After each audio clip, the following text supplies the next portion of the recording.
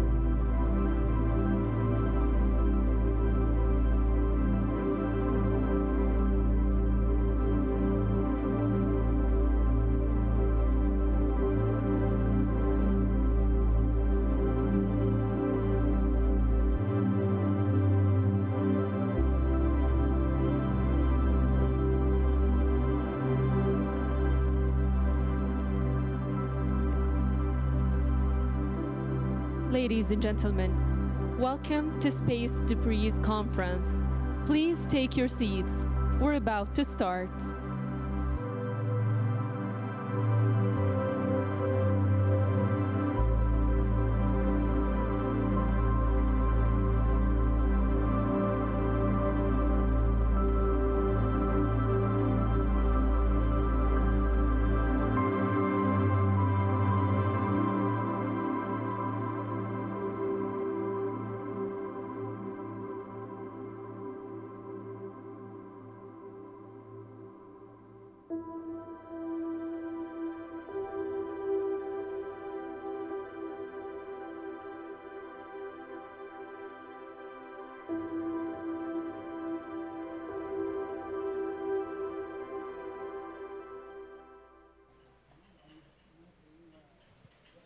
Please rise for the national anthem.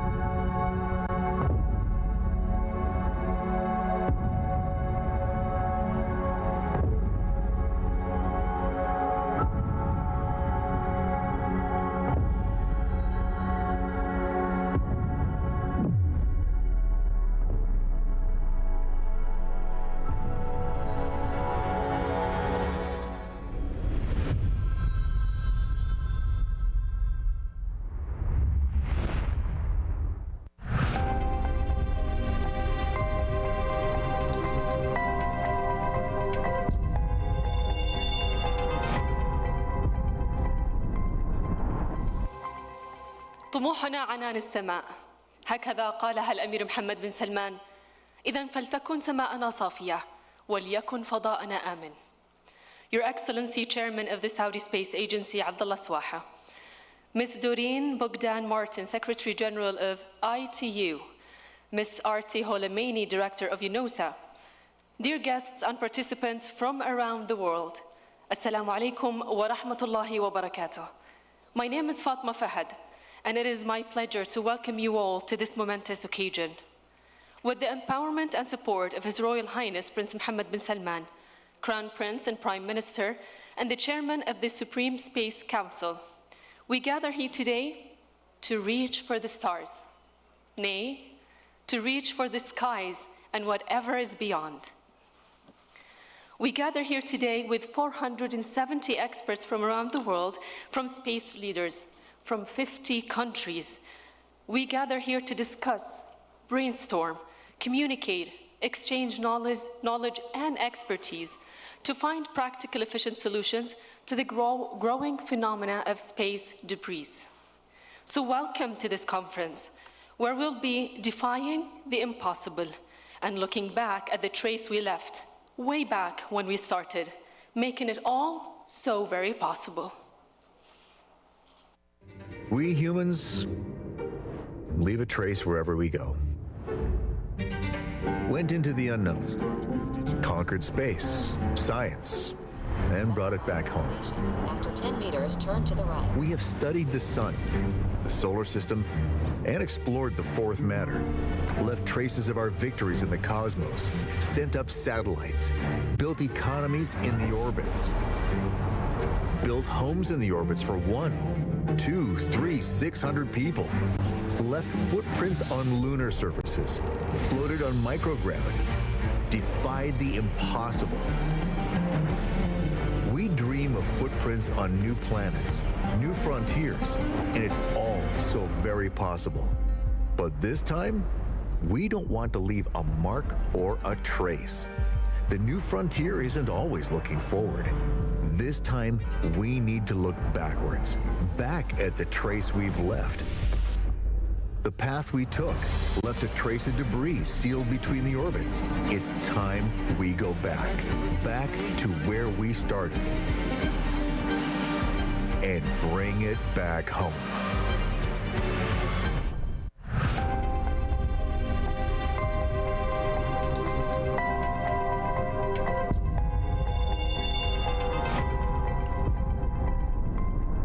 We will indeed be defying the impossible and making it all oh so very possible.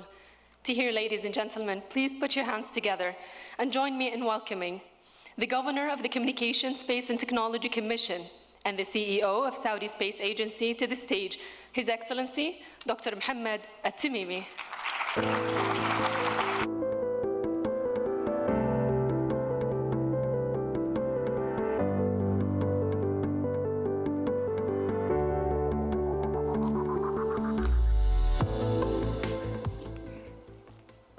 Your Excellencies, distinguished guests, good morning. Assalamu alaikum wa rahmatullahi wa barakatuh.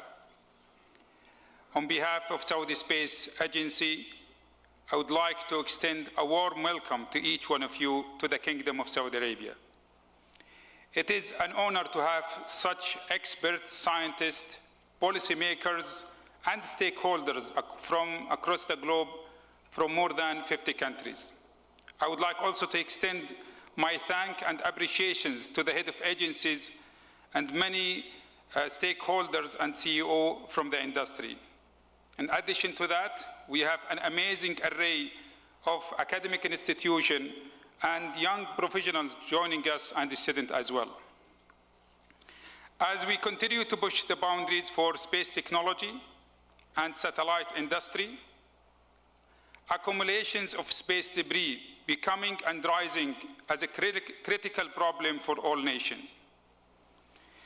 The urgency of this issue cannot be overstated. And let me share with you some of the statistics. Over the last 60 years, we globally launched more than 12,000 satellites, 9,000 satellites active till this moment. Over the coming 6 years only, we are planning globally to launch, and this is the most conservative study, more than 30,000 satellites. It's almost 3x number increase in satellite in 6 years only compared to 60 years. With this exponential growth in satellite numbers will be launched from now until 2030 only, definitely anyone will assume there will be exponential growth in space debris just if we don't mitigate it.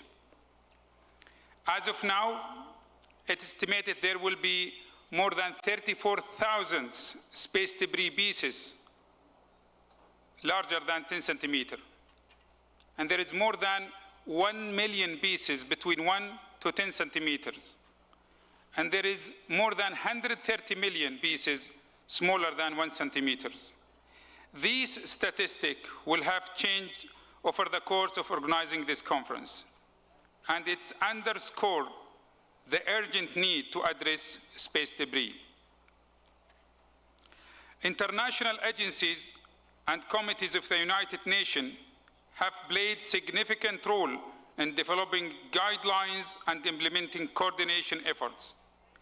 Their efforts deserve our sincere recognition and ongoing support. The Space Debris Mitigation Guideline, adopted by 2019, provide a framework to minimize the creation of debris during satellite launch and operations. Yet, it's still guidelines, and we all agree there should be more things to be done. I want to emphasize that today it's not a merely conference or a gathering for experts. It's a call to action. The Saudi Space Agency is committed to actively participate with the international community in mitigating this risk. And today, Just today, we are signing 2 MOUs in this regard. I call upon each one of you to join hands, share your expertise, and work together towards finding solutions for safer and more sustainable outer space environment. International collaboration and cooperation is the name of the game. If we want to be specific, 3 areas of global collaboration could be immediate step to take action. First, before we launch any spacecraft or satellite, the ITU has been managing the orbit slots for geosatellite in very professional way. Amazing job to ensure safer and fair access to these geo resources.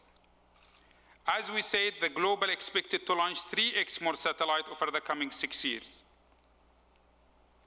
Can we make sure that as a global community, with the leadership of the ITU, to have a fair and safe access to LEO orbits?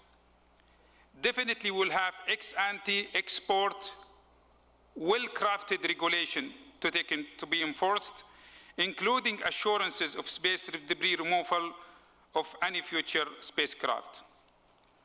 The second one, during the operation of this spacecraft or space satellite. If we agree this is a global problem, it needs global sharing of data. Definitely, if we work together, it's much better than each country work by its own.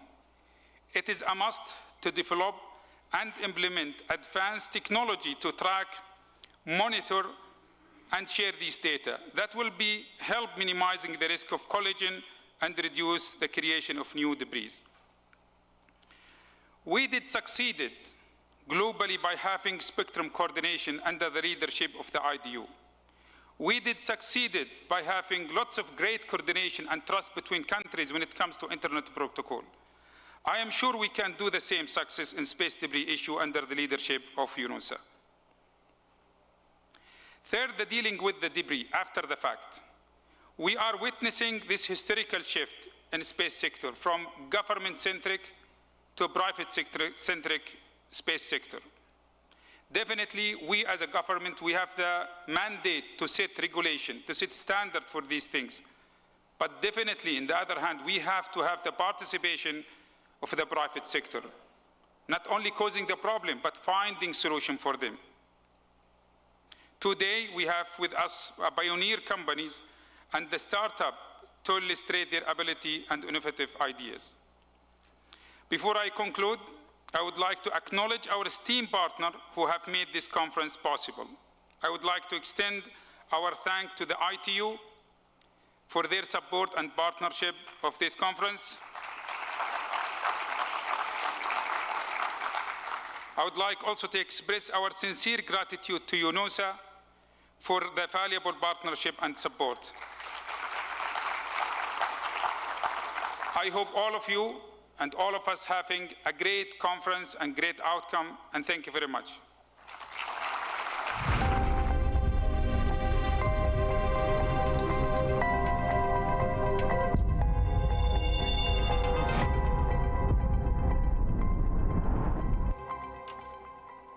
Thank you, Your Excellency, for your kind remarks. Pardon me, ladies and gentlemen, my voice has a mind of its own today. So, restating what His Excellency mentioned, big numbers about debris in space. I mean, we're talking about the past 60 years, 12,000 satellites, 9,000 of which are still working today, and then we're talking about 30,000 more in the coming 6 years. Those numbers indeed need a call to action with international cooperations and collaborations, Your Excellency. To here, ladies and gentlemen, I would like to welcome on stage Secretary General of the International Telecommunications Union. And I need to note here that the ITU is a UN specialized agency for all matters related to information and communications technology. So please welcome on stage Ms. Doreen Bogdan Martin.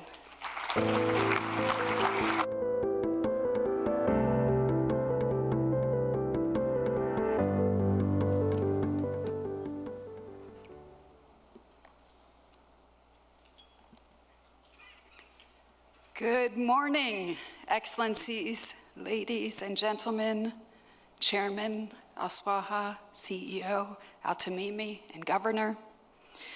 Let me start by thanking the Saudi Space Agency and CST for the opportunity. We at the ITU are absolutely delighted to be a partner in this important conference.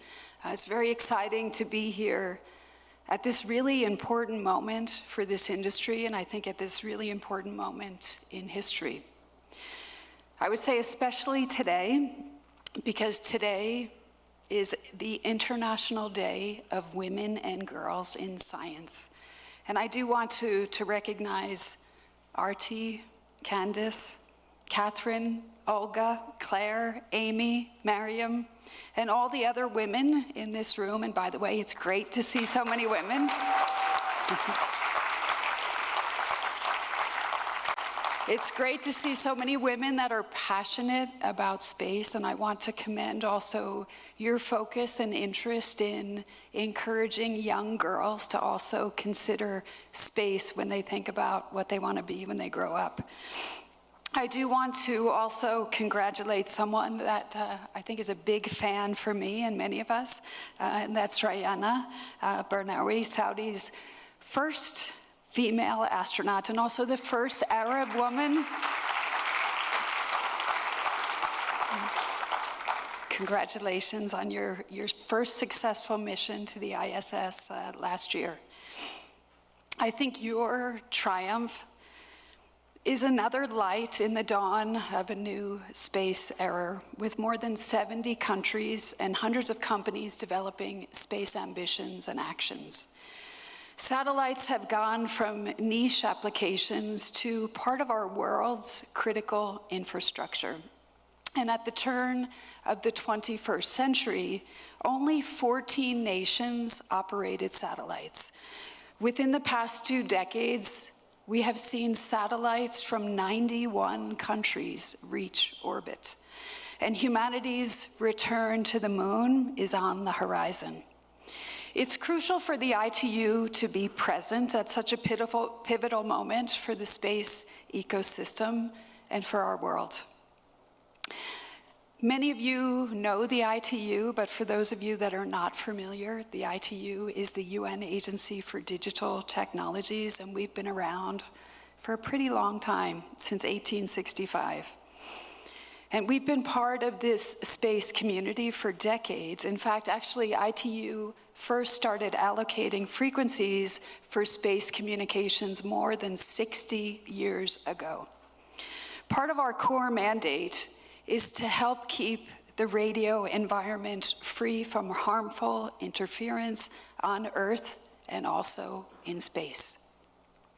Today, the entire space ecosystem is underpinned by ITU standards and ITU regulations. Our membership includes space agencies, satellite operators, new space companies from established firms to startups, and regulatory bodies like CST that have space as part of their portfolio. All of these entities are active participants in ITU's work, and about half of our Radio Communications Bureau is dedicated to space services. And that's because space-based communications are increasingly vital to the core mission of the ITU, which is to connect the world. And of course, it's also very linked to the broader UN mandate of ensuring peace, dignity, and equality on a healthy planet. With so many of the Sustainable Development Goal targets relying on data collected by Earth observation satellite systems, we must all work together to ensure space continues to drive sustainable development. But we're here today because a major obstacle threatens to derail our efforts.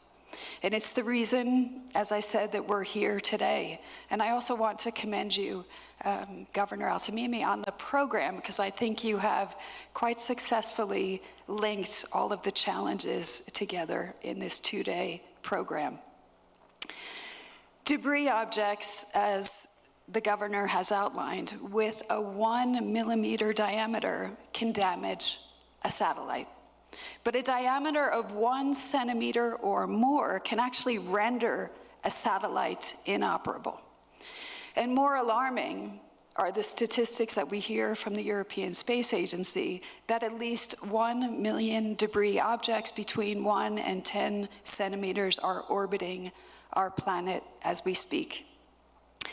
Low Earth orbit generally sees the most activity. Launch traffic levels increased by 27 times over the past decade, according to the World Economic Forum, and it accounts for some 96% of space debris. And yet, by 2035, the annual economy of low Earth orbit alone is projected to reach $312 billion US. So, picking up on your 3 actions, I'm going to lay out 3 scenarios of what could happen in the future and how this situation can play out moving forward. So in the first scenario, our orbital environment essentially becomes a celestial scrapyard, a junkyard. The Kessler syndrome, where the density of objects in low Earth orbit is high enough to generate cascading collisions, becomes a daily reality. This self-sustaining and uncontrollable chain reaction in the sky verges on making the operation of satellites, astronomical observation of the cosmos, and potentially human spaceflight unfeasible for generations.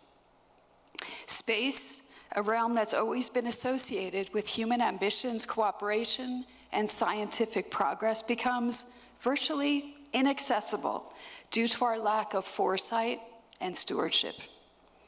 This first scenario is the worst case. The second scenario sees us continuing with our current practice. This business as usual approach, nations and the private sector, private entities continue to launch satellites and other objects into orbit without a globally coordinated plan for their end of life.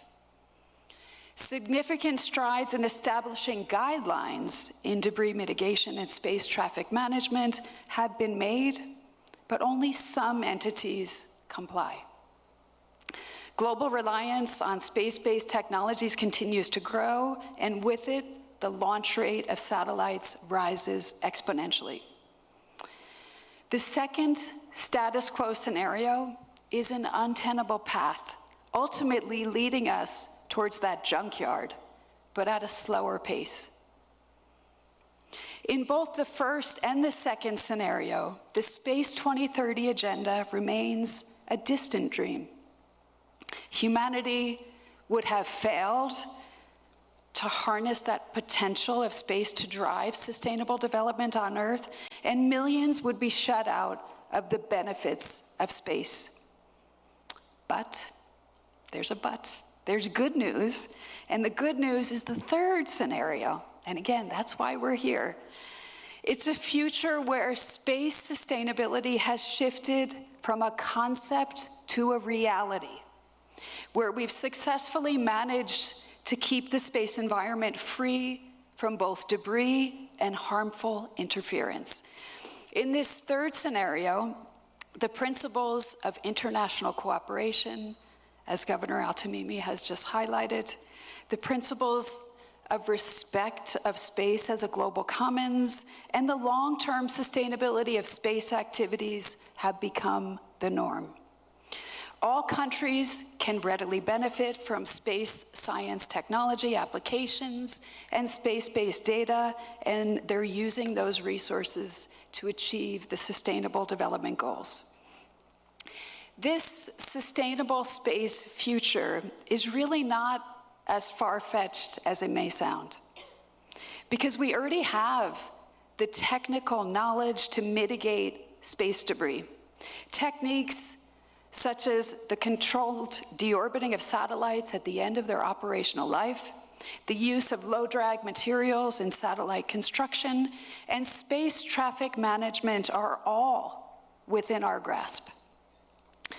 But technical solutions are only one piece of the puzzle. The greater challenge lies in creating that robust framework that supports responsible and sustainable behavior in space. And this requires, again, international cooperation. It also requires political will and demonstrating, and not just discussing, a long-term commitment to the sustainability of human activities in space. Coming back to this third scenario, spacefaring nations would have ratified and enforced comprehensive standards, acknowledging that space, like spectrum, is a shared resource, and that preserving it is a shared responsibility. Ladies and gentlemen, we're all here because we all have a stake in keeping our shared space environment safe and sustainable for people and for planet. As orbital traffic increases, so does the urgency to maintain a safe and a clean space environment that protects trillions of dollars worth of assets. The radio regulations, a treaty upheld by 193 ITU member states, provides a stable framework that's needed by industry and by government to preserve and protect their assets and their investments. And this stability comes from spectrum allocations and compatibility, but also from the associated framework for harmonious satellite deployment. Answering the call of the ITU Plenipotentiary Conference in Bucharest in 2022, ITU also has a specific resolution on our important role in the service of space sustainability. And adopted at the recent Radio Communications Assembly last November, Resolution 74 is a real milestone. And we're already beginning to collect and to start to analyze disposal strategies and methodologies for NGSOs so that we can help to support the work of our members. We're urging governments, satellite operators, manufacturers, launch service providers, space agencies, and other space stakeholders to share what they're doing, to share their deorbit and disposal strategies and plans so that they can then be considered by our study groups. We've set up as well, or we're in the process of, it's not yet launched, a dedicated portal that will help us to be able to share this information widely. I think we have an opportunity to prevent the growth of space debris and to ensure that long-term sustainability of spectrum and orbit resources. And that's why the ITU, and I think industry as a whole, that's why we are, I would say, very excited with what came out of the World Radio Communications Conference. Those decisions were so important to the future of space. And as the UN Secretary General said in the opening of the WRC, he said that we need to work together to advance the responsible and sustainable use of technologies, including satellites, and ensure that vital commons like outer space are preserved for future generations. And the key outcomes of the WRC demonstrated that we actually took steps in the right direction. And I like to think that we took steps towards scenario 3. And that included decisions to continue prioritizing equitable access to satellite orbits with developing countries' needs in mind, and of course in line with the Space 2030 agenda. Also worth noting is the decisions to further protect space research and Earth exploration, to ensure more stable and transparent regulatory frameworks for space services, and a visionary new agenda item, one that excites me a lot, and that will help to establish the first generation of lunar communications. And I see you nodding. I know Scott Pace is very excited about that. But yes, ladies and gentlemen, lunar communications. We also saw on the margins of the WRC new avenues for cooperation with the Kingdom of Saudi Arabia, holding a dialogue on the future of the space economy, and the ITU Roundtable that included many of you here in this room, where we looked at how we can leverage space to help shape a more sustainable future for people and planet. And I think some excellent ideas came out of those sessions, and we look forward to more today and tomorrow. But to highlight some of the focus areas included fostering capacity building in developing countries. It's something that we're looking at the ITU through our Development Bureau. Looking at ways that we can close the knowledge gap. Again, and Minister, we've talked about that before as well. How can we connect the dots and ensure that all stakeholders have an opportunity to be at the table? And also, how can we promote responsible space operations and adherence to best practices? Most of all, again, and I've repeated this a few times, we heard strong calls for international collaboration.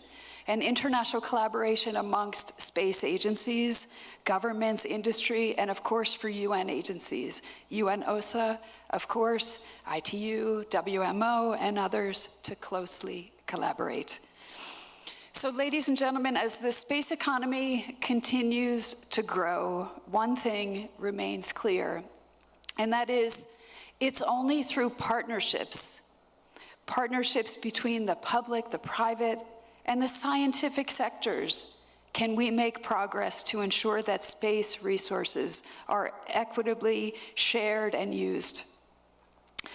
But the time has come for us to make a choice. Do we continue down that path of complacency towards that celestial junkyard? So that's kind of scenario 1 or 2. Or do we seize this opportunity here and now, so that we ensure our shared space environment becomes an accessible, sustainable, and beneficial commons for all of humanity? The choice is ours, and as that video so rightly said, let's bring it home. Thank you.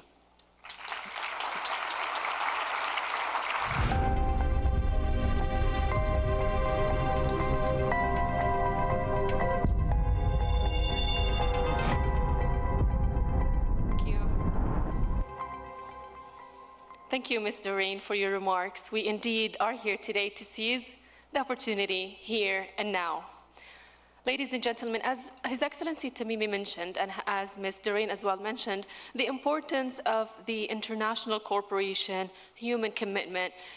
UNOOSA today is the international cooperation in the peaceful uses of outer space secretariat in the UN. And they are here with us today. And so please put your hands together and join me in welcoming on stage the Director of the United Nations Office for Outer Space Affairs, Ms. Arti Holameini.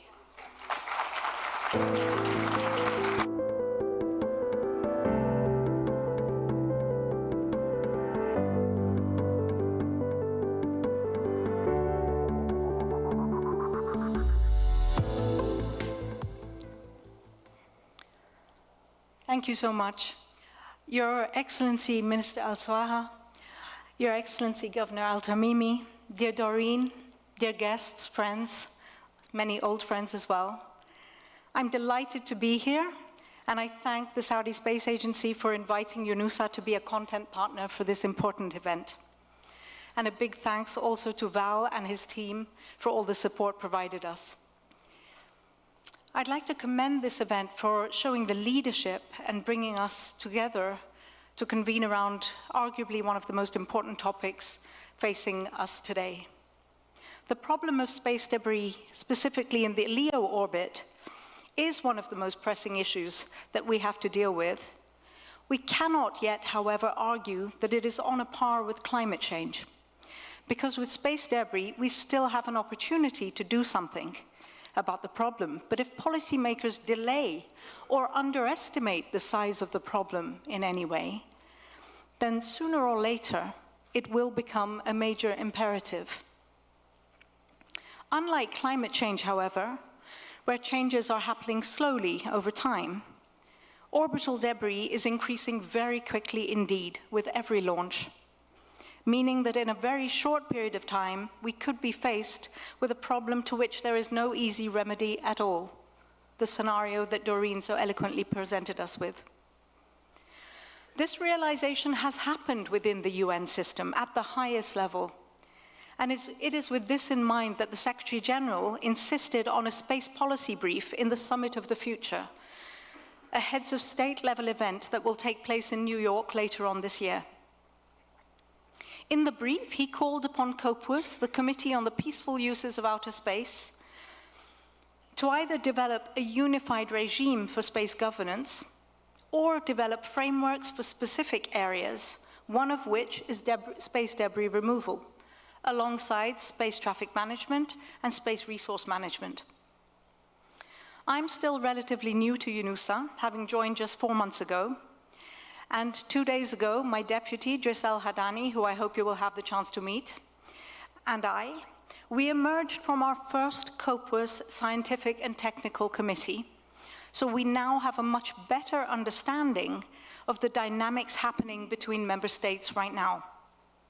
The experience really has made me reflect on what has happened over the years, and I want to share some of these reflections with you, because I think it's helpful to understand and help us to navigate the situation that we currently find ourselves in. We are confronted by some very harsh realities, not only the reality of the amount of debris that is in space and the reality of the amount of debris which is yet to come, but also the reality of the situation between member states and the geopolitics that exist at our time.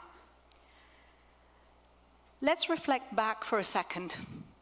The 60s to the 80s was really the period for treaties, for binding rules and regulations incorporated in treaties.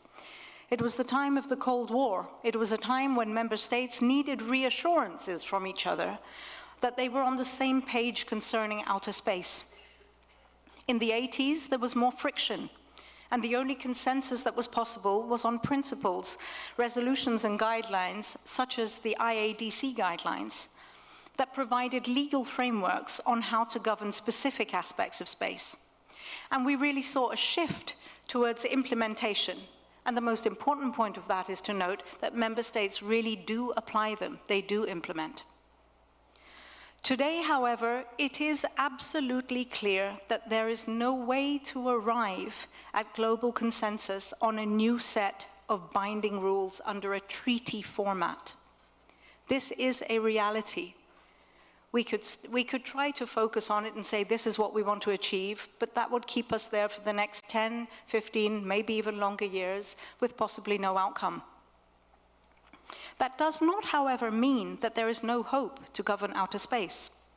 It just means that we need to move forward in a different context and recognize the power that member states individually and collectively can have.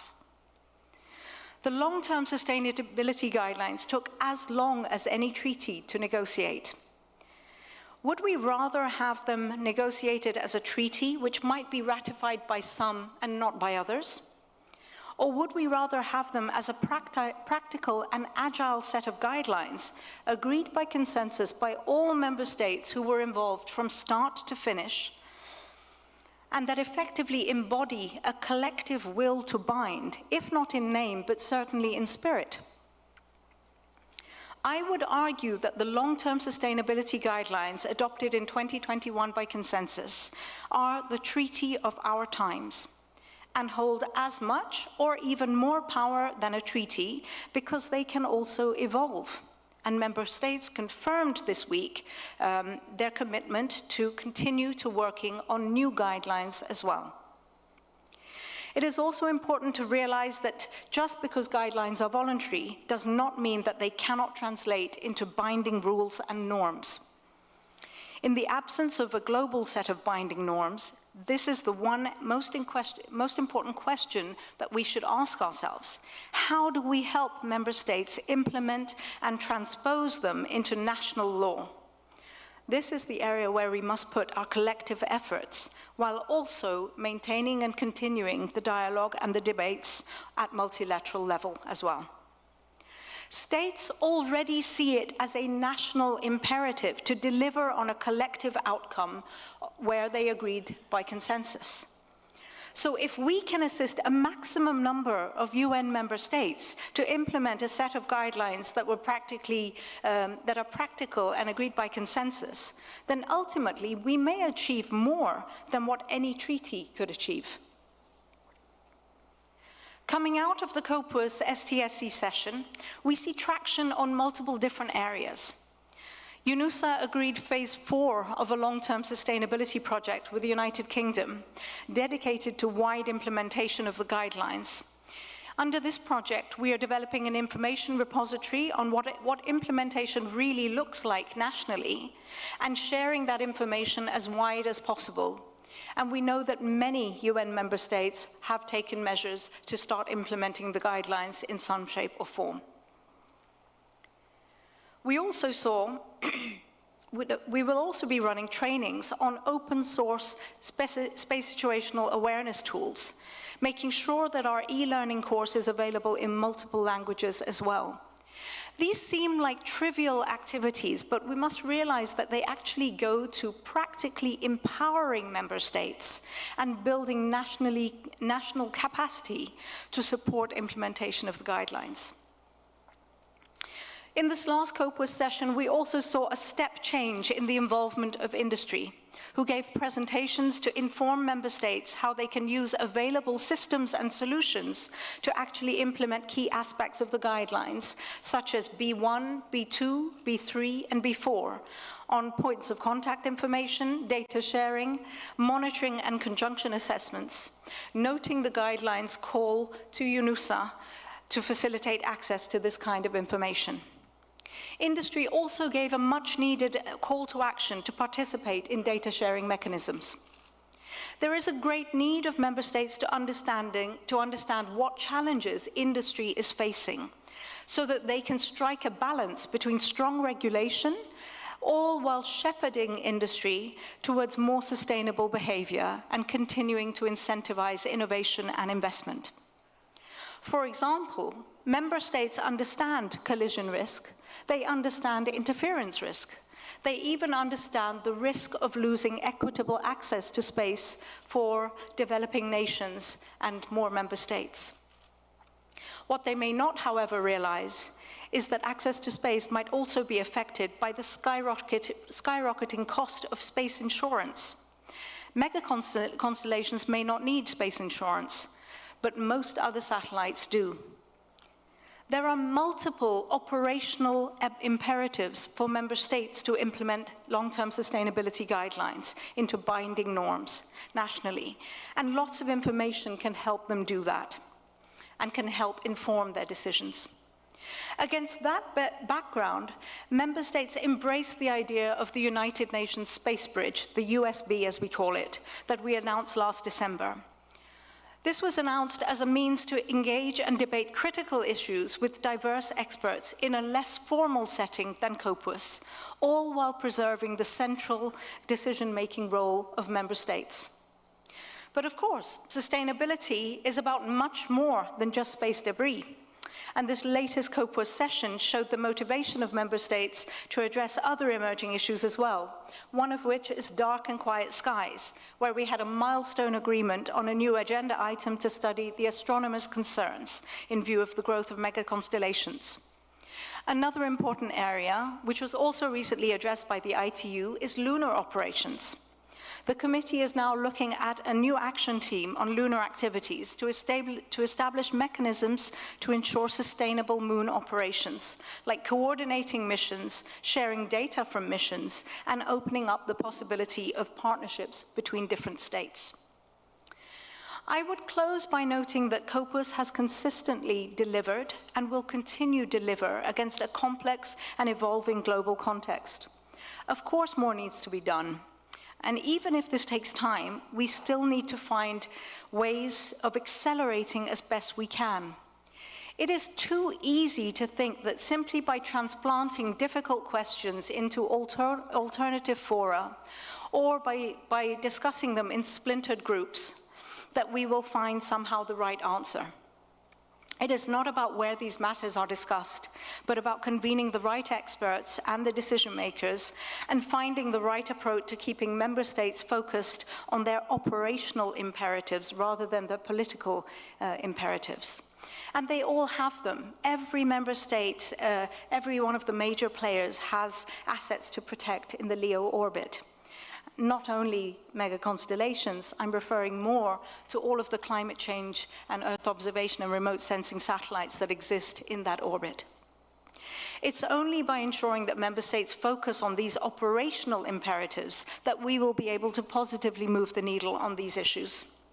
This is one of the top priorities that has been set by member states for UNOOSA in the years to come, along with making sure that member states can leverage space solutions for climate change and for the achievement of the Sustainable Development Goals overall.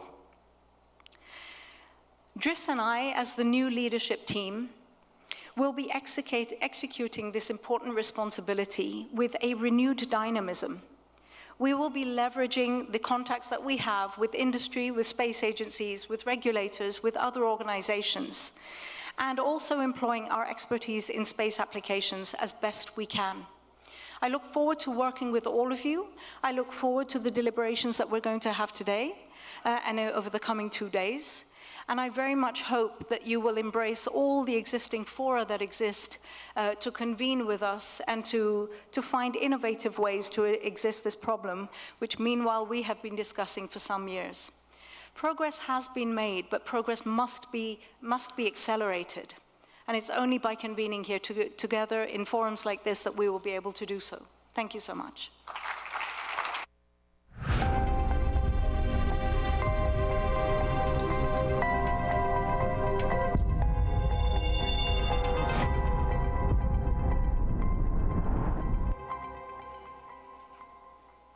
Thank you, Ms. Artsi, for your kind remarks. Now, following the enlightening insights shared in our opening ceremony by His Excellency Tamimi, Ms. Doreen, and Ms. Artsi, we would like to now shift our focus and turn it to the anticipated outcomes of SDC 2024 outcomes. So please enjoy the following video.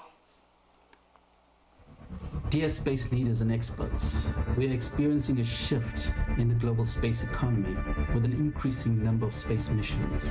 This is a critical issue confronting policymakers globally today, and one that risks impacting our ability to rely on space solutions in years.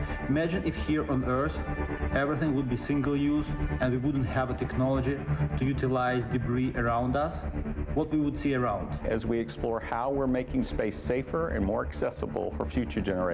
We'll discuss the viability of business models in this area. I'm a very proud member of the Saudi Space Agency International Advisory Council, and I'm thrilled that all of you are going to be coming and working with us to make certain that we have a sustainable future with the global space economy. Thank you for coming, and thank you for collaborating.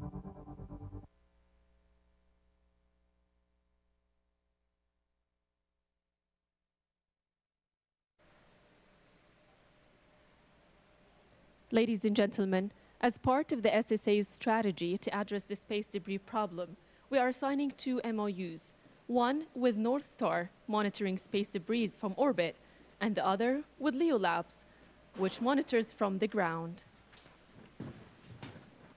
So without further ado, please welcome on stage His Excellency Abdullah Swaha, the Chairman of the Saudi Space Agency. And His Excellency Dr. Mohammed Tamimi, CEO of the Saudi Space Agency. Joining them from North Star would be the founder and CEO of North Star Earth and Space Incorporation, Stuart Bain.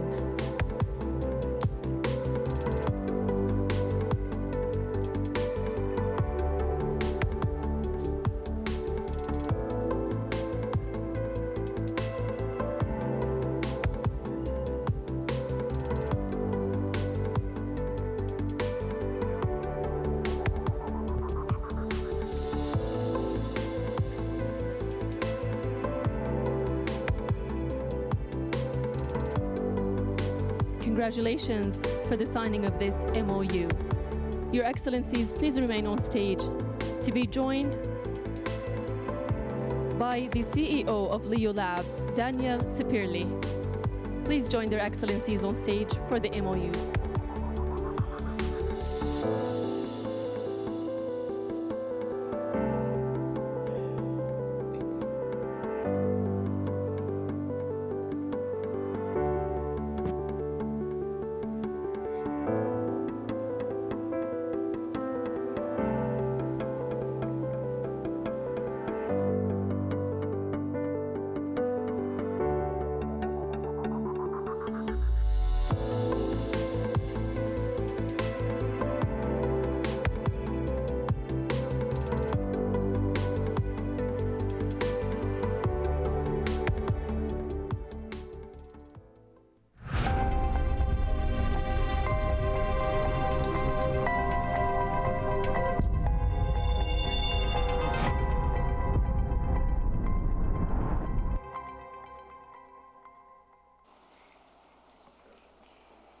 Thank you, Your Excellencies, and we sure look forward to enjoying the fruits of these two MOUs.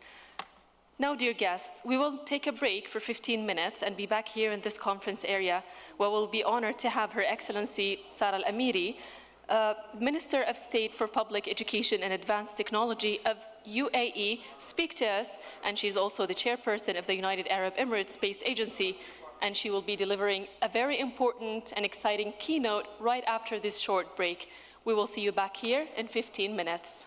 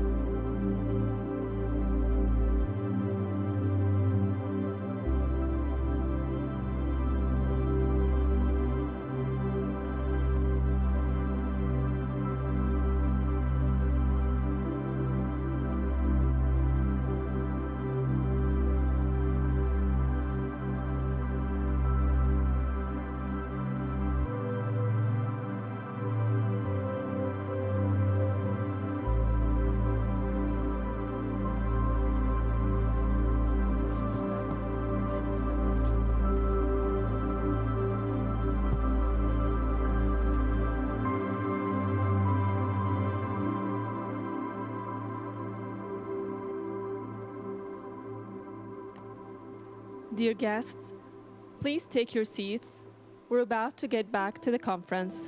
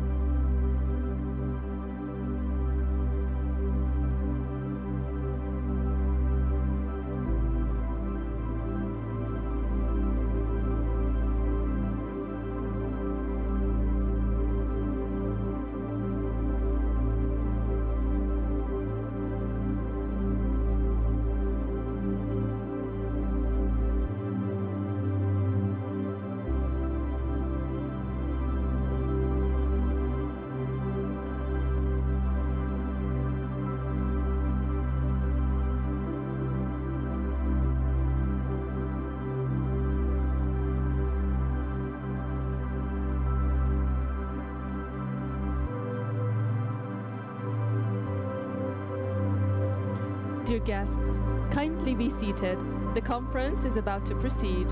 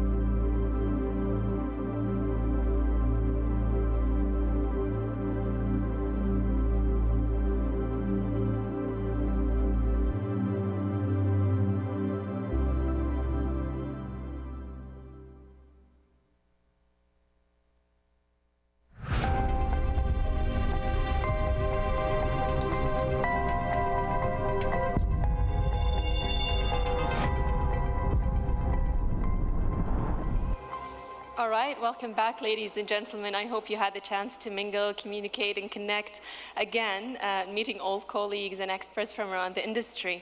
Now, as promised before the break, please join me in welcoming on stage Space Debris Mitigation Towards a Sustainable Future by Her Excellency Sara Al-Amiri, Minister of State for Advanced Technology of the UAE. Please welcome her on stage.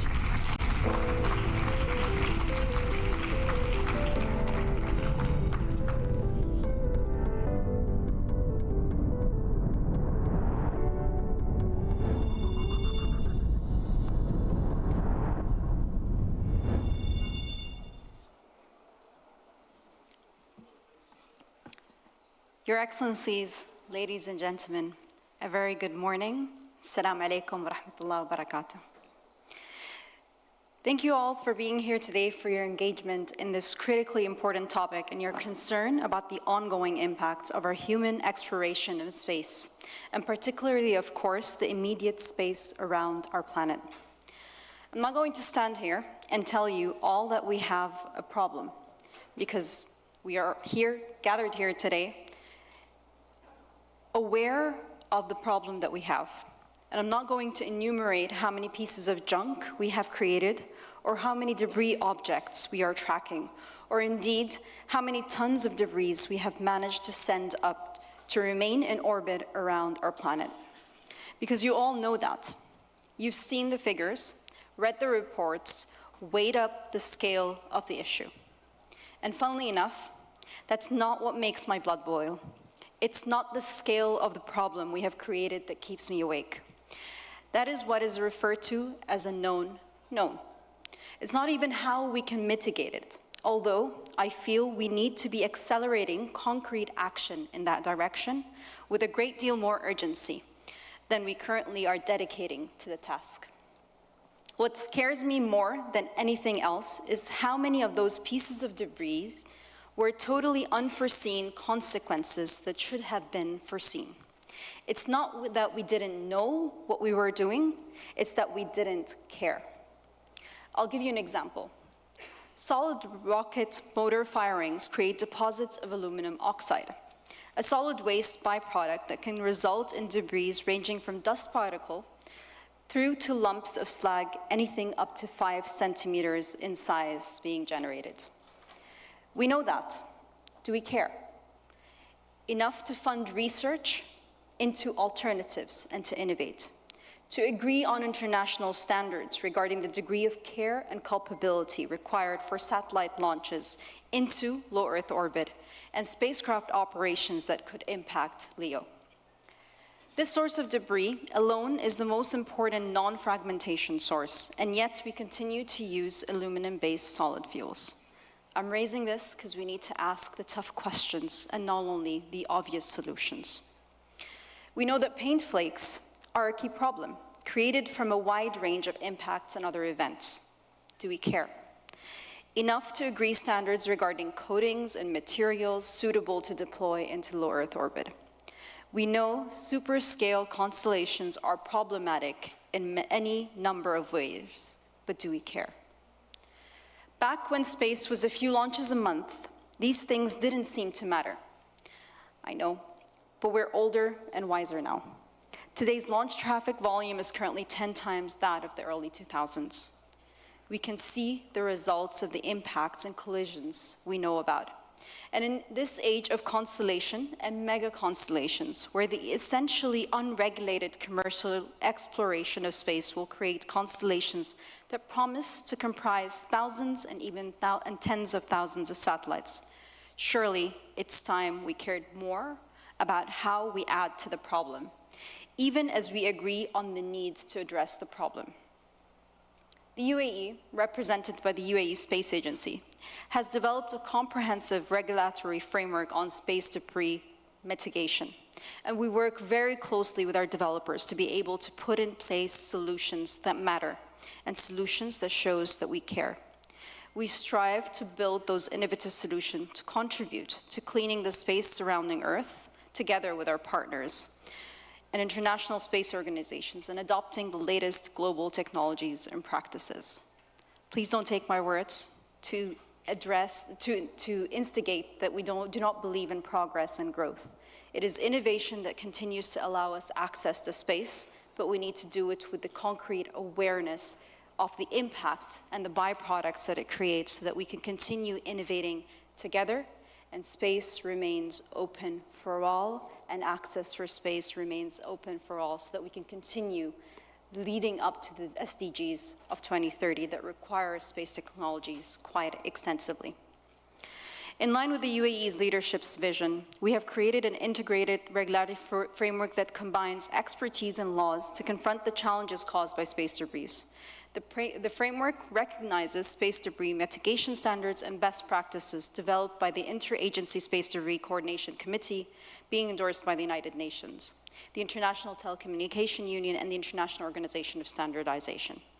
And in all that, we recognize that important work is being done to create a more durable international sense of responsibility and workable regulation of the LEO impacts of space exploration. But it's not enough. When we look at current standards of compliance, between 45% or more of all spacecraft reaching end of life in LEO today over the last decade comply with space debris mitigation measures, with an increasing rate of compliance over time. It is good to acknowledge that. But this is skewed by the number of crafts operating in the naturally compliant zone. If we ignore those spacecraft, only about 10 and 40% of spacecrafts in LEO are compliant.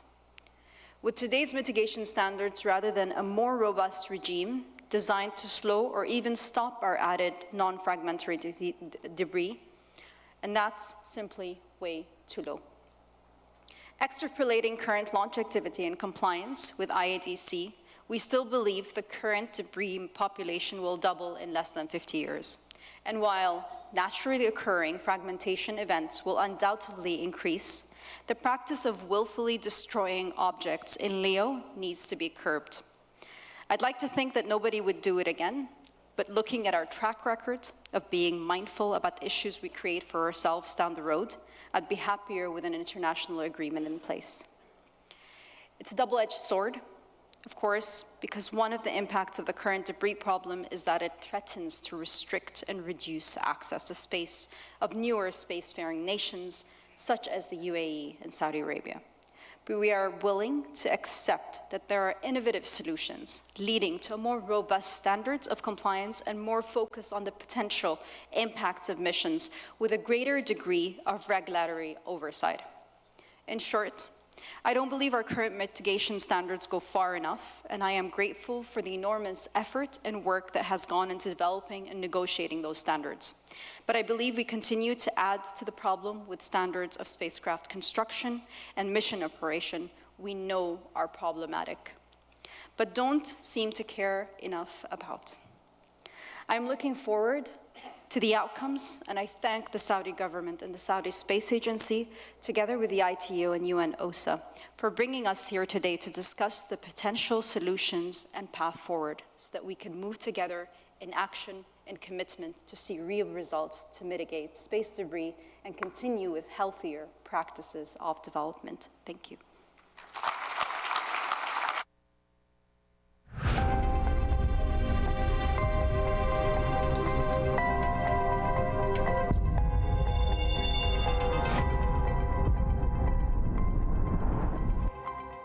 Thank you, Your Excellency, for your remarks and for your contributions and for being here with us today, actually. We love having you. And ladies and gentlemen, let's get off agenda a little bit here. And since we have such strong presence of female in the industry here with us today, I would like to go ahead and call them on stage to recognize them and take a lovely group picture. So please welcome on stage Ms. Doreen, Ms. Arti, Rayana Bernawi, Dr. Mariam Firdos, Dr. Mariam Noor, Ms. Candice Johnson, Dr. Catherine Dolderine, Ms. Amy Millman, Dr. Olga, Ms. Kelly Ogborn. Please join us all on stage for a group picture. And Your Excellency, we would love to have you with us. We would love to have you with us, Ms. Amiri.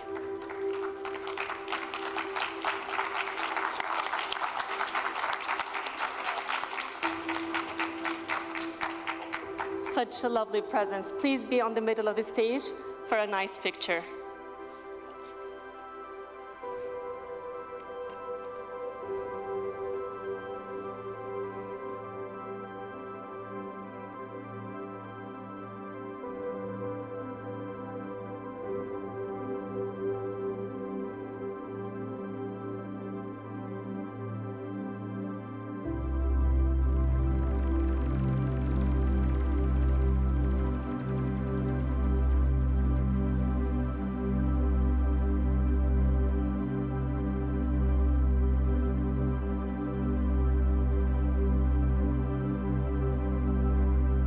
For having invited all of us. Thank you so much, Dr. Mohammed.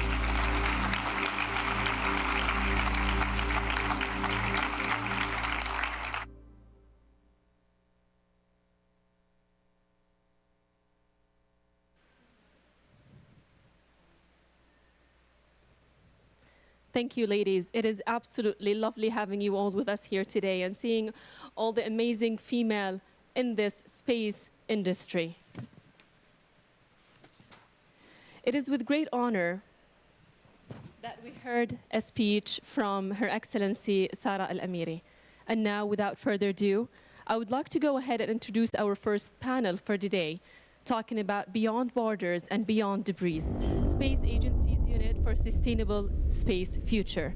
So please, dear guests, welcome on stage our lovely moderator and the panelists.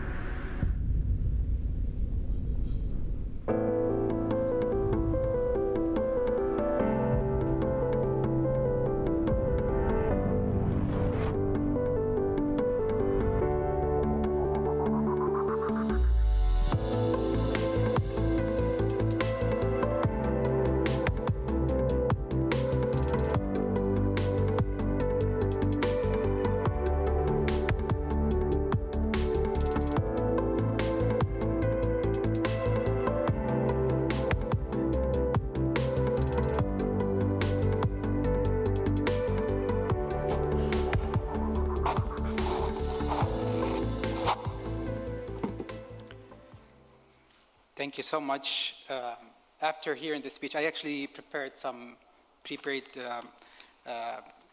introduction, but I do think after hearing His Excellency, our CEO, and Arti and Doreen, I think I have a few things to add that actually came from the speech. So talking about the scenarios, talking about the statistics that His Excellency mentioned, and talking about the effort that the UNOOSA are doing, I think keep the agency actually on their toes just to see, and everybody looking at them and what they're going to be doing next to really galvanize and hopefully find a solution as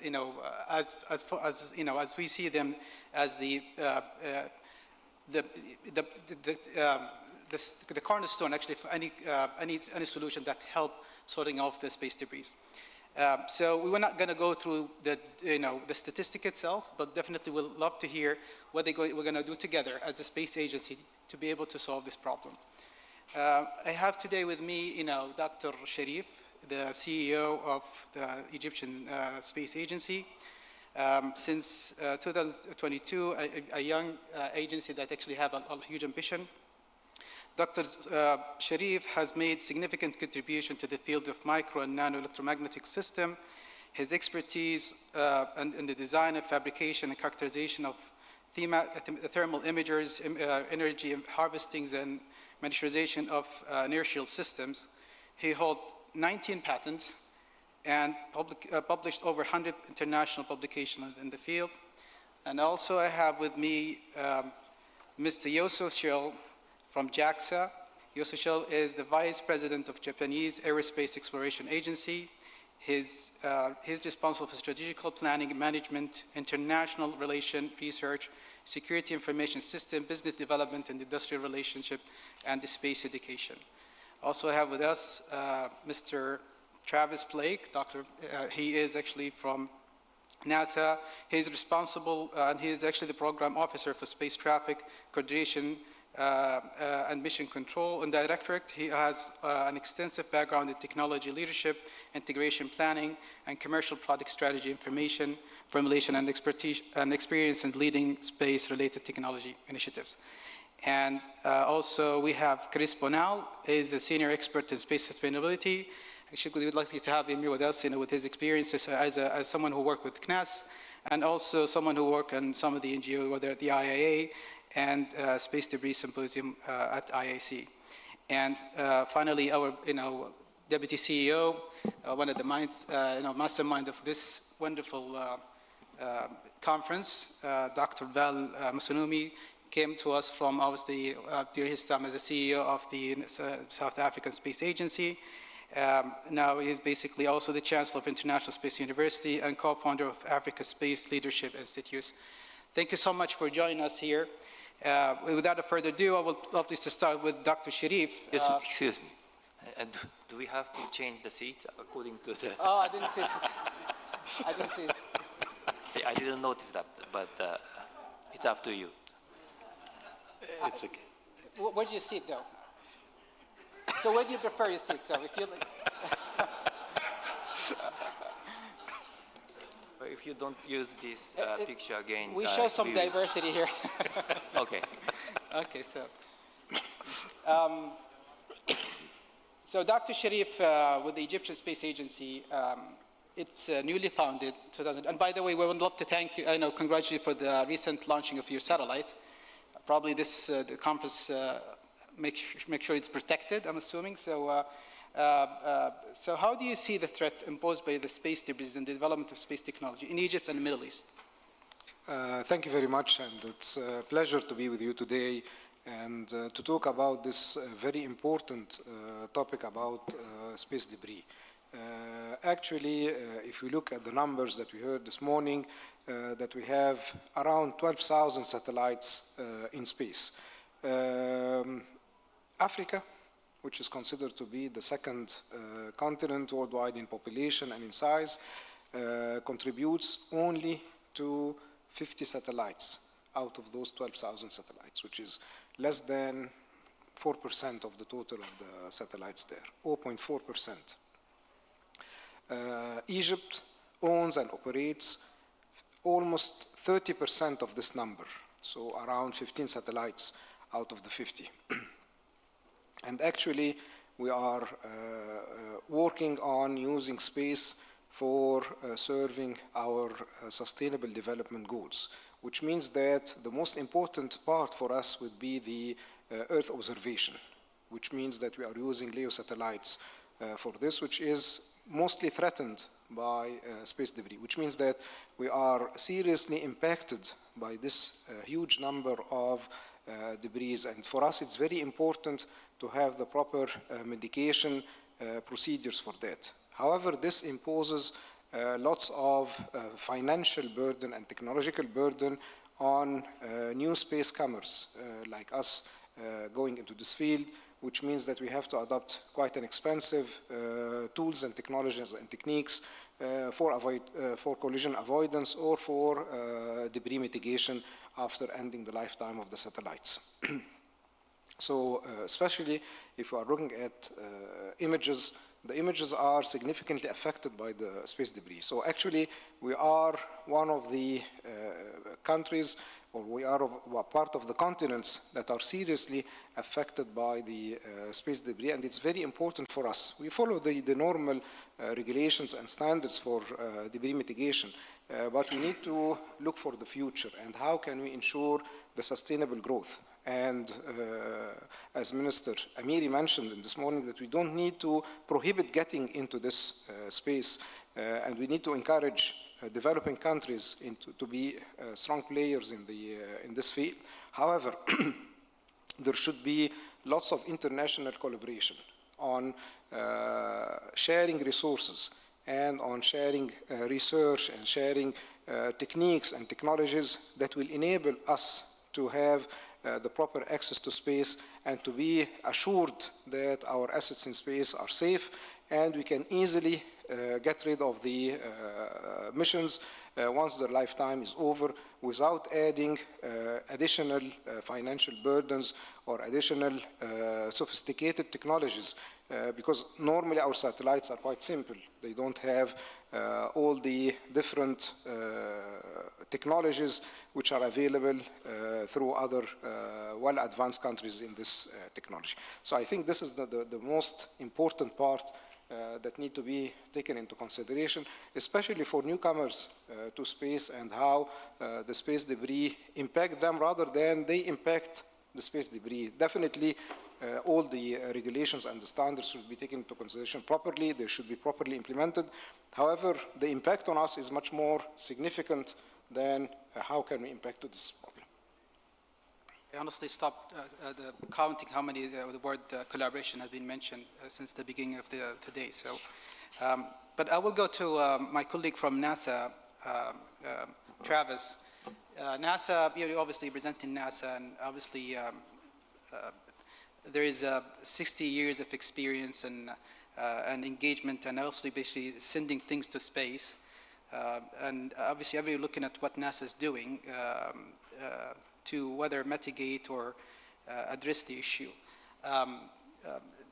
So I would love to hear from you, NASA with its legacy and and capabilities, and obviously what they have from technological advancement. Would love to hear how you prioritize actually the space debris. Oh, thank you for having me here today. It's wonderful to be here and represent the agency. I have a long history in this area, longer than probably most in this room, maybe not some of others. And NASA's had even a longer history. We've been in this business since the beginning.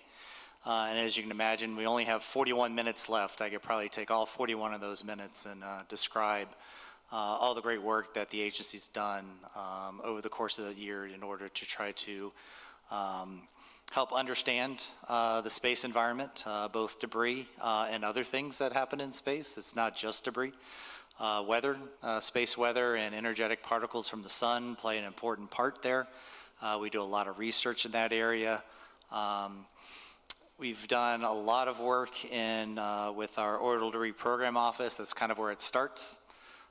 They've done a lot of the quarterly reports. They do hypervelocity impact studies. So if two things do collide in space, what are the outcomes of those? We've actually done a lot of work. We operate one of the largest scientific networks of satellites out there. And that provides us a unique position to see how to do better practices. And those better practices have been codified into guidance policies that have actually gone internationally. And many have come to us and looked to say, how do you do this? And a lot of those standards and things have been operated and gone around the world with that. And we're looking to the future. I think a lot of the things that NASA's done in the past have been great for the space environment that was. But as we've heard this morning, that environment is changing, and it's changing for the betterment of everybody on the Earth. There's going to be a lot more dynamic movement in space, I think, in the future. And one of the things at NASA's that we're looking at is this is taking a high priority within the agency. I've been personally talking to the administrator and deputy administrator about this topic over the past few months. And as we move forward, one of the things that we're looking at is how to look at this more holistically. One of my colleagues, I think, said it best in the Chief Engineering Office, is that we can't look at this on a mission-by-mission basis anymore. We have to look at it as an entire ecosystem overall, and that'll drive us to a little bit different decision-making processes, perhaps going into the future, but built on that legacy of everything that we've been able to do in the past. Thank you so much. Now moving to JAXA and Mr. Yuso, I will share this with you. Since His Excellency came from Japan visit, his interest was in the space debris. I would say probably tripled while we're discussing it with us. And I'm not sure what he saw in Japan that actually really made him really interested on really tackling this problem. But I would love to hear from you why JAXA, why in Japan there is a bit of focus on the space debris, what's in it for JAXA, and what are the challenges you see it so far? Well, first of all, thank you for this nice meeting hosted by SSA and ITU and UNOOSA. And We have the visit of the chairman of Saudi Arabia Space Agency, Al-Swaha, and CEO of Al-Tamimi last October in Japan. And maybe they noticed our activities and our interest in space debris. And the reason is that we recently recognized the risk of the space debris to our spacecraft is increasing very much. Well, you know, from the speech of this morning, the number of space debris is increasing. And to avoid the collision of our spacecraft against the space debris, we have the space situation awareness system in JAXA together with US support. We have the radar system to observe the space debris in low Earth orbit, and also the optical telescope to observe the debris in the geostationary orbit. And together with those data, we calculate the orbit of the space debris. And in the case we noticed the high risk of the collision of the space debris to our spacecraft, we will carefully plan and conduct the collision avoidance maneuver with our spacecraft. And the number of these collision avoidance maneuver in a year is increasing. And I heard the number increased 3 times over these 3 years. So we recognize that the risk is increasing very in the high speed. And based on this kind of situation, we are trying to have the new technologies to remove the large-scale space debris from the orbit. Of course, it is important to mitigate the space debris in the near future, but not only by this, but also we should consider eliminate the space environment by space debris removal. And this is a kind of a great challenge in the sense of technologies. But I believe that this kind of technological challenge will find new advanced technologies and also the possibility to open the new business chance. So we already started the partnership with Japanese private companies, try to have the capability to demonstrate the capability of the large-scale space debris removal. Thank you so much. I'm going to move to Chris. I'm going to change a bit from the script. Doreen kind of really surprised us with all the scenarios that she mentioned. Can you tell us what's the most likely scenario based on your experience of these few decades? Thank you. We're talking about agencies. I think that one thing which is very important is the way that the scope globally has changed these last 30 years, I think. I've been member of the IEDC, representing France, since 1993, okay? And I've seen drastic changes. During maybe 20 years, we've been preparing mitigation guidelines. Mitigation guidelines that then were handled to UN, to various countries and so. And now there has been a major change very recently with a key sentence from IEDC. So IEDC, 13 agencies, and everything we write is always unanimously, okay? And we said, so time for guidelines is over now. It's too late. Whatever the guidelines that we can write, it will not be efficient. We need to remediate. And so this is something, believe me, before you get the approval to write this coming from US, China, Ukraine, Russia, they are together in the same meeting because it's important. India, of course, Japan. So this is something fundamental, and you need to understand that this has been a major change. Now, if you look at the what the skies looks like now, contrarily to what has been said a couple of times, we're not increasing the number of debris. The number of debris is more or less stable with a few variations, but we're changing completely the way they are distributed. We have really a zone between 700 and 1100 kilometers, which is highly dominated by debris, with mutual collisions. By the way, we do not have any active satellites launched in this zone anymore. It used to be the golden egg, but no longer. And there we really have the Kessler syndrome, which is active. I often hear people saying, maybe this could trigger a Kessler syndrome. No, we have it in our daily lives today. So between 700 and 1100 kilometer or 1,000 kilometer altitude. There, the number of debris is increasing in a way uncontrollable as per today. And then below 650, we do not have too many debris, and because it's swept by atmosphere, and because the operators now try to cope with the various recommendations. And so this is really the domain dictated by active satellites, and for which what we need is really space traffic management. So I would say the first priority is do what we always said that we would do. We are having so many guideline standards, best wishes, code of conduct, and things like this.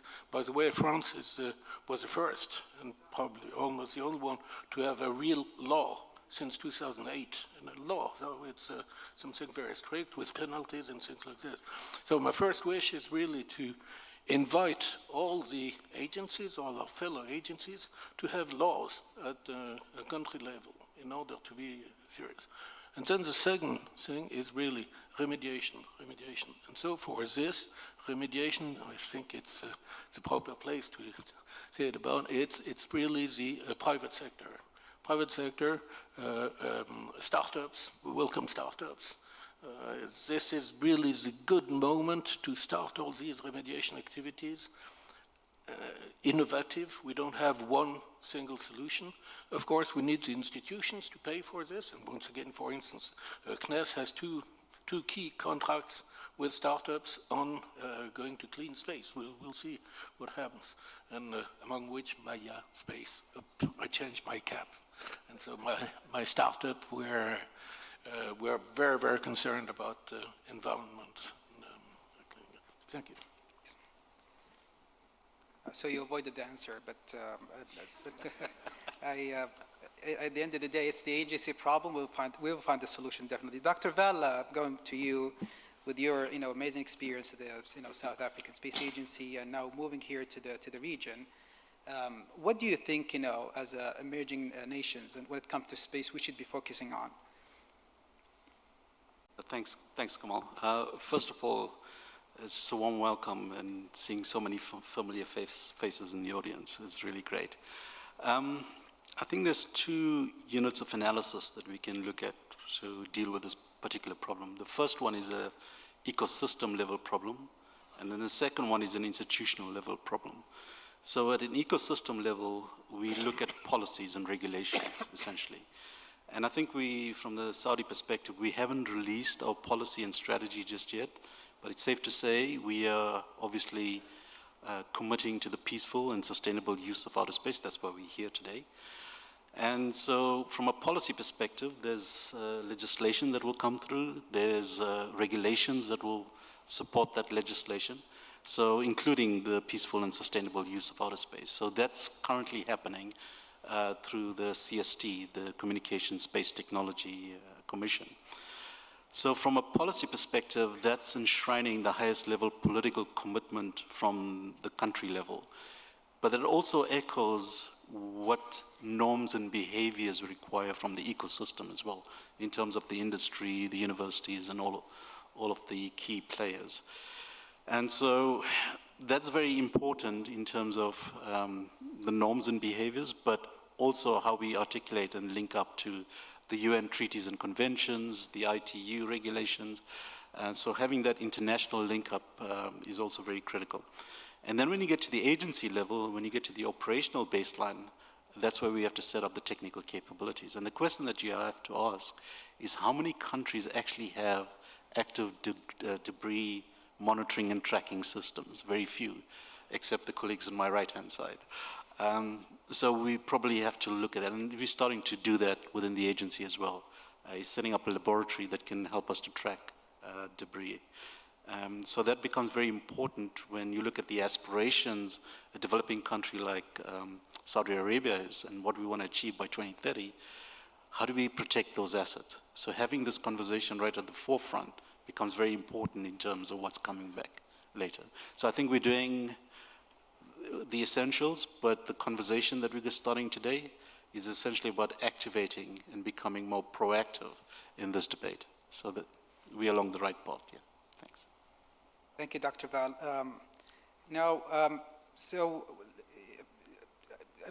During the discussions, the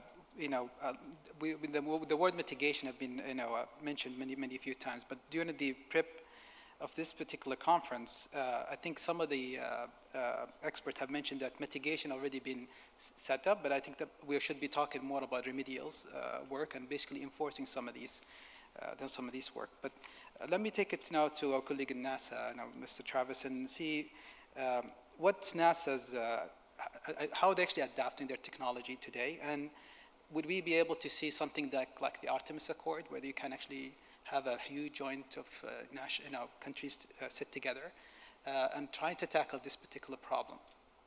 Yeah, thanks for the question. Of course, anything that we do to try to make space more sustainable going into the future is always done in collaboration with all of our international partners. As mentioned, space is global. There's nothing one of us can do that's not going to be significant if it's not adopted and amplified by a larger group, and that entire group needs to have a voice and how that is done. I mentioned before, we are at a little bit of a change point here in space. It's not just the number of objects. We've heard a lot of a number of objects today. It's important to know where those objects are going. We just heard, if you place a lot of objects in lower part of low Earth orbit, that's not as different challenge if you place a lot of objects at high parts of Earth orbit. And a lot of the things that we have today is, space is big. It's really big. I don't know how many fans out there of Hitchhiker's Guide to the Galaxy, but it's big, down to the apothecary, right? What concerns me, I think a lot of the knowns are a problem. But what really concerns me are a lot of the known unknowns. To me, that's uncertainty. A lot of the technologies that we're looking at now are trying to reduce the amount of uncertainties in operating in space. For instance, we have NASA and we have ESA, and the two organizations can't really agree on the number of non-trackable objects in space. It's off by quite a bit. You don't actually know where any actual individual object in space actually is. We kind of have a thought about where it is, but we put these 1 kilometer or hundreds of meter bubble around these objects because we don't know exactly where it is. And we don't know where a lot of these objects are going, which is why I mentioned at the beginning that, as we get into a future that is going to have in-space manufacturing, orbiting laboratories, orbiting manufacturing facilities, upmassing material, downmassing products, we're going to be in a lot more dynamic environment. Space is rather static. Satellites don't move around a whole lot, and debris really doesn't move around. But that's going to change into the future. So a lot of the things we're looking at NASA now are how to attack those uncertainties, how much of that uncertainty should be managed, because certainly we could spend a lot of money trying to get to a lot of knowledge that we may not need in order to operate space efficiently. Maybe tracking something to 10 meters is good enough. I don't need to track it to 10 centimeters. and there's a big cost difference in doing that. So understanding where we need to be able to get to manage those uncertainties, providing a framework to be able to scale that around and know what we should work on, and again, in a holistic sense, not necessarily just tracking or just mitigation. There is going to be a blend of technologies and policies that need to be implemented to be able to do that. And again, doing that in a very open and transparent way with all of our international partners. That's the things we're really looking forward to and moving forward. Okay, so now going to Dr. Sharif, and it's quite interesting just to move, since you mentioned that, you launched 12 satellites out of 12,000 satellites, and whether I would love to hear from you from a policy point of view. What are you trying to do? Although some of the emerging space agencies said this is not a problem, we just want to have a fare of access to space. But I would love to hear from you, as an emerging space agency, what is it you want to do when it comes to policies, and how do you think this is, as a new space player, is quite critical for you? I think there should be a clear, enforced legal framework for space debris mitigation, and this will fall on the shoulder of the COPIUS. And how can we get this as fast as possible done? Because the problem is cascading very fast, and I think it needs urgent attention and urgent resolutions and a legal framework. And then this legal framework should be properly enforced into place. However, we have to take care of the consequences of such legal framework that will not prohibit new space players to have their equitable share of space and getting all the functions that they need out of space properly attended to, which will get us back to the integral part of the multilateral collaboration among different countries, in addition to the research that should be done on having cost-effective techniques for space debris mitigation. This is very, very important. So the combinations of the legal framework together with the international and multilateral collaboration, together with the advancement of research for having cost-effective mechanisms for getting rid of the inactive satellites and inactive bodies, and also for our collision avoidance and so forth. I think those are the main pillars that we have to look at, just to encourage all nations to get into space safely and peacefully and sustainably. We've heard policies and regulation and all, and these type of argument probably is not very favorable to the private sector, but I do think JAXA have managed that a little bit when it have a very nice collaboration with the commercial partners. So I would love to hear from you, especially from JAXA's experience, what is it you think you've done right to have sorting the debris, something that's very attractive to the private sector?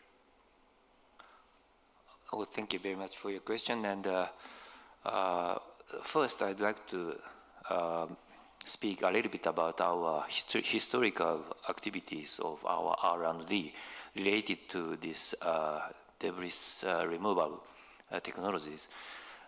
In year 1997, it was about 25 or 6 years ago, we launched a technology demonstration satellite called ETS-7, that is Engineering Test Satellite number 7.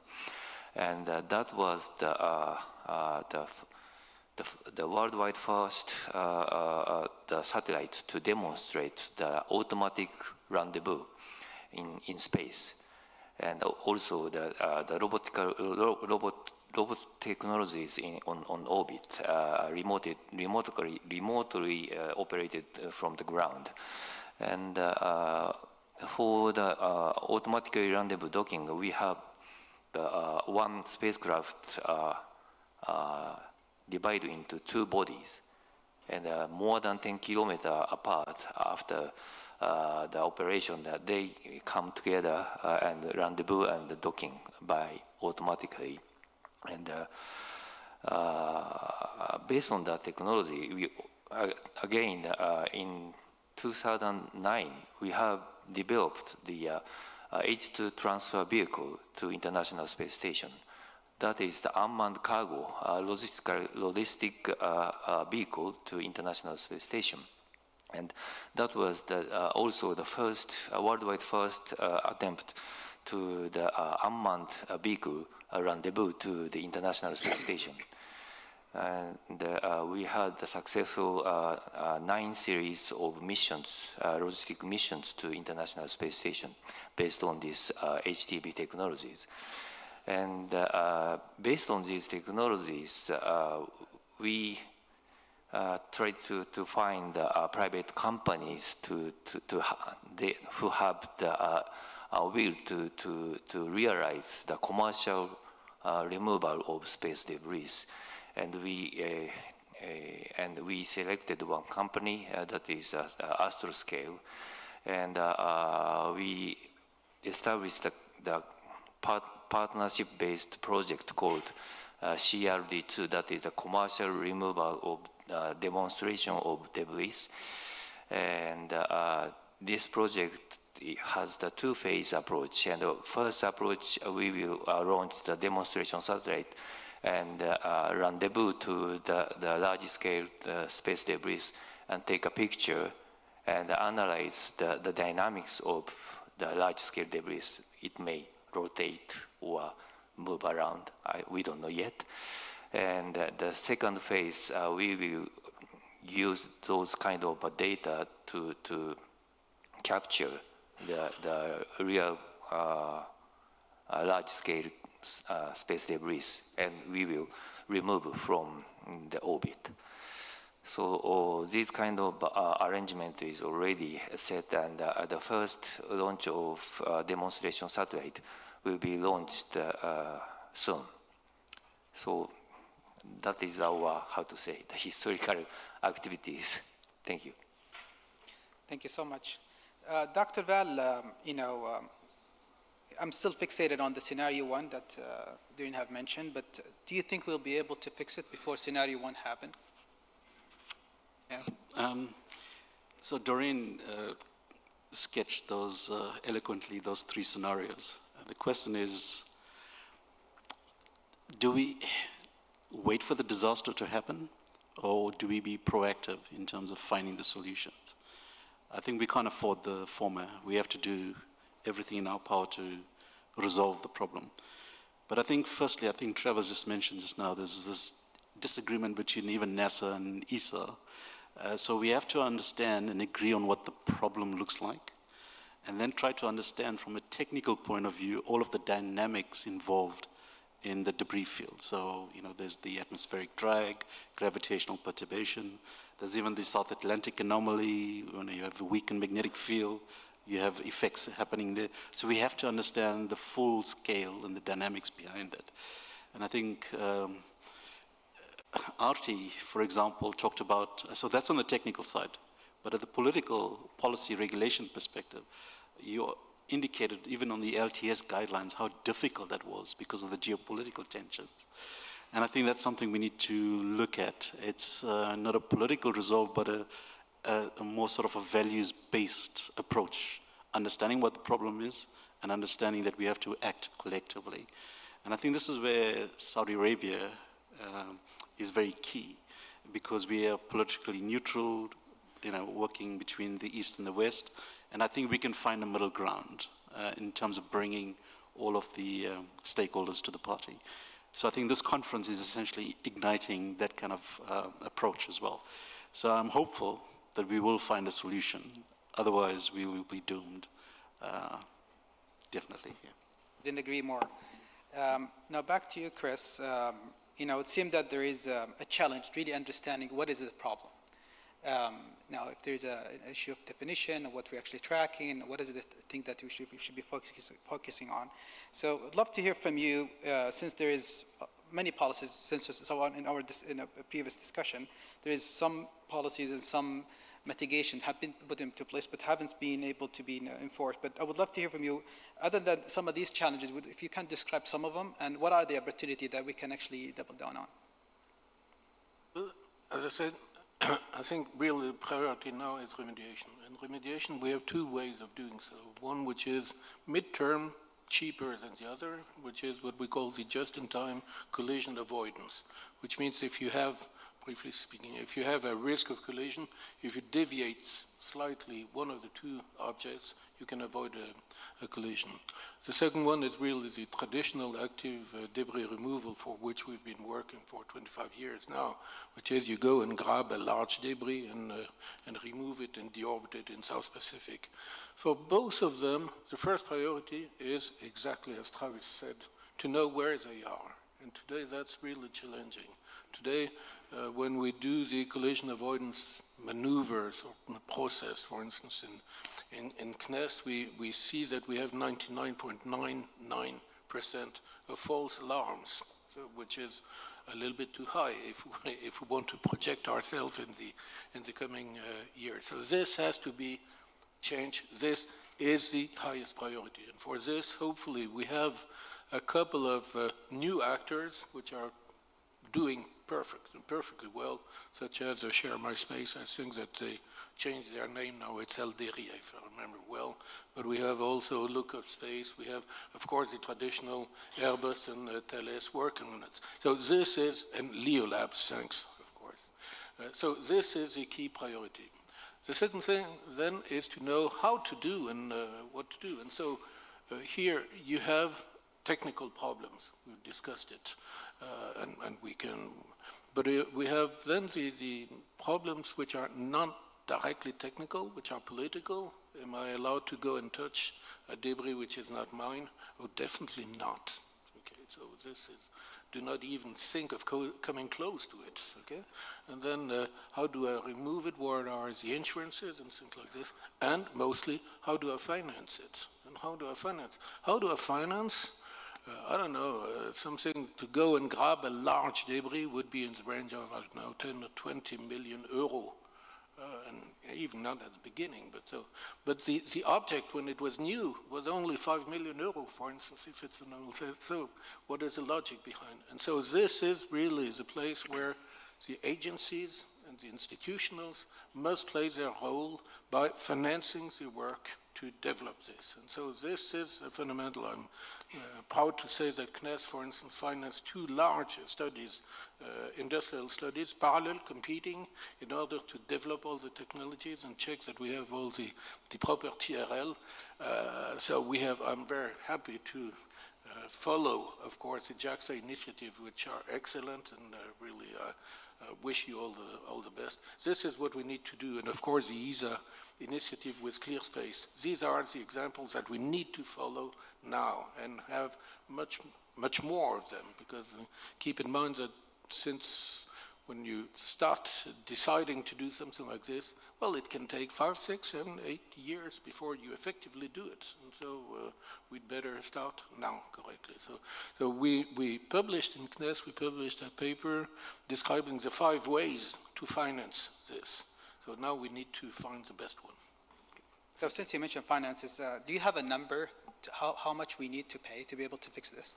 It's complex, because so all the studies in international level says that if you want to stabilize the environment, you need first to be clean.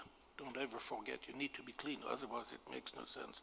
Then go and remove typically 10 large debris per year.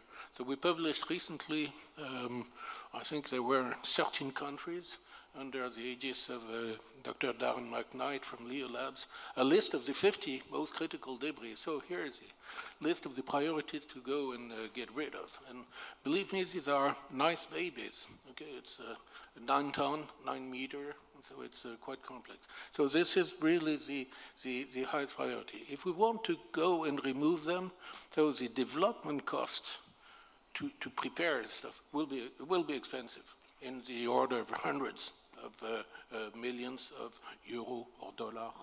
Okay, but then after, let's say, I don't know, after the first 10 have been removed, and when you gain in knowledge and so, and when you become a little bit more intelligent than we are today. And so let's hope that it could be in the range of 10 million euro per large debris. Be careful, I'm talking about large debris, I'm not talking about CubeSats or something like that.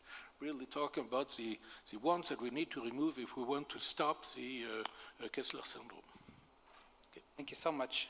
I'm mindful of the time. We only have a few minutes, maybe, so would love to go through, the rest of the, with all the panel, and would love to hear from first, so you see, if you would love to share any of JAXA's insight and highlights of what you're trying to do with space debris. I'm sorry. I'm sorry. Could you repeat again? Yeah. So, what are some of the highlights of JAXA that you would like to share with us? Well, in 4 days, we are going to launch the next generation flagship rocket H3, and it is the second attempt of our flagship rocket. And the first one we had launch failure. And we solved the cause of the failure, and we are ready to flight the second flight. And at the second flight, we are going to demonstrate the second stage controlled re-entry. So that is one of the very important technology to mitigate the space debris. That is one of the highlights. And the second one is that next week, as I said, Astroscale is ready to flight the first demonstration satellite for the commercial debris removal. That is the second one, and both of them we are very much looking forward to see that. Thank you so much. Dr. Sharif, now Egypt, as a host of the African space agencies and obviously part of the Arab Space League, what do you, how can your agency play a building a fruitful inter-regional relationship? I think the presence of the African Space Agency on the premises of the Egyptian Space City gives us lots of opportunities to have a serious collaboration within the continent and to have a proper capacity building programs that will allow us to have a mature space technology and a responsible space technology that will not harm to the country. It should add to our objectives and to our goals.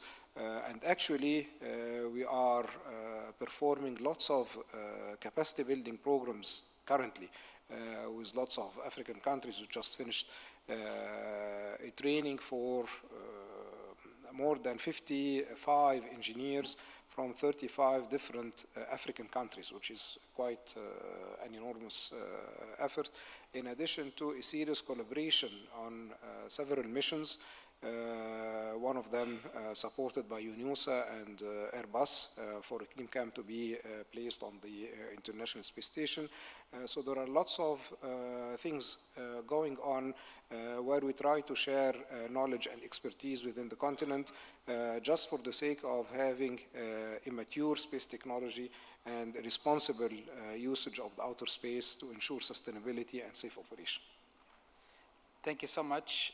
Now moving to NASA's, I know this is a very big question, but I would love if you can squeeze it in 1 minute. So what do you think NASA's role sorting debris on international level? Yeah, thanks. So I'll use that almost to hit a highlight thing that's of interest for us. We talked a lot about space debris today, stuff like that. I think it was mentioned earlier. It's been hard, but wait till we go to the moon. Lunar and cislunar activities are extremely difficult in this area, and it's an area that we cannot get wrong. We have to get it right from the beginning. There's already been a couple close calls around the moon. If something happens there, it becomes really bad for everybody really fast. I will throw Mars into there. As we go to other planets, I will throw any gravity well into there. And the one that I'll mention that's getting a lot of interest from us right now are Lagrange points. Lagrange points have a lot of real big benefits globally for science. We just put a really expensive telescope at a Lagrange point. We'd rather keep it protected. So looking at what we need to do and the lessons learned about we have done and what globally we have could have done better around the Earth, and projecting that over to these other heavenly bodies and other gravity wells is something that we're really looking hard into right now, because we have a lot of missions going to lunar. There's a lot of other missions, a lot of commercial missions going to lunar, and we need to kind of come to grips with some standards for tracking. There are no tracking capabilities there, really. You got to tell us where you're at, and then we got to make sure that we're able to protect that environment for everybody going forward. And Chris, for you, what kind of program is needed to have an international collaboration? As I said, we identify 5 ways of financing remediation. So the 5th way is quite ongoing now. It's the in-orbit servicing. In-orbit servicing, what we call space.4 and things like this. And so the idea behind this is really you have a vehicle which on Monday goes and refills someone, on Tuesday goes and change and replay, on Wednesday replace an ORU and things like this. And on Sunday, it has to be deorbited to be compliant with our rules. So we tell them, okay, on Sunday, when you deorbit, please grab a debris, nearby debris, and take it down.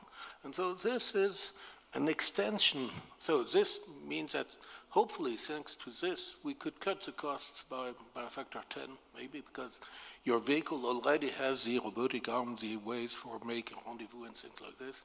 And so the idea is really to include the remediation into the now upcoming under development in orbit servicing. And so this is what we are doing, for instance, at Maya Space, which is Maya is a medium-sized launcher for which the upper stage is directly designed to do all the IOS missions, including active debris removal. And so this is something, I think, which is to be shared at international level. This is really the proper way of going and cleaning a bit this mess. I hope it'll be attractive for the rest to join. And finally, to Dr. Val, what's beyond this conference? What's next? So I think there's 3 key takeaways from this conference. The first one, we've set the stage. I mean, we had the ITU and UNOOSA on the stage. Those are 2 global international bodies that have convening powers, and we've got to use that to our advantage. And we have the agencies also represented here. Secondly, this will culminate into a biannual conference. We're hoping to be back here first quarter 2026.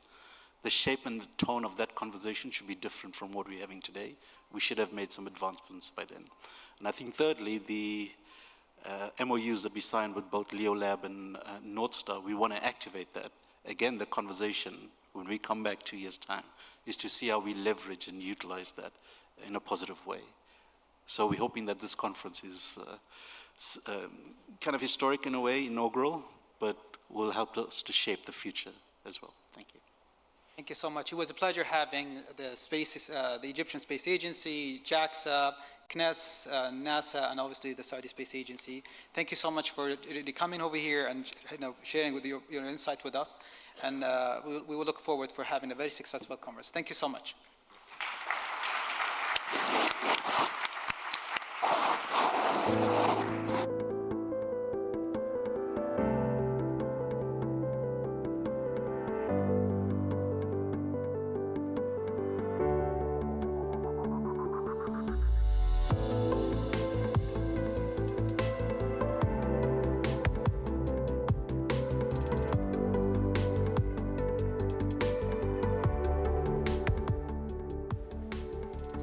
Lovely panel, ladies and gentlemen, full with information and exchanging of great thoughts. To hear, we are going to break for 30 minutes, and we'll meet back here to talk about our second keynote address for today, providing invaluable insights into the current challenges and advancements in managing the ever-growing issue of space debris. We will meet you back here in 30 minutes.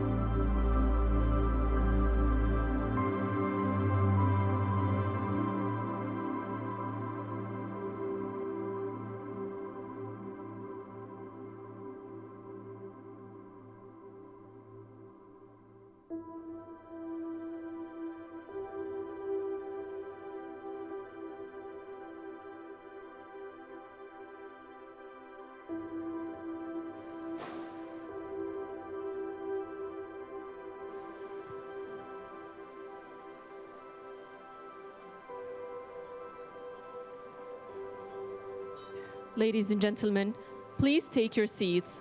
The conference is about to proceed.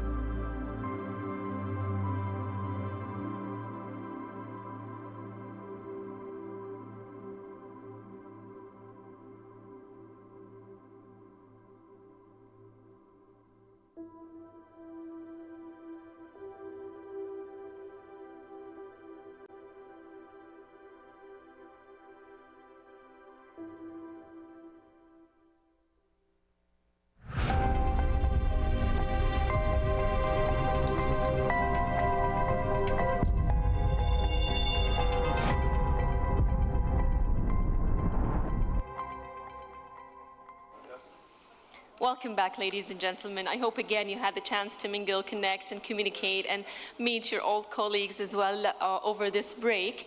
Now, I'd like to note that the seatings are free now. They're open. You can feel free to sit anywhere you wish, anywhere that makes you comfortable. You are welcome anytime. And to hear, ladies and gentlemen, we are honored to have the CEO of LEO Labs to present our next keynote address for today about state of space debris problem, providing invaluable insights into the current challenge and advancements in managing the ever-growing issue of space debris. So without further ado, please welcome on stage CEO of LEO Labs, Dr. Daniel Sepperly.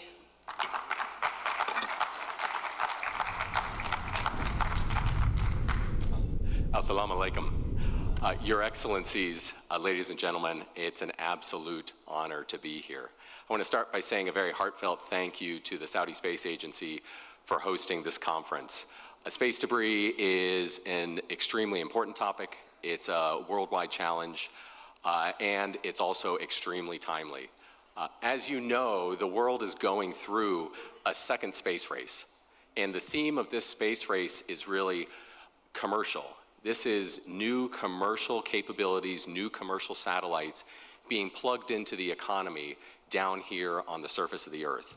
It represents a massive new set of opportunities in the space industry, and that's why it's exceptionally important that we now protect the space environment in those new satellite assets that are being deployed. So I want to start by just taking a quick tour through low Earth orbit. At LEO Labs, our business is monitoring the satellites and the space debris to deliver safety services. In the course of doing that, we generate a lot of data about what's going on in space. And so this display that you see here over to your right actually shows the last 24 hours in low Earth orbit. This is data collected by our worldwide network of radars. And as you see, there's about 21,000 objects, satellites and pieces of debris there. And even though low Earth orbit is increasingly important, it's also very disorganized. Satellites going north, south, east, west.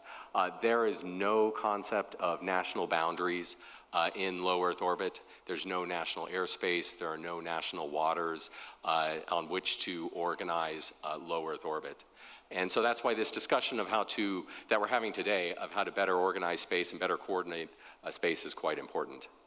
So I want to zoom in for just a moment and talk about both, some of the positives and some of the negatives. On the positive side, there's a number of new satellite constellations that have been deployed to space and are driving very innovative, exciting new services. Things like safety services for airlines and ships, and monitoring services for monitoring the environment and construction. And then certainly the high-speed internet access. So if we could pull up the Starlink constellation. What you see here is the SpaceX Starlink mega constellation that's delivering high-speed internet access around the world. It's over 5,000 satellites in low Earth orbit today. And it will refresh to get the latest. And now if we type in OneWeb, we can pull up the OneWeb constellation. Another satellite constellation delivering broadband internet all around the globe, operating more than 600 satellites at a slightly higher altitude. And these are only a handful of the many innovative, exciting constellations that are being deployed into low Earth orbit today. Now, of course, we're here to talk about space debris, so on the negative side, the amount of space debris actually dominates the number of active satellites. There's about 13,000 pieces of debris tracked today, and hundreds of thousands of pieces of small debris that are not yet tracked. So what you see on the screen right now is actually the fragmentary debris that is already in space. So close to 9,000 objects, which are smashed up pieces of old satellites, of old rocket bodies, and unfortunately they have been there for years and are likely to stay there in a large part for years or even decades to come. Another element is the rocket bodies. These are the spent rocket bodies that carried satellite payloads into orbit and unfortunately were left there.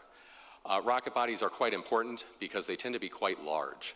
So if they explode or if they run into something, they can leave a large amount of debris in orbit that threatens other satellites. There's been increased focus on deorbiting these rocket bodies, and I always applaud the companies and countries that make special effort to get rid of their rocket bodies after deployment. But unfortunately, even with those efforts, the number of rocket bodies is continuing to grow in low Earth orbit, and there's over 1,000 of them there today. Thank you. Now, if we could shift back to the slides for just a moment.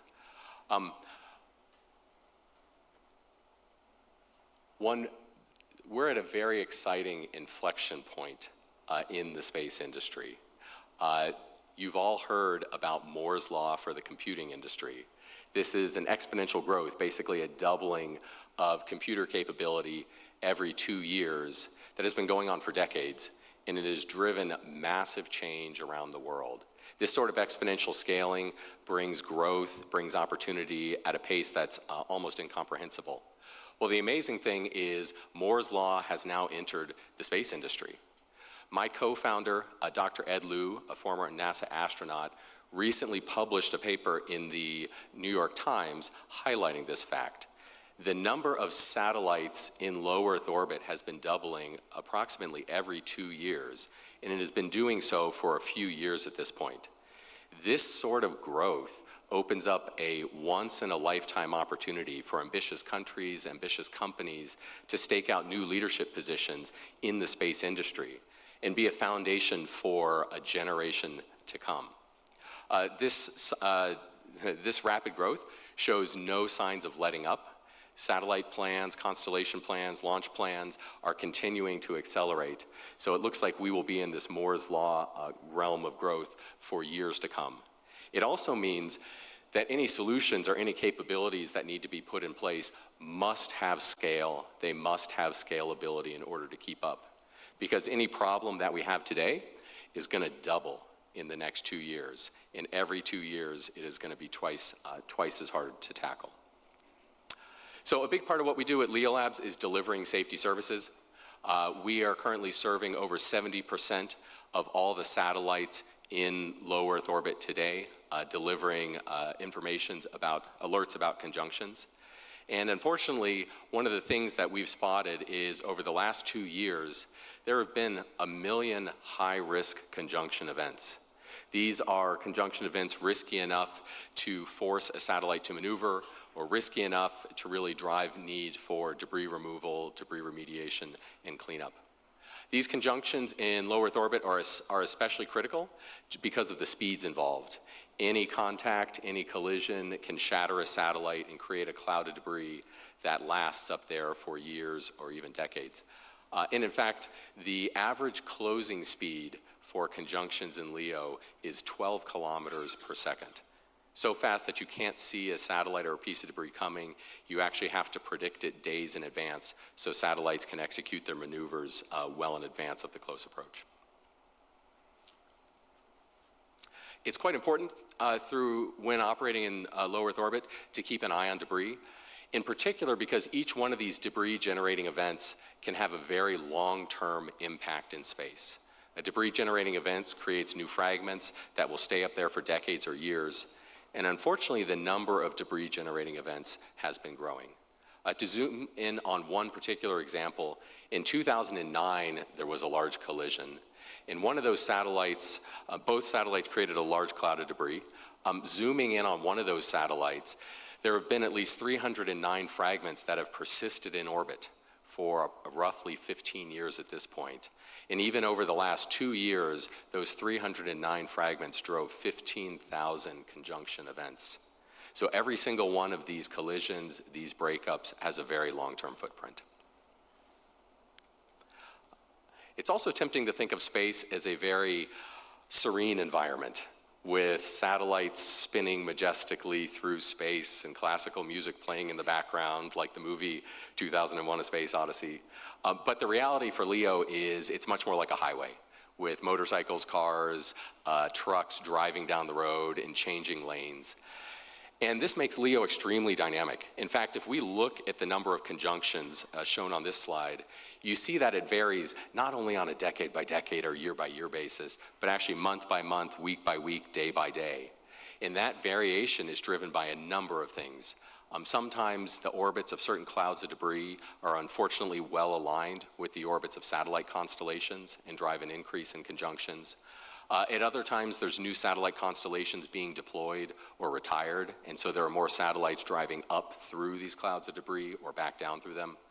And then, of course, the debris slowly rains down over time through the regions of space used by satellites and astronauts and the like, changing this collision risk profile. So next slide. So looking at all this debris, there are really three pillars of activity that the next generation of space is going to be built on. Three pillars that space safety and space traffic coordination are going to be built on. There's the debris mitigation policies, which prevent the creation of debris in the first place. There's debris remediation technologies, basically cleaning up space, getting rid of that debris that's already up there. And then, of course, the space traffic coordination and management services, helping satellites swerve and avoid the debris and the other satellites. And in the process of delivering service in this last category, at Leo Labs, we generate a lot of data and a record that is used to inform the first two activities. So I'd like to zoom in on the topic of debris remediation. When you think about cleaning up space, it can seem like a very daunting challenge.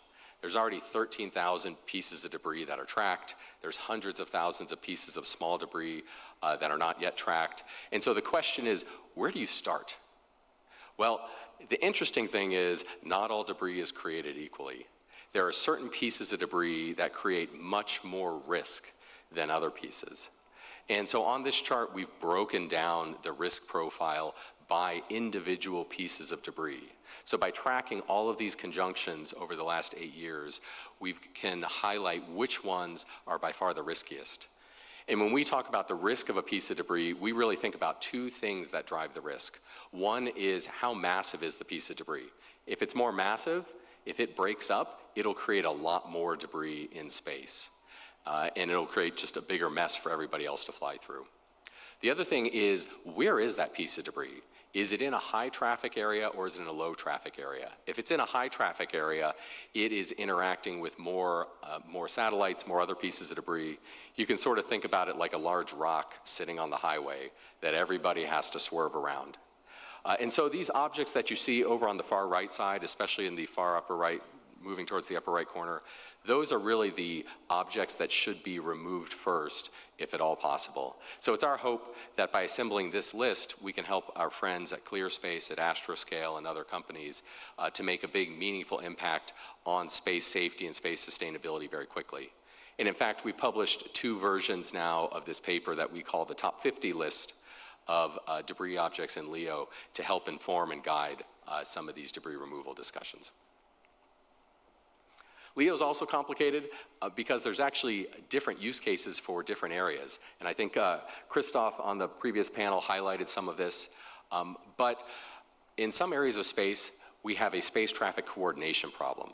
There's a lot of active satellites maneuvering around one another, and so it's quite important for us as a globe to help those satellites better coordinate and safely move amongst one another.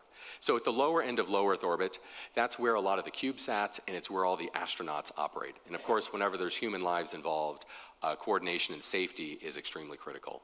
Slightly above that, there's a Starlink corridor, and at the top, at the upper end, there's the OneWeb corridor. These are where mega constellations operate today. This is where we have a space traffic coordination issue and need to help them better communicate with one another. There are also many other satellite constellations operating in these areas or planning to operate in these areas. And I should also highlight that at the OneWeb altitude, it's actually one of the cleanest places in low Earth orbit, the smallest amount of debris. But as more constellations are planned to operate up there, it will be through good space traffic coordination services that we're able to keep it clean. Then a little bit lower, there is a bad neighborhood. This was also mentioned in the previous panel. There is a neighborhood between 800 and 900 kilometers where there simply is not much active spacecraft operation today. Unfortunately, there is a whole lot of debris there. There was a lot of activity back in the 1980s where satellites and payloads and rocket bodies were dropped off there and left. And it is high enough a high enough altitude, far enough out of the atmosphere, that those objects will stay up there for decades. And so this is a prime candidate for debris remediation so that we can make these bad neighborhoods much better neighborhoods to operate in. So the second space race that we're in the middle of, it's almost like a second industrial revolution. You know, the first industrial revolution brought the railroads and the steam engines and led to the telegraph lines and phones and eventually cars. We're seeing the same thing in the space industry. In both cases, it's really a story about new infrastructure that's going to power the coming decades of activity in the space industry. When we look at it, we see four big pillars of infrastructure being put in place. The satellite constellations themselves that are collecting data and delivering data around the world. The launch services that are ferrying new satellites up into orbit and soon will be taking payloads back down to the surface of the Earth. The cloud and communications infrastructure that processes data and delivers it to the end user. And then the spatial mapping and coordination services where LEO Labs operates to help coordinate all this activity and manage it. And in particular, on these spatial mapping services, that we're seeing an interesting transition as these services originally started with primarily a military focus to help them avoid surprise in space, and is now rapidly expanding into the commercial and the regulatory sectors as more commercial satellites go into space and as regulators and policymakers and insurers work to protect these satellites in the space environment. So with that, I would just like to say again a big thank you for convening this conference. Big thank you to the Saudi Space Agency. This is extremely critical to address. This is an extremely timely conversation. And there's never been a better time to be in the space industry. This inflection point we're going through with Moore's Law means there's a huge set of opportunities coming down the road, and it's leaders like everybody here today that are going to set the framework for years to come. So thank you.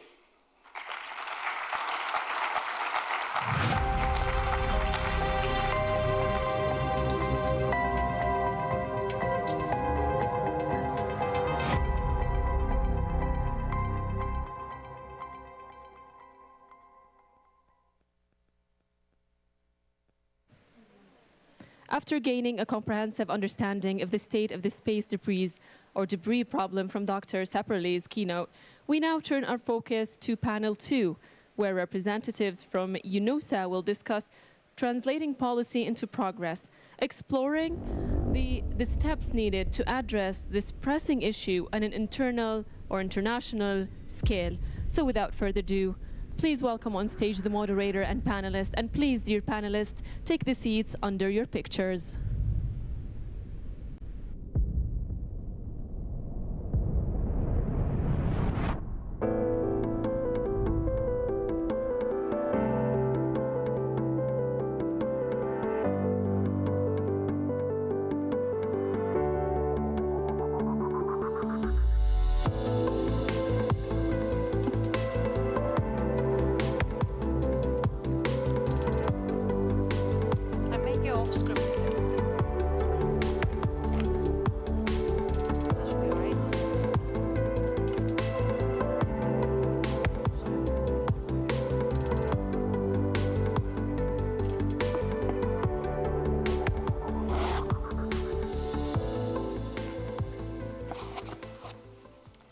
So here we are.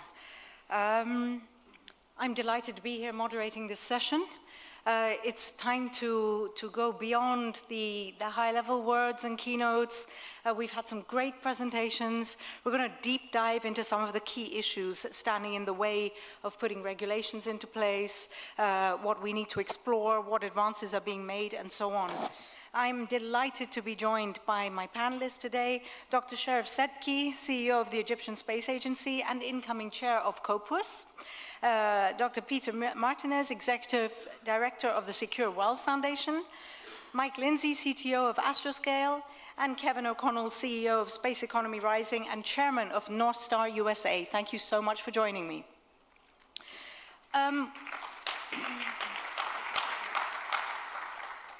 You know, the most exciting part of these conferences is the discussion, and when you can tease out the critical issues. So we're not going to have presentations. We're going to dive straight into what I hope will be a dynamic conversation. And Dr. Setki, if I can start with you.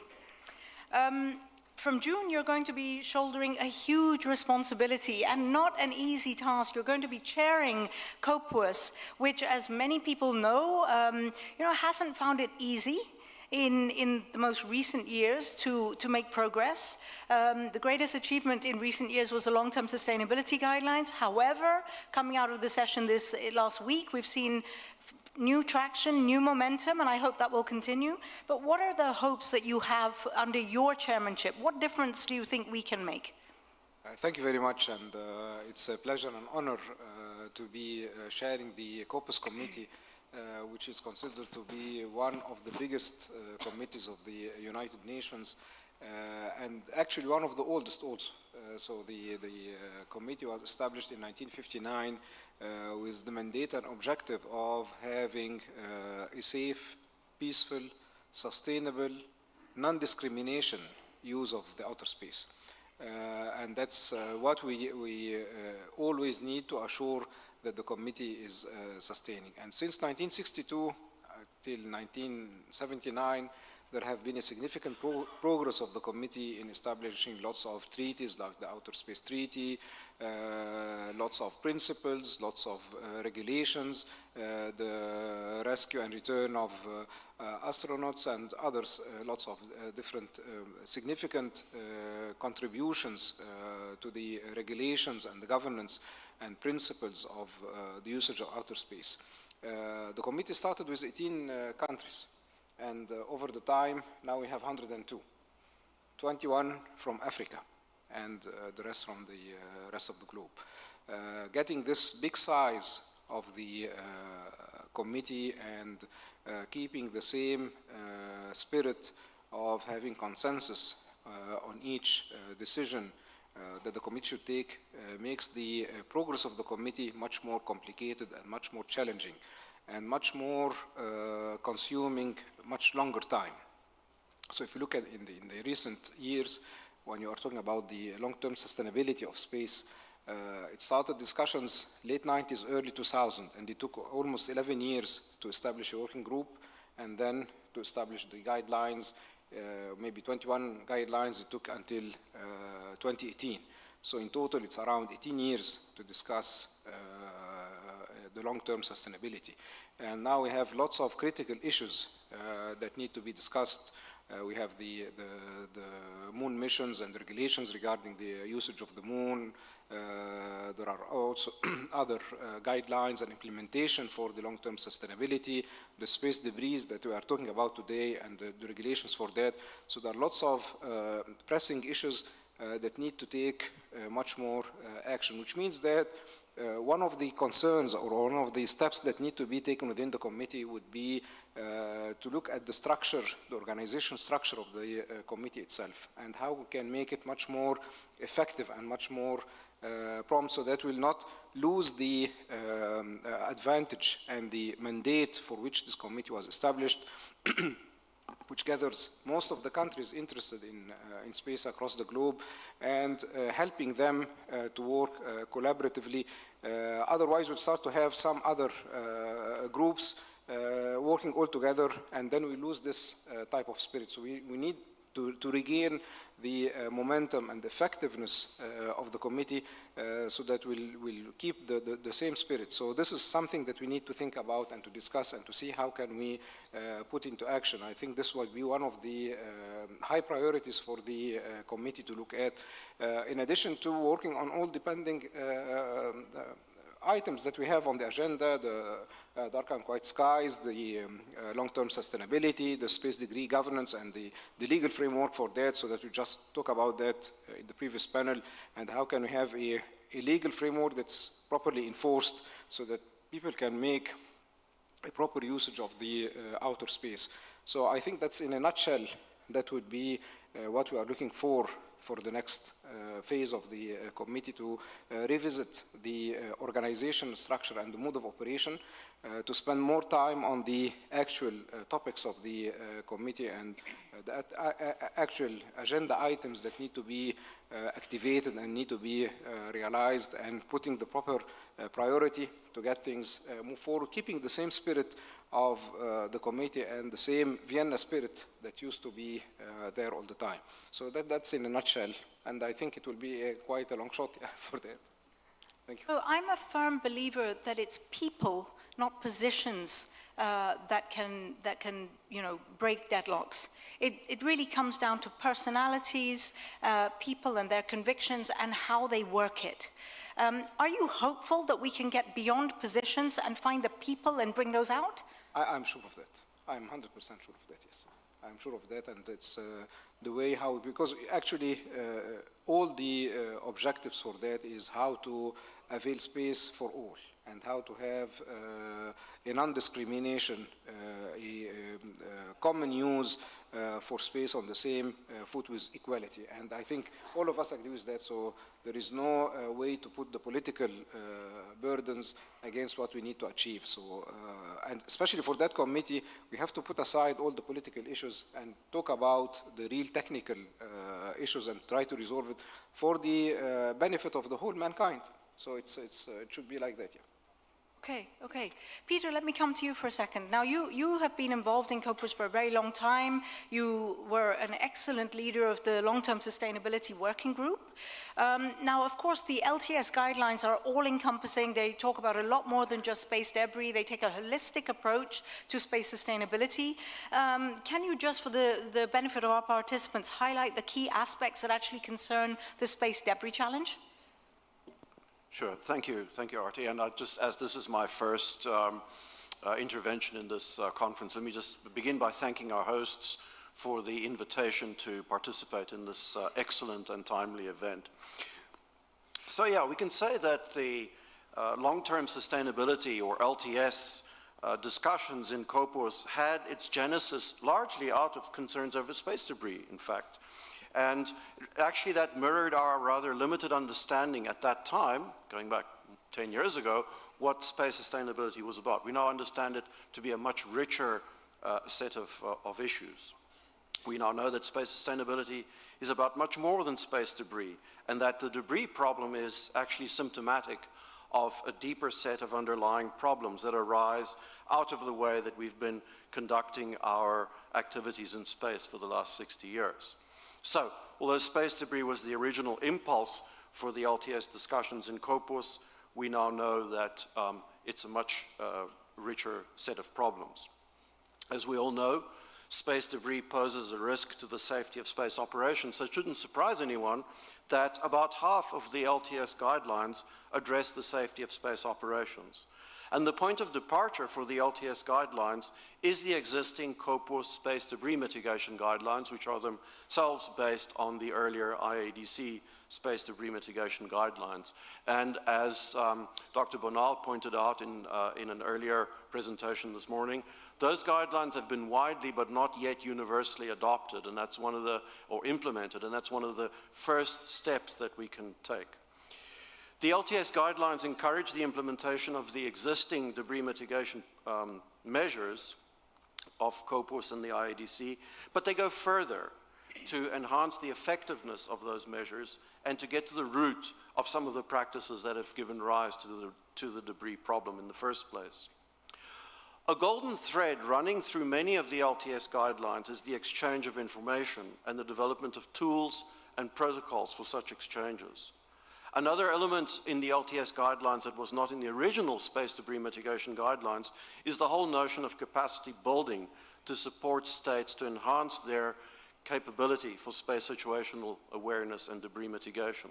So with those remarks for context, let me now briefly touch on some of the salient points for debris in the LTS guidelines. Guideline B1, for example, and I would say that section B of the LTS guidelines is the section that is most directly concerned with the debris issue. Guideline B1 addresses the provision of updated contact information and the sharing of information on space objects and orbital events with a view to enabling timely coordination and effective responses to orbital collisions, breakups, and other events in orbit that increase the probability of accidental collisions. Guideline B3 addresses the collection, sharing, and dissemination of space debris monitoring information. And this includes the use of technologies for the measurement, monitoring, and characterization of the orbital and physical properties of space debris, as well as research on the evolution of the orbital debris population. And we saw an excellent presentation by Dan Sepperly of the kinds of capabilities that the commercial sector can bring to bear on this issue. And these capabilities are allowing a greater number of states to develop their own national capabilities for space situational awareness. Guideline B4 addresses the need to perform conjunction assessment during all orbital phases of controlled flight. So this includes things such as improving the orbit determination of space objects, screening of current and planned trajectories, determining the risk of collision and whether a trajectory adjustment is necessary, and then finally sharing information on the interpretation and usage of these conjunction assessment results. Guideline B5 addresses the need to develop practical approaches for pre-launch conjunction assessment.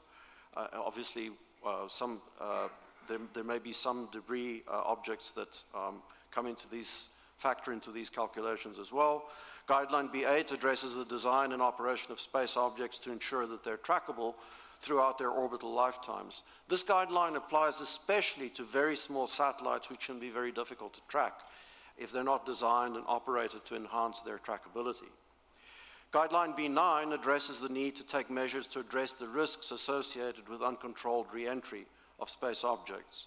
And the final section of the LTS guidelines is all about the importance of capacity building and international cooperation to implement space debris mitigation measures in particular, and the LTS guidelines in general. So these are just some of the salient points, and full description of the guidelines is, and indeed a very helpful summary of and a self-learning course are available on the website of the UN Office for Outer Space Affairs, and I would encourage anyone with an interest to visit the UNOOSA website to find out more. I'll stop there. Thank you. Thanks a lot for that, Peter. I wish I could probe a bit further on that. Let me come back. You're talking about a practical approach. The guidelines that you've highlighted are very practical. They talk about tangible actions that can be taken. If we stick with this practical side of things, let me bring you in, Mike, from Astroscale. You're all about keeping space clean, and you called for also a very practical measure at last year's World Radio Conference, ITU World Radio Conference in Dubai. You asked the ITU to study how to allocate spectrum for on-orbit servicing spacecraft. There are no specific allocations for this service, this new mission area at this point, yet it's probably necessary if we're going to scale up this kind of service. Did you get what you were asking for? Tell us what happened there. Great. Thank you for that question, and thank you to the organizers of this conference. It's an honor to be here, especially on such a distinguished panel. Yes, as Secretary General Doreen mentioned, there was a call to action at the ITU to define its role in sustainability, especially in LEO. And this is very promising because we all need to recognize the responsibility that we have. And of course, there's a very critical conversation to be had about roles and responsibilities between ITU and COPIUS and UNOOSA to make sure there's no overlap whatsoever there, but also to assess to make sure that we're not missing any gaps. But this is not why Astroscale went to the World Radio Conference or the Radio Communications Assembly. As you mentioned, we went there because actually of what Christophe Bonal mentioned. The IEDC has recognized that if we want to be serious about space sustainability, remediation has to be part of the solution. And remediation for us means in-orbit services. So the ability to control a spacecraft to rendezvous with a piece of space debris to dock with it and to bring it out of the environment. This type of in-orbit service, and of course it expands to repair, refueling, recycling, is a new type of service that has not been fully studied within the context of the ITU. Now there may be spectrum allocations that are more than suitable for this type of activity, but the CONOPS are different, the requirements are different. Our servicers are going between various inclinations and altitudes, doing complex maneuvers, using high bandwidth at some time, low bandwidth at others. So whether or not this type of service falls squarely within existing allocations is kind of an unknown. So we did go to the RA asking for specific studies to make sure that in-orbit servicing has what it needs, and if it doesn't, then we need to take a closer look at what can be done. I think the feedback we got there was that maybe the RA wasn't the exact right time or place to talk about spectrum allocations. Of course, this is a very critical issue that is looked at every 4 years within a WRC. But we did get a lot of support for the notion, and a lot of supportive administrations are looking to consider this question. And if I may use this platform as a bit of a call to action, I know there's some other in-orbit servicing companies out there. We need more voices from the in-orbit servicing community to help define the requirements and the needs in the context of spectrum, so we can better define studies that are assessed at the ITU, so we can make sure that the spectrum is available, it's reliable, and it's going to help us achieve our mutual goal of space sustainability. Thank you. Mike, I'm going to stay with you for a second. We're talking about practical actions that need to happen. Now, in Japan, probably because of the presence of Astroscale, we've actually seen some pioneering activity from the government. Japan has set guidelines for a license to operate a spacecraft performing on-orbit servicing. It is the first and only government to have gone in this direction. Surely that is essential to scale these kind of operations. I mean, we have deorbit, we have ClearScale, we have Astroscale, probably other companies are coming up. Now, those guidelines call on operators, A, to take measures to make sure that they're not going to collide with anything, but secondly, to prove that the services that they're performing actually comply with the regulations of the country to which the satellites that they're servicing actually belong. How important are these kind of licenses to scale, in your view? Yeah, they're absolutely critical. I mean, coming from the startup world, we have lots of grand ideas and visions for new technologies and services, but none of these can come to fruition without government support.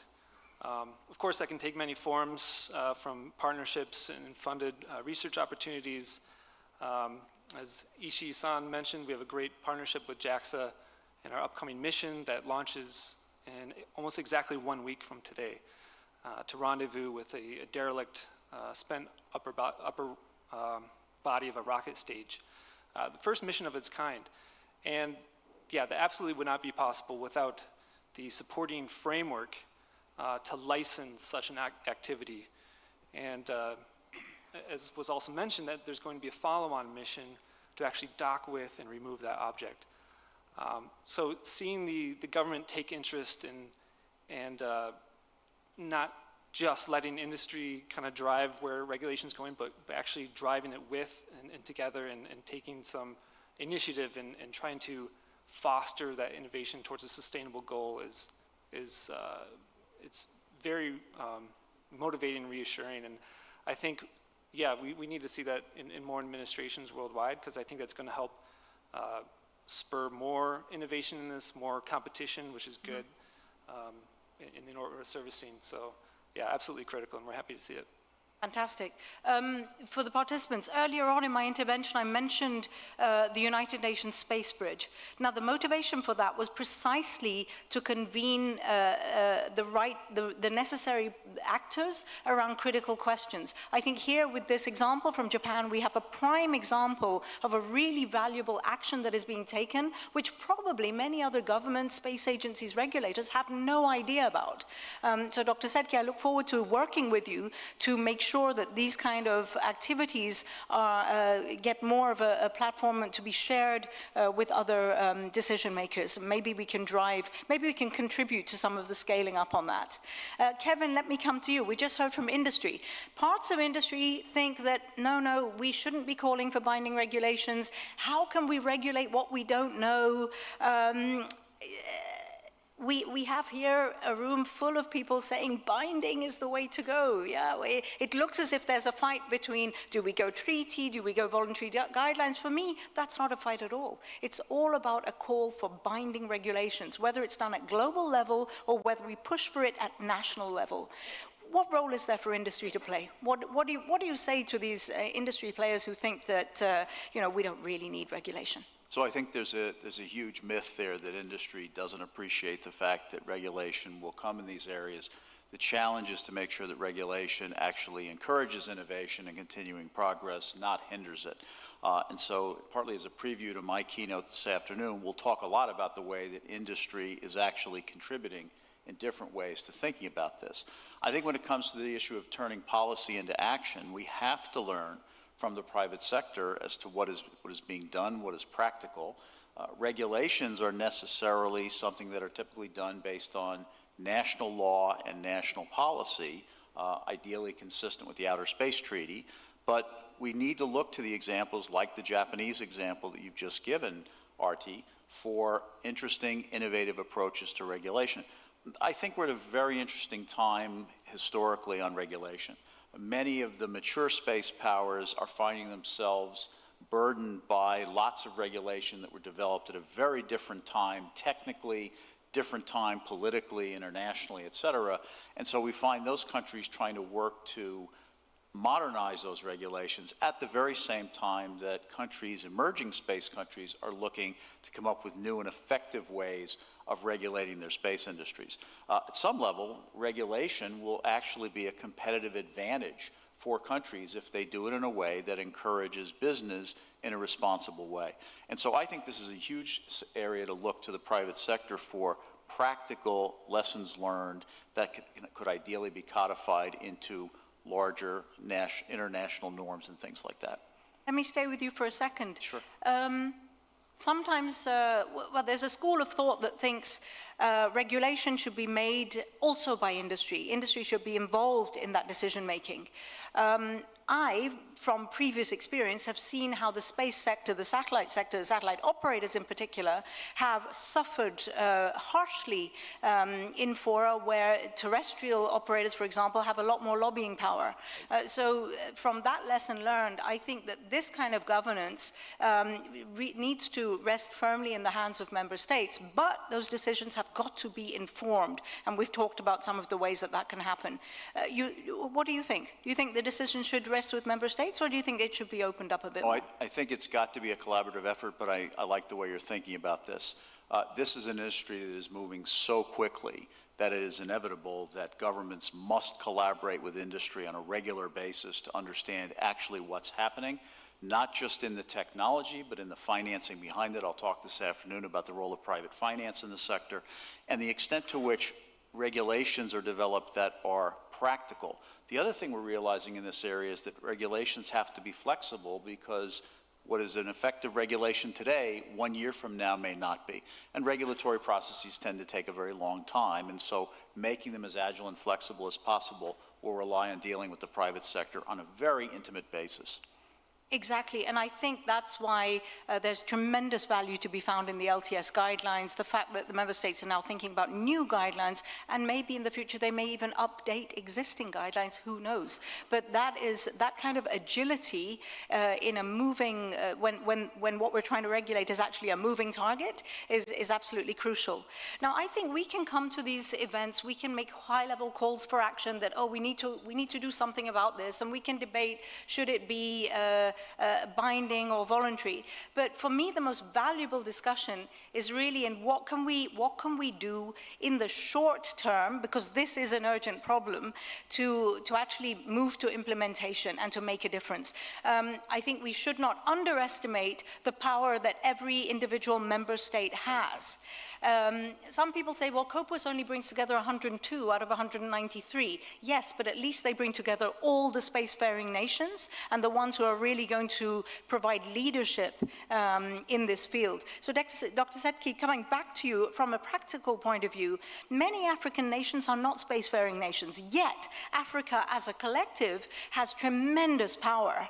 If they were, for example, if African nations as a whole were to, for example, deny market access to certain operators, that would take away an entire market. Yes. That would have a direct impact, arguably, on sustainability. Now, of course, we're not calling for that. Member states decide for themselves, but that is an eventuality. Similarly, if those African member states thought about implementing some of the guidelines, that could also make a tremendous difference. How do we drive greater implementation across more countries in Africa? We know that there are more space agencies coming up.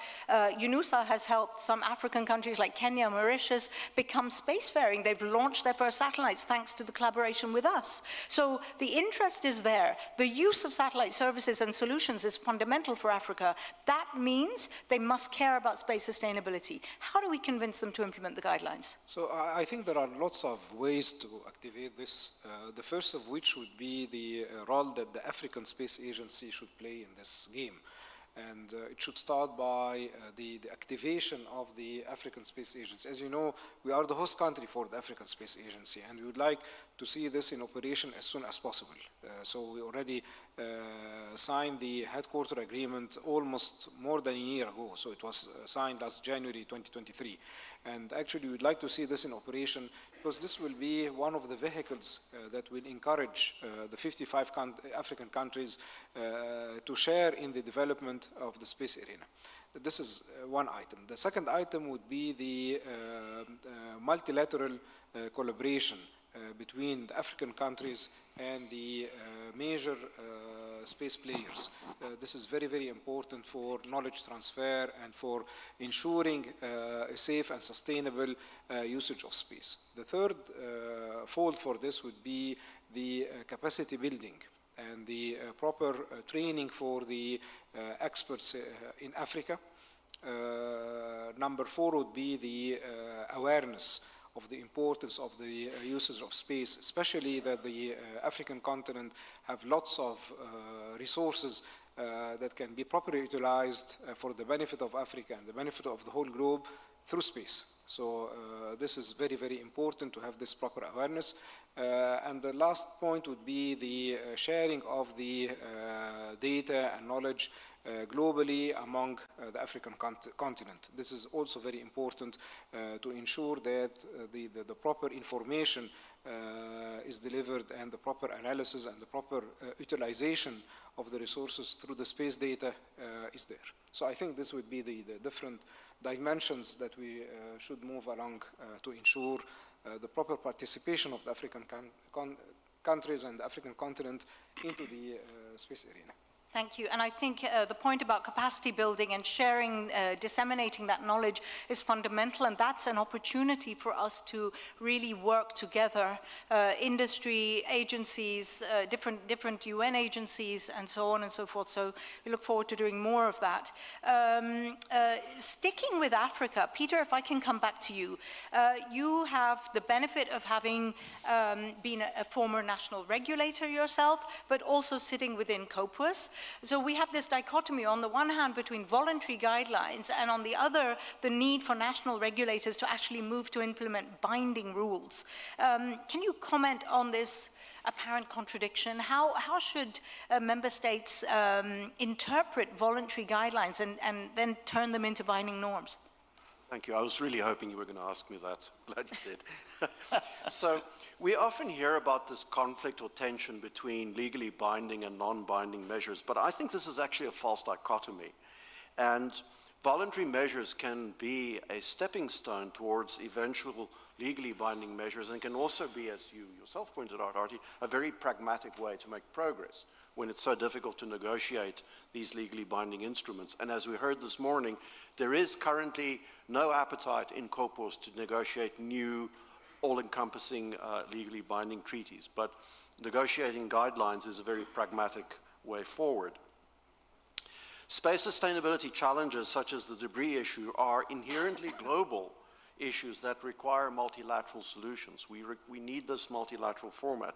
No single actor or group of like-minded actors, no matter how capable they are, can ensure the safety of their space operations entirely through their actions alone, because the actions of a single actor can nullify the collective efforts of many other actors in an instant, and can have long-lasting and unpredictable consequences. And you saw how long-lasting those can be from the excellent presentation that Dan separately delivered just before this panel.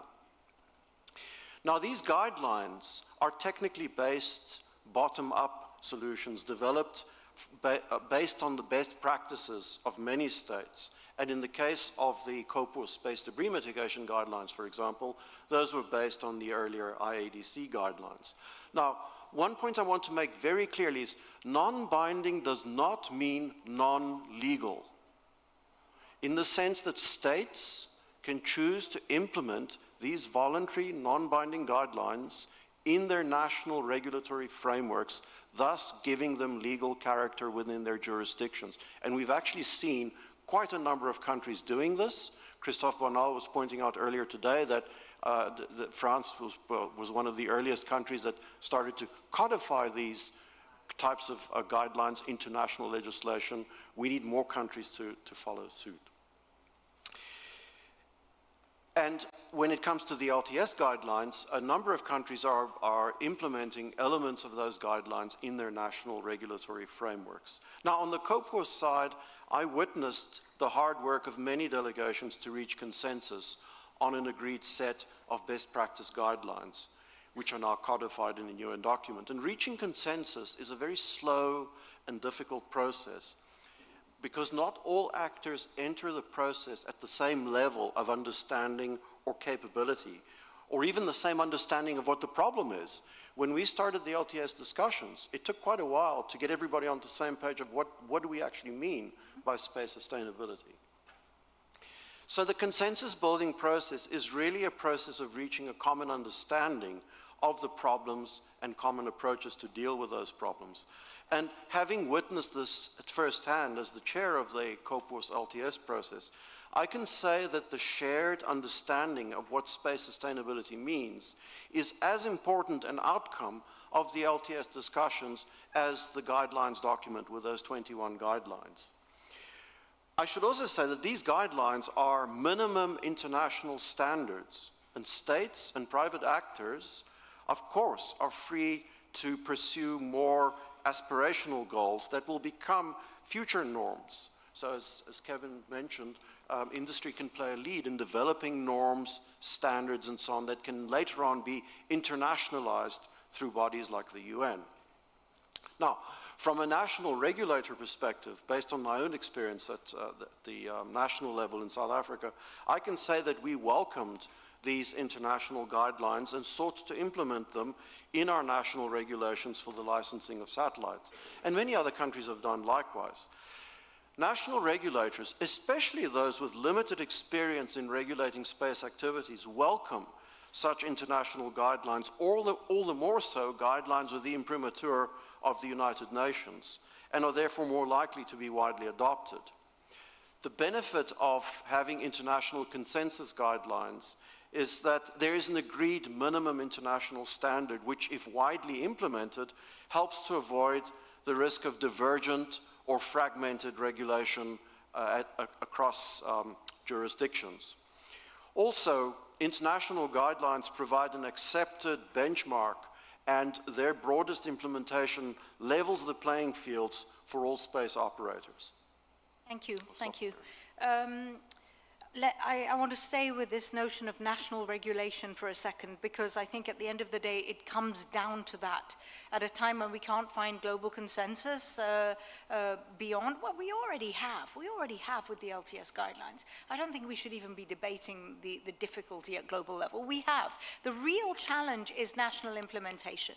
Now, Kevin, let me come to you. Do you see progress in national regulation? We've seen some indicative measures, e.g. from the FCC.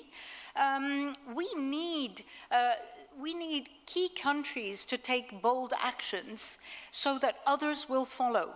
We cannot expect non-spacefaring nations or smaller states necessarily to be driving the trends here. We need the leaders to really set the pace. Yeah. So talk to us about that. What do we see, and do you believe that that could be somehow appropriate to drive broader global traction in one direction and eventually global consensus in one direction? Yeah, absolutely. If you use the building blocks in the way you're talking about them, Marty, we often think about regulation as a stick, something that's designed to prevent people from doing things. But in fact, regulation can actually be used as a carrot to encourage responsible behavior. And I think that's the starting point. We have this overwhelmingly negative view that the only thing that can be done with regulation is preventing people from doing things. We do see regulatory actions. Certainly I'll talk this afternoon about our experiences in the United States, trying to encourage more responsible behavior. There are some low-hanging fruit ideas, as a commercial SSA industry emerges, the extent to which those can be used to improve positioning information for space operators, for other kinds of safety services that will lie beyond the space debris problem. We do see people working on regulatory frameworks that can actually be helpful here. Thank you. And actually, you triggered my mind there. We had a reference to the French space law earlier. We also have the EU making a space law. So we have perhaps the only regional bloc in the world that could drive some kind of binding policy making across a critical mass of countries in one go. That's worth noting as well. Thank you for that, Kevin. Thanks for sharing that. Mike, let me come back to you. Actually, wait, let me go to the audience for a second. I think we need to ask a burning question. We're standing in the way between the audience and lunch, and we have 2 minutes left. Is there anybody who thinks we should really only use 2 minutes and go to lunch, or should we carry on a little bit more? Yeah? We have global consensus. We're going to carry on a bit. Thank you for that. Thank you for your permission. I heard 2 people say keep going. Yeah. Okay, no, we carry on just a little bit. Thank you for indulging us. Mike, I want to come back to you. We're talking about pragmatic action as a means to drive results. The UK is taking an innovative approach. They're saying, okay, yes, we, the government, are the ones who need to act. We need to put regulation into place, but we need industry to work with us. Therefore, at the end of last year, we saw a consultation on incentive-based regulation. We saw the government asking, if we, the government, support the cost of insurance for satellite operators, then what will industry be willing to do in terms of making their systems more sustainable, and so on and so forth. How helpful do you think this UK approach is going to be, and are you hopeful that it might drive meaningful action or effective regulation? Yeah, I mean, I think it is promising. There are a couple key aspects of this initiative that I think are really positive. The first being that it is a consultation. And yeah, as has been discussed among this panel, it's really important to be coordinated with industry because that's, I think, one of the best ways to make rapid progress. When there's opposition or disagreement or really uncertainty, that's the big factor, is uncertainty. That can stifle progress in coming up with mutually agreeable policies and regulations. So that consultation aspect is, I think, really positive, and it provides a great example of how to move forward. The other aspect that is interesting is that, of course, yeah, it's a carrot, and which is always more ideal than the stick. Less resistance to that, and this particular mechanism for the insurance caps that depend on responsible action by operators, I think is potentially one of the more promising methods or mechanisms for forward-looking solutions to the sustainability issue. I think there, of course, with any method, there are some unknowns, some risks and drawbacks. You know, one of the most common questions that I get personally about this problem is, you know, who's going to pay for remediation? And so that's always a key question. But you know, you don't want to talk about, you know, penalties, because there's always resistance to that. And then there's a whole world of who needs to pay penalties, why. We don't even have agreements on what the right metrics are by which to assess, you know, environmental impacts. But that said, it's promising to see administrations kind of take a step forward, take some initiative, be bold with a proposed framework. Because, yeah, when you get to the level of UN COPIOS and UNOOSA, where at that level you want to come to consensus, you want to codify what has been agreed and established, but it's impossible to do that if you don't have examples of what works and what doesn't work. And if you don't have empirical data to base that assessment on, if you don't have examples of where maybe an idea didn't quite work or where it succeeded, you know, you can't move it forward. And that's not to sound negative that this won't work. It's just saying that it is promising, but you know, we don't know until we implement it. So yeah, love to see the steps taken there. Excellent, thank you. Kevin, can I bring you in on the same topic? Please share your thoughts. Yeah, thank you. You have triggered, Mike, you've just triggered something that I typically say in space conferences. When I say space is really about economics, and in a traditional space audience, people give you a really weird look when you say that. But what we're really talking about is understanding the economics of space debris. There's been some good work done in the OECD on this, and then all of the economic levers that you can bring to bear. You talked about fines and penalties, the ones we don't like. There are folks talking about the insurance industry as a very important lever in this area, in addition to how governments can backstop financial and economic levers in this area as well. So this is a whole unexplored area of where we have to go if we're going to be effective in dealing with space sustainability issues. Thank you. Thanks so much. Kevin, can I stay with you for a second? You're chairman of North Star USA. North Star launched its first 4 satellites just a couple of weeks ago. And this is arguably going to enable a step change in our knowledge of the space environment. How can we convince governments to leverage more SSA systems, commercial systems like this? Because we need this. Yeah, this is a problem that's going to need the speed and agility of the private sector. What North Star has done is to bring space-based capabilities, which will be complementary to ground-based capabilities. And when I look at the ecosystem of companies that is working in this area around the world, I see a very, very interesting set of companies that are very diverse. They're competitive, but they can really come together, encouraged by government, to paint a very coherent picture of the space environment as we know it. One of the things I'll talk about this afternoon is that our policies in the United States were driven explicitly by an expectation that we would harness the power of the private sector against a fast-moving problem.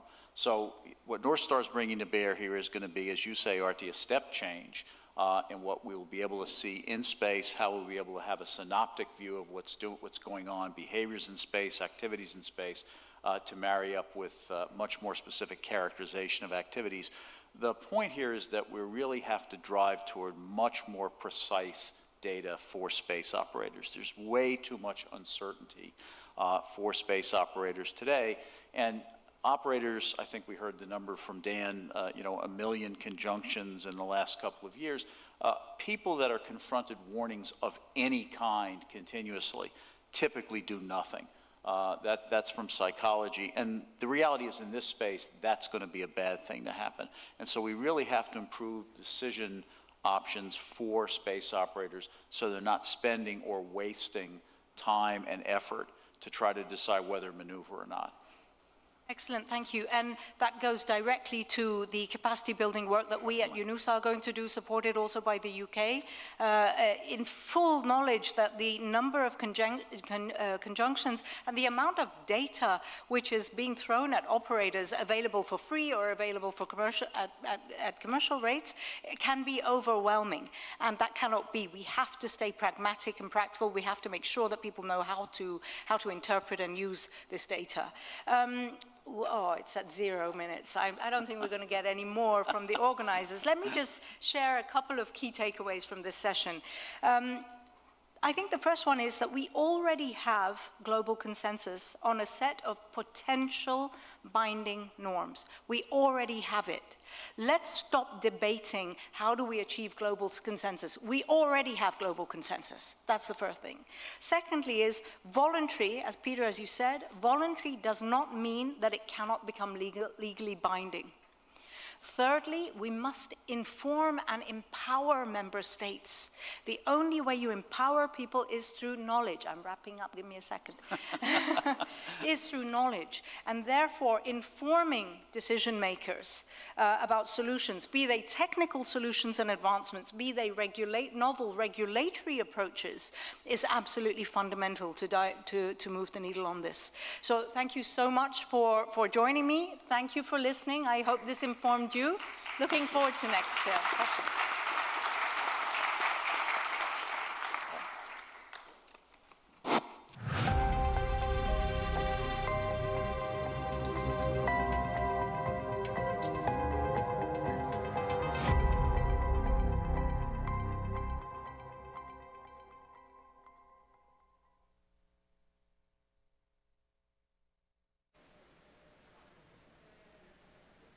Thank you, Ms. Arti, for moderating, and many thanks to our dear panelists for participating in this panel for today.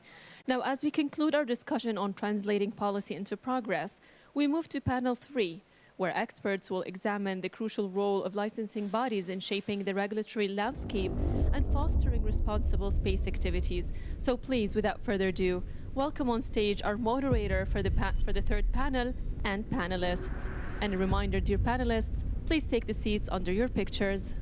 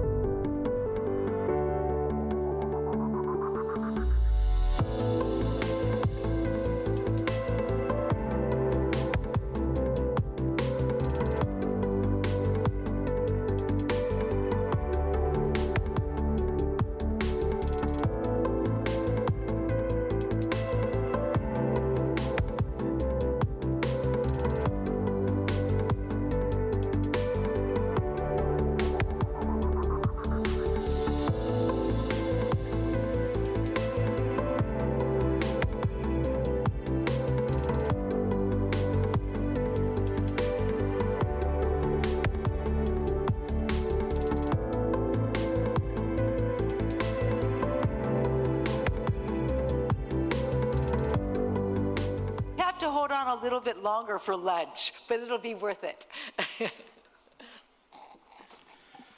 All right.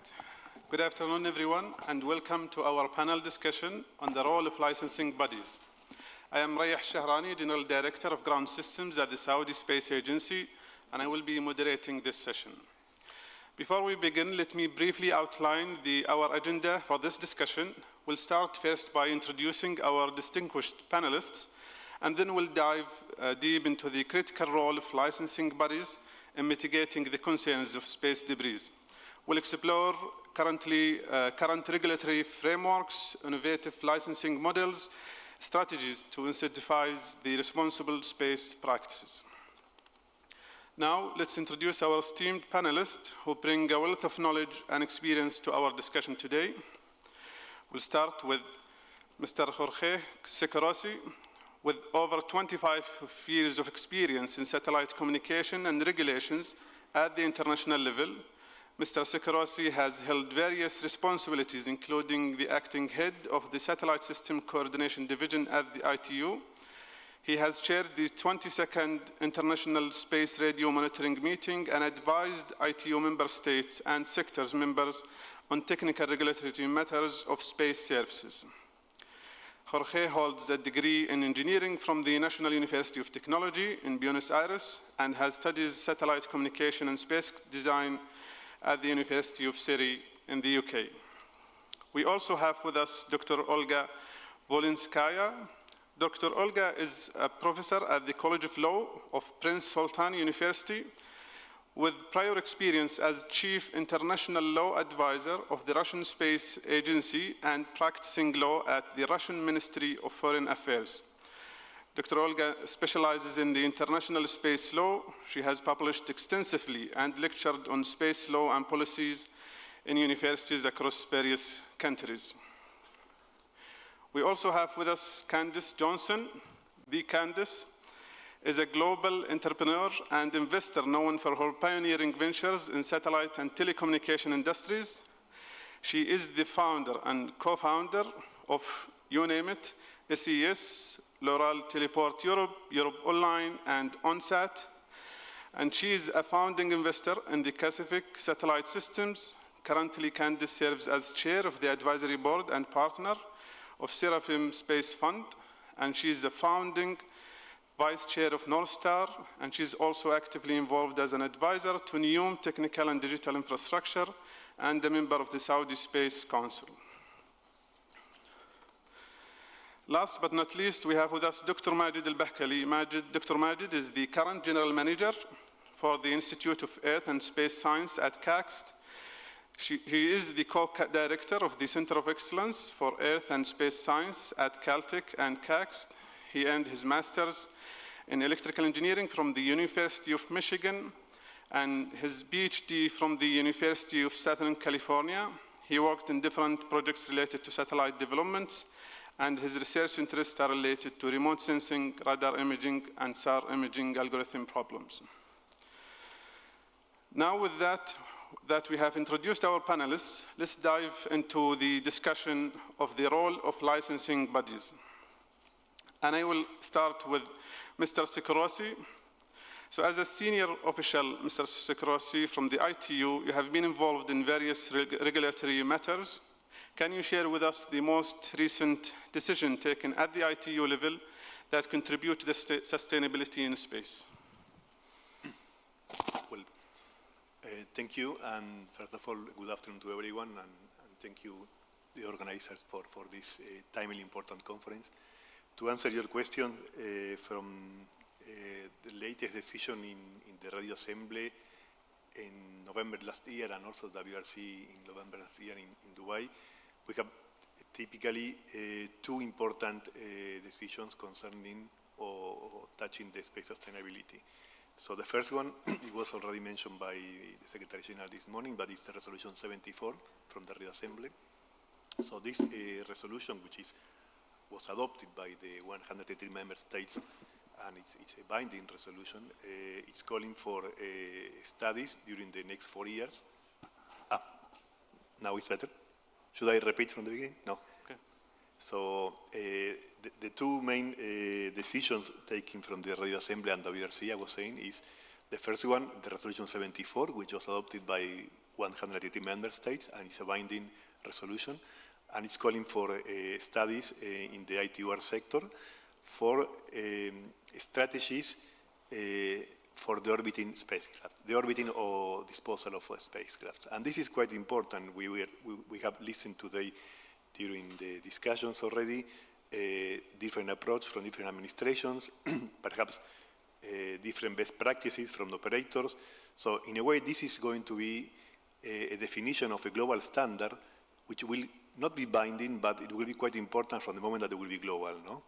And of course, this will pave the way for different states to create their own national standard, if you wish, or more than a standard included in the national policy. And I think my colleagues from the panel will go more deep on that. So that's one of the first actions that was taken during the Radio Assembly last year.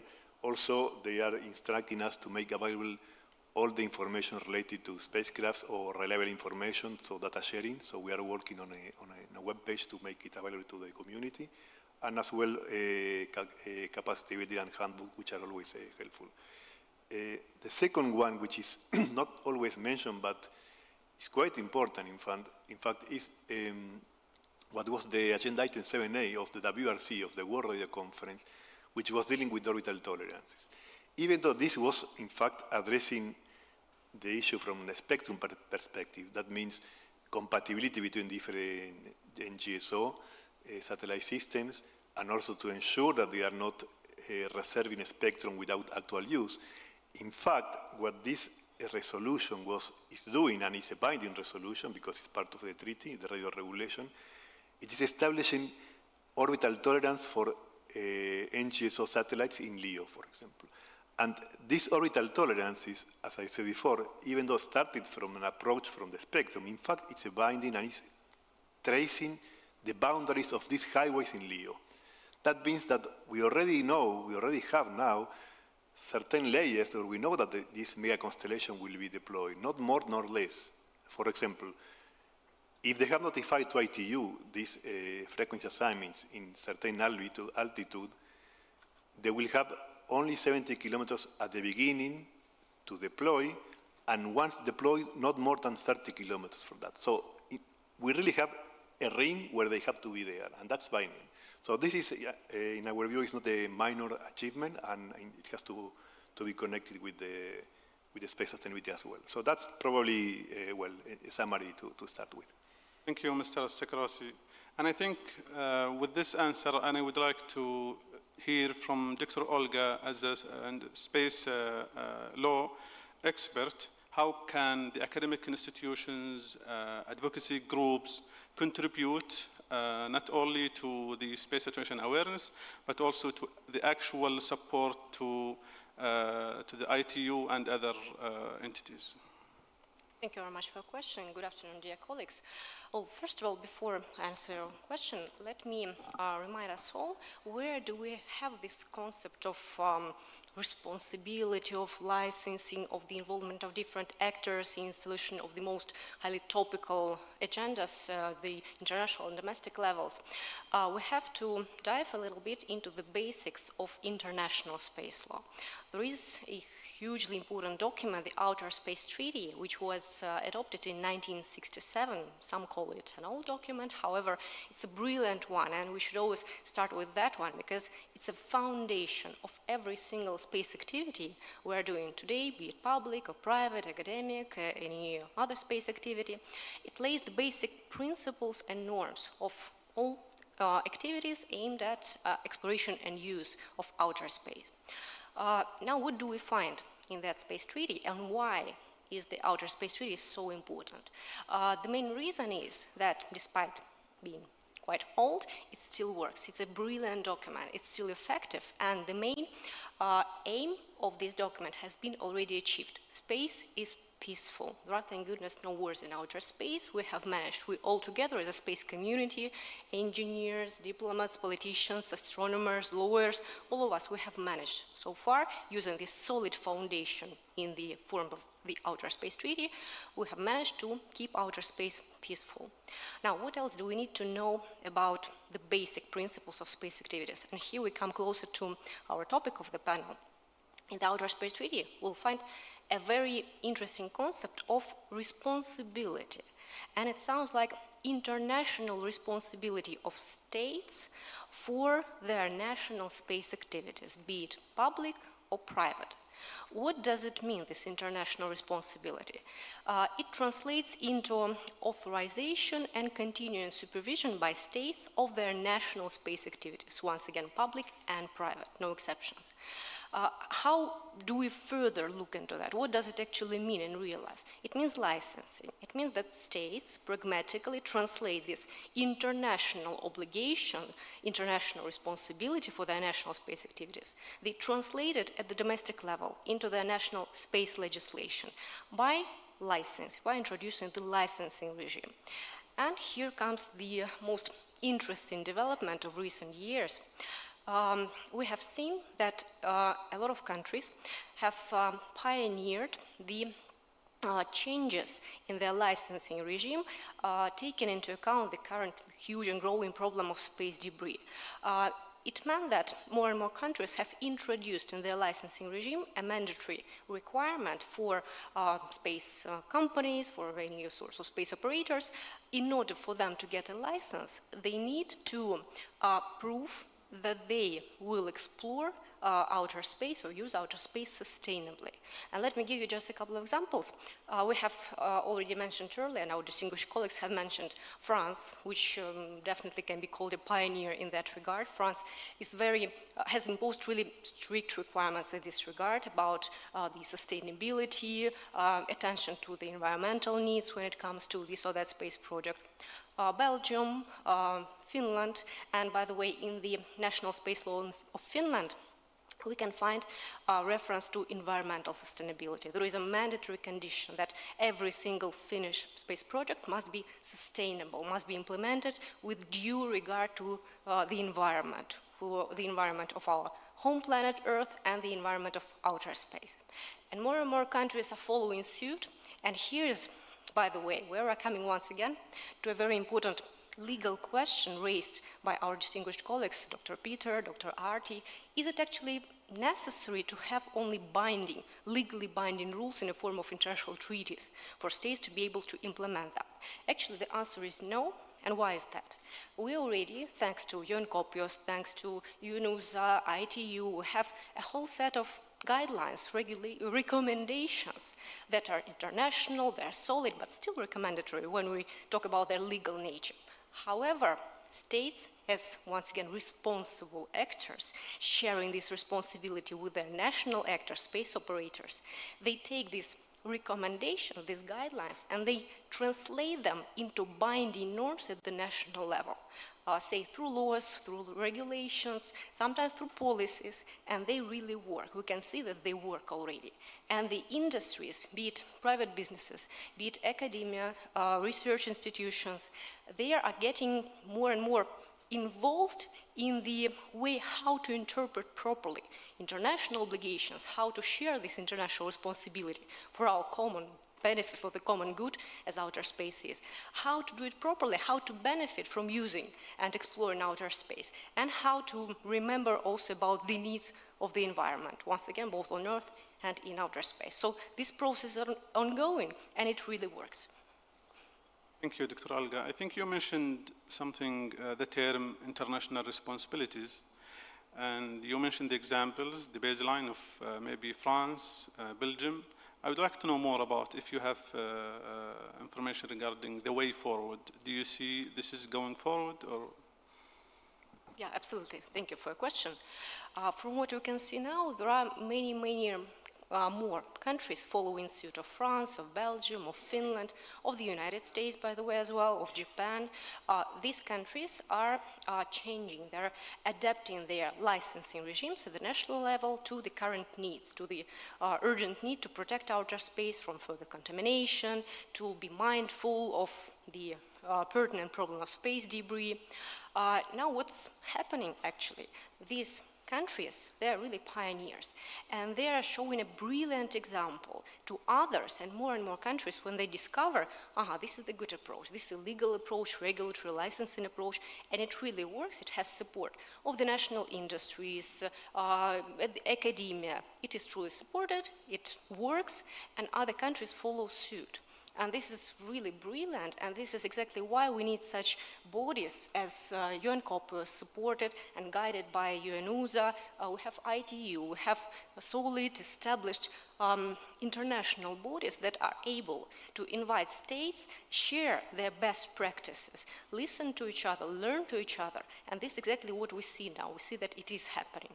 So these best practices are being followed by many more actors. Thank you, Dr. Olga. I think now that we have heard from the International Union and the law expert, I would like to hear from the industry. And my question is to Candice. Candice, I want to hear not only from the industry related to the space situation awareness, I want to know the position of the industry related to other services, telecommunication, satellite communication, etc. The position, and how do you see this? How do you see the collaboration? So first of all, I'm just so proud of the Saudi Space Agency for having initiated and so brilliantly executed on this conference. I think it's everything that, you know, we had all hoped that it would be, and thank you all so much for coming. You know, I have never done a government-sponsored project in space in my life. I have always done privately financed, market and commercial-oriented space projects. They have always been what we call today purpose-driven. I didn't know that, you know, when I started SES 40 years ago in 1983. But what was important to me is this binding personal responsibility to make an impact and to work with others to make the world better. So with SES, at first we were doing television, so it was freedom of choice for citizens to look at other television programs from other countries from different points of view. When I started Teleport Europe, which I then sold to L'Oréal in 1990, the wall had just fallen down in Europe, and so businesses needed to have pan-European networks to be able to help and work with the Eastern European companies together with the Western European companies. And so we created satellite-based private European business networks. With Europe Online, 1994, I wanted to use the internet to have mothers communicate with mothers. It was the world's first internet-based online service. With Iridium, it was universal access. I'm not talking about Iridium 2. I'm talking about Iridium 1 in 1994 as well. With Pacific, in the Pacific, it's bringing high throughput broadband internet to islands in the Pacific. And then, you know, you kind of get to a point where you say, okay, I've been doing an entrepreneur and being an entrepreneur for a long time, and can I perhaps work with other people to create some new things?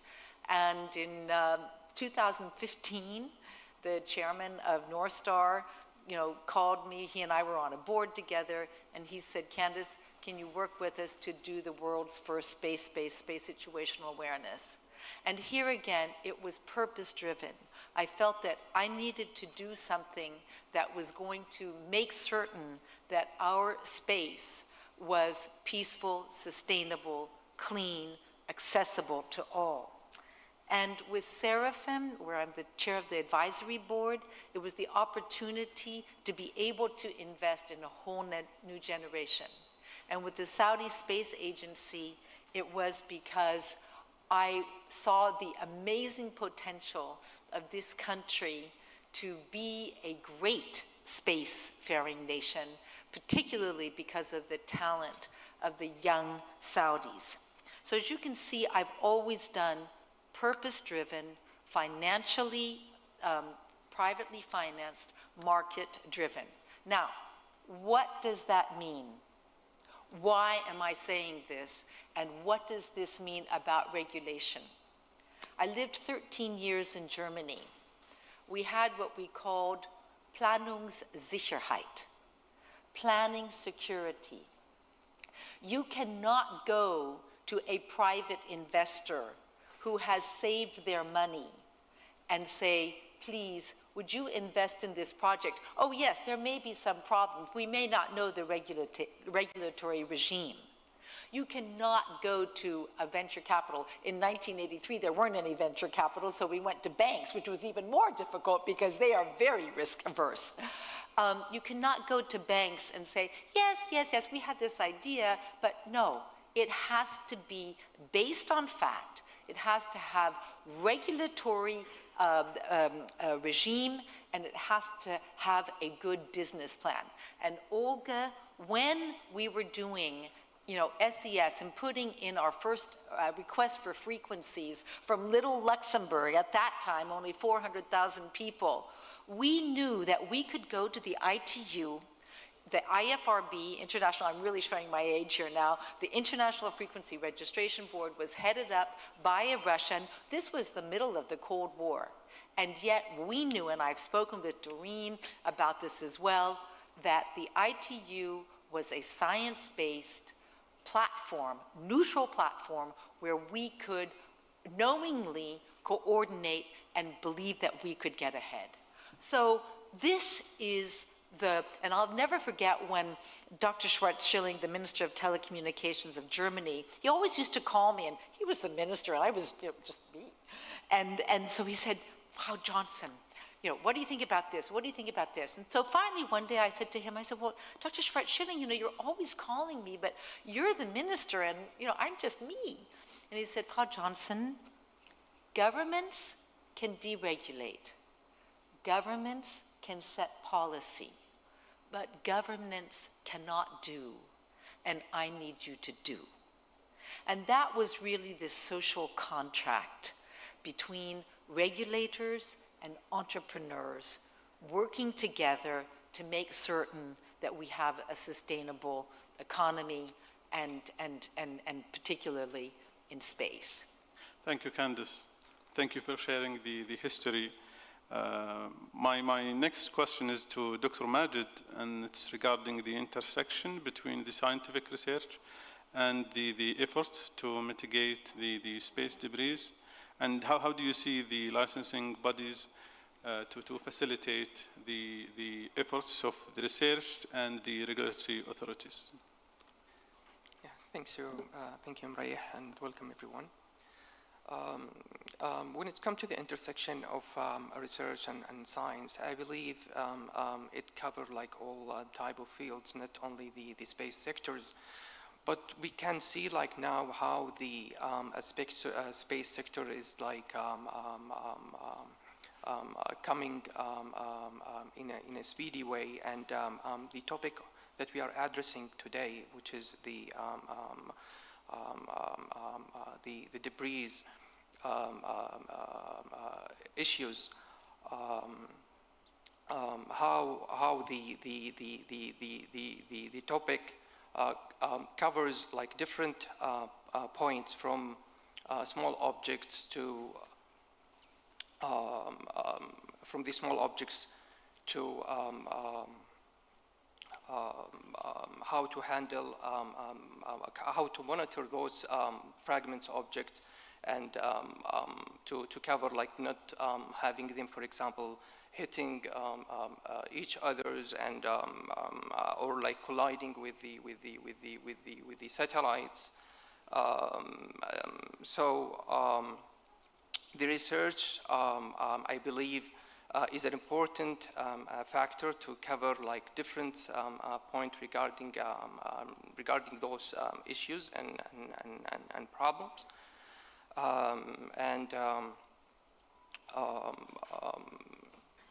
For like the policies and national bodies, it's also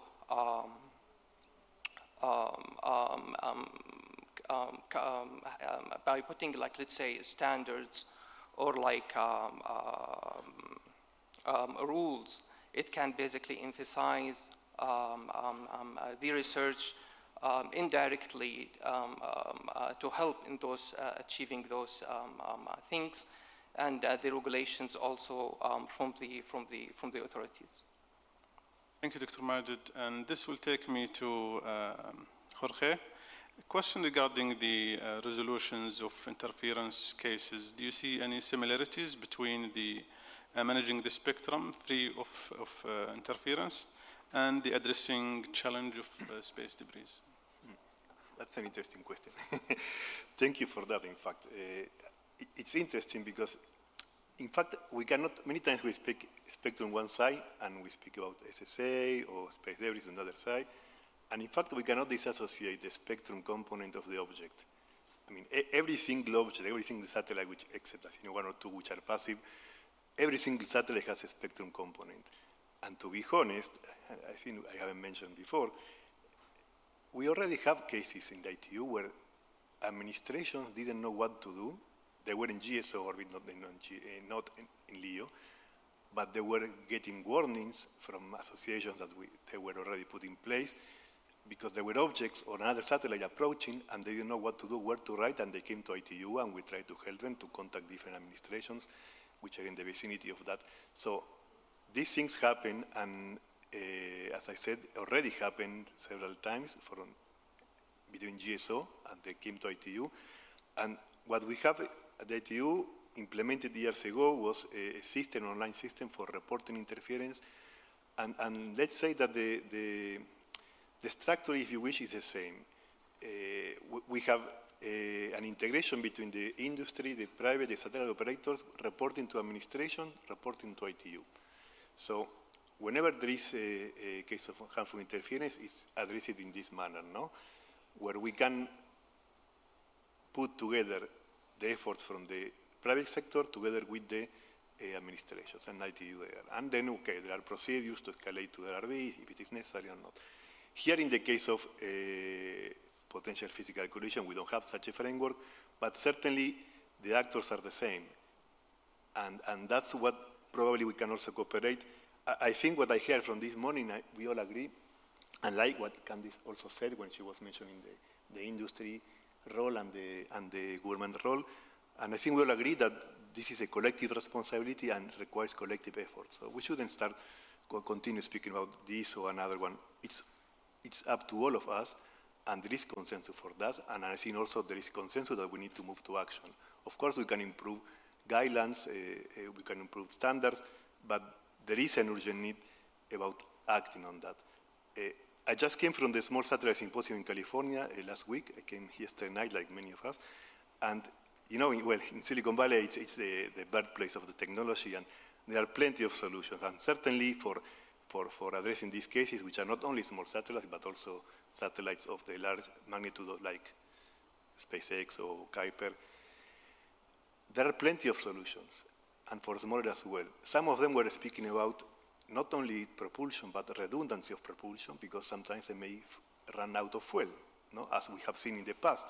And there were countries taking measures at national level, what happened in those cases. So from that perspective, we have a lot of things which can be done, and it has to be together with the government as well. So from the international perspective, as we said, we have a platform structure that we can integrate the private sector, the satellite operators, together with the member states, and help in case there is an issue or to prevent such an issue. No? So this is the way we see similarities between the treatment of the cases of harmful interference today or in the last years, and I hope we don't have to deal with any issue in the future, but how to cooperate with the prevention of space debris in future, probably.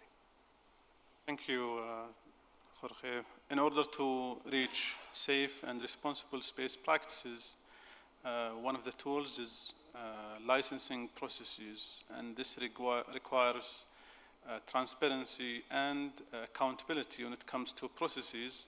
And my question is to Dr. Olga, have you done any strategies or have you observed any recommendations in order to reach this level of transparency in licensing processes? Thank you for your question. And actually, Candice and Jorge reminded me of a very curious case that I witnessed myself while being a space lawyer with the National Space Agency in Russia. So I wanted to share with you this very specific approach to how to shape national regulations when it comes to not only creating regulations for the sake of just producing a document, but for aiming at really working document, working national legal regime when it comes to licensing especially. And also I would like to compare that one approach with some other more, say, more pragmatic approaches. And I would like to start with a very important, a key moment that every single state has to decide what matters for this very state, what is at the core. Say, when I worked with the Russian space industry, Russia, as you may know, is a very, government-focused space industry, and there we can call the Russian Space Agency the monopolist in the area of space. And it proved to be really hard to arrange any access, the minimum access of private business to the space industry. But anyway, the National Space Agency decided to give it a try, and that's what happened. For the very first time in its history, the National Space Agency invited private businesses to negotiate, to talk actually, and they listened to them. What problems do you see in the current regulatory regime? Are there any obstacles with you getting a license for your space projects?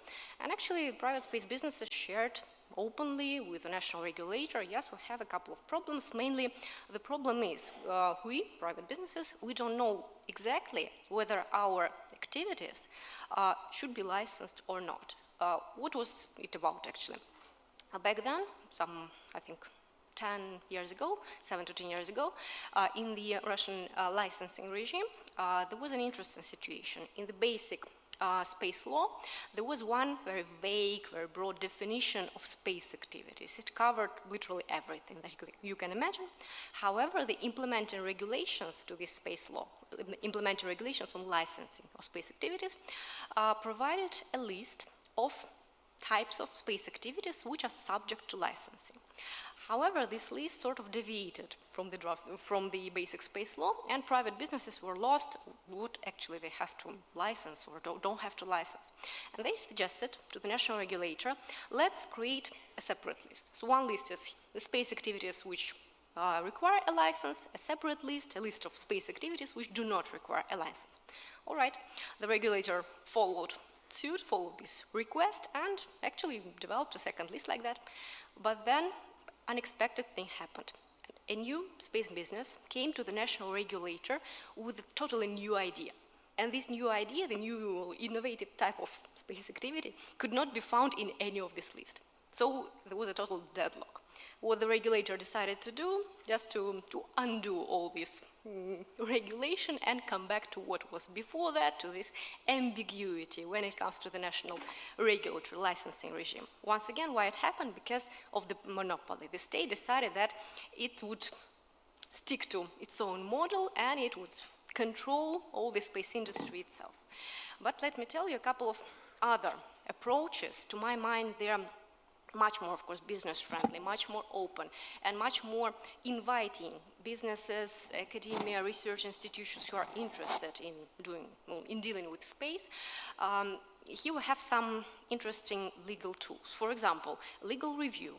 A lot of countries are opting for this approach. They're inviting the actual players, the space operators, to see whether the national regulation works, maybe it doesn't work, maybe there are some problems, and let's discuss how to make it work.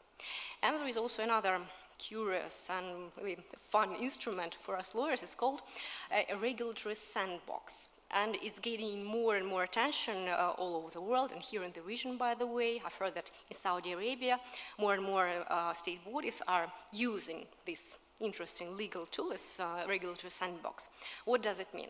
Say we have a new industry. Let's say in Saudi Arabia, the space industry is developing, and the space regulations definitely are developing as well. So in order to make these regulations work, the regulator invites future players, mainly private space businesses, public related space companies, academia, who are interested in dealing with space. They're inviting them to play with the current regulations, with the newborn regulations, and to let them see, do they really work in actual life? Do they help implement this or that space project? Or maybe not. What doesn't work? How to change all this? So it's really like a sandbox in which main operators are playing.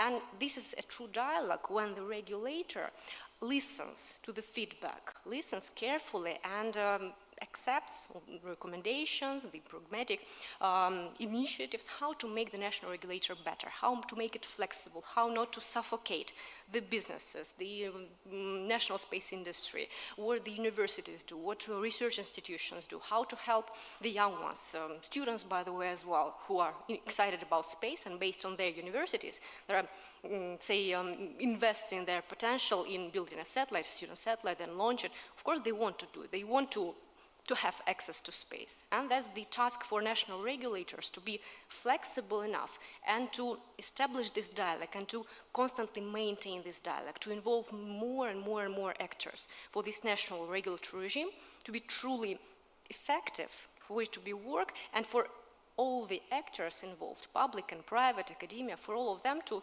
feel this shared responsibility, responsibility for everything that we're doing with outer space. Thank you, Dr. Algan. Thank you for sharing the lessons learned from the Russian space sector. And hence my question to Candice, from your position as Vice Chair of NOSTAR, have you seen or observed licensing models that could contribute to space sustainability, addressing the space debris issues? So I think, as an entrepreneur and having already, accepted to go and work with NorthStar in 2015, I have a different perspective, I guess, than most people. I have been known to say regulation never stopped anything good from happening. But I think, you have to have a goal. And the goal is really clean, safe, accessible space for all. And, I'm also very worried about colonization of space that is happening right now. And indeed, a lot of people have spoken today about the need for these emerging space-faring nations to be able to have tools so that they can literally control and be the masters of, or mistresses of, their own space. And so, for me, NorthStar really addresses all of those possibilities. One, the possibility to make certain that we do have a clean, safe, accessible space when we are working with others, to provide tools to spacefaring nations, to be able to make certain that they will still be able to access space for their needs, not for other people's needs. I'm not going to say any names. And so also, one thing that I've been working on for a couple of years now in my head is, I'm not so much execution as I am kind of supervisory, but is this idea, when we first started SES, we first were starting to do direct satellite television in Europe, there was a need to kind of make everybody be aware and for the industry to come together. And so we started ESTA, European Satellite Television Association. And all of the industry came together. Communes who were worried about satellite dishes, on sides of buildings, ruining the view, et cetera, et cetera. And we really were able to get together a lovely industry. And now I've had this idea of SMART, Space Management Association of Assets, Resources, and Traffic. SMART. And I developed this idea with NorthStar, and we've also been working with Mike Short. Some of you may know Mike. He was the first director of the GSMA. So, yes, you did mention about my historical perspective, and so I always do try to look back and see what worked and what did not work. The GSMA is a wonderful association of all of the mobile operators in the world. And so I'm hoping, and so I'm working with Mike, who's now the head of satellite at Catapult in the UK, and we're working together to try to put together an industry response. We cannot wait for everybody else to do everything. We have to do things for ourselves, and we have to contribute too. So I'm hoping that maybe this is a way forward that we could all work together. Thank you, Candice. And to our audience, I was planning to get an A+ for managing the panel time, but I still have one last question to Dr. Majid. So, Dr. Majid, what opportunities do you see within the scientific research community that could contribute or inform licensing bodies to enhance the processes? Yes, I think it's a high opportunity. The cooperations between both sides are needed, and also the agencies' bodies can also have like a technical committee and a research committees cooperating with the scientific research as well. I think the contribution in research would reflect in regulations and also in choosing the better way of licensing by cooperating from the both sides. Thank you, Dr. Majid. And with this, we conclude our sessions today. I would like to thank our esteemed panelists and thank you to our audience. Please enjoy the break.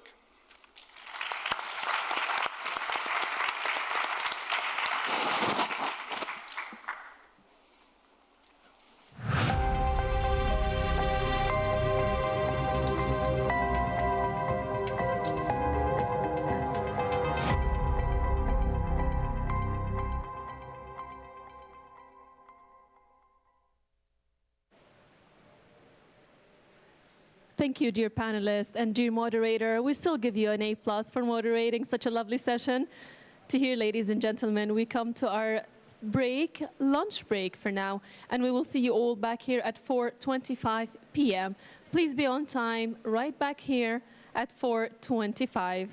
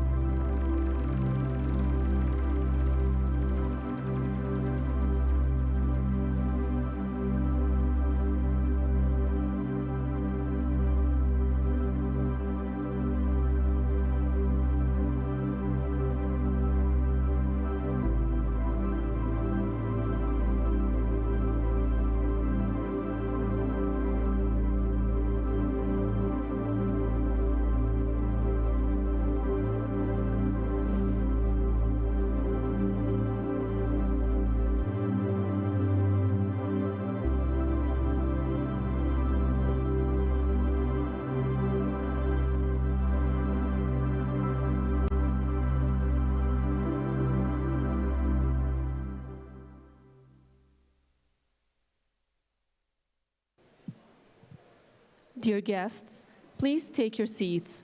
The conference is about to proceed. And may I note, for those of you who need translation devices, they are available by the entrance. حضورنا الكريم، لمن أراد أجهزة الترجمة من اللغة الإنجليزية إلى العربية فهي موجودة أمام المدخل.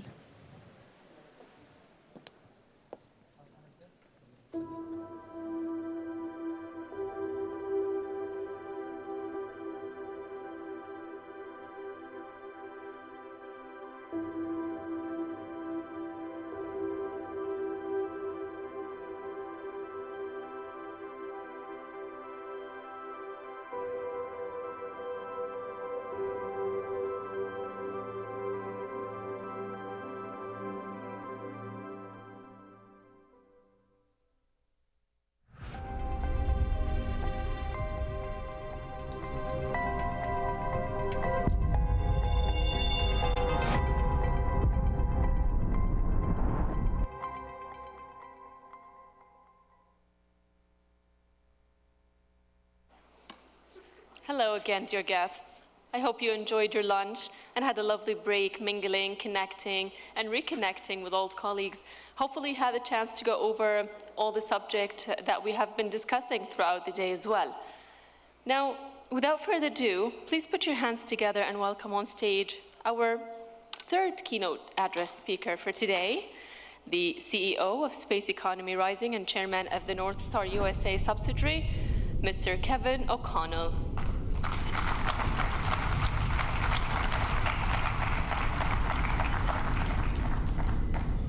Good afternoon, everyone. Let me first start by thanking the Saudi Space Agency for putting on such a spectacular event. This is such an important topic and a very timely topic, and congratulations for what you've been able to pull off here. Today, I have the daunting task of talking about space debris in the context of future space governance.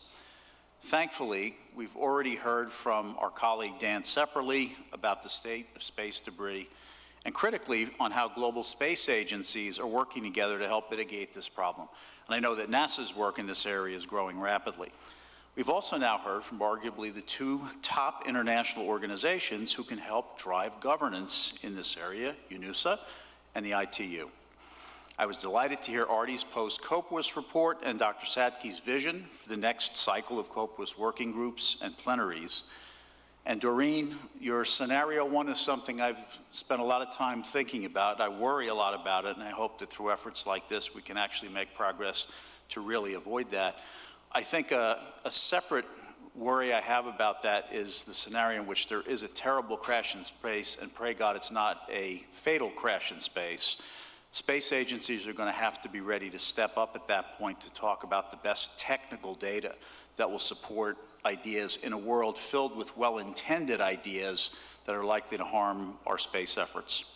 So with that as background, I'm going to take a slightly different approach this afternoon and focus on how the private sector is actually playing key roles in providing inputs to future space governance.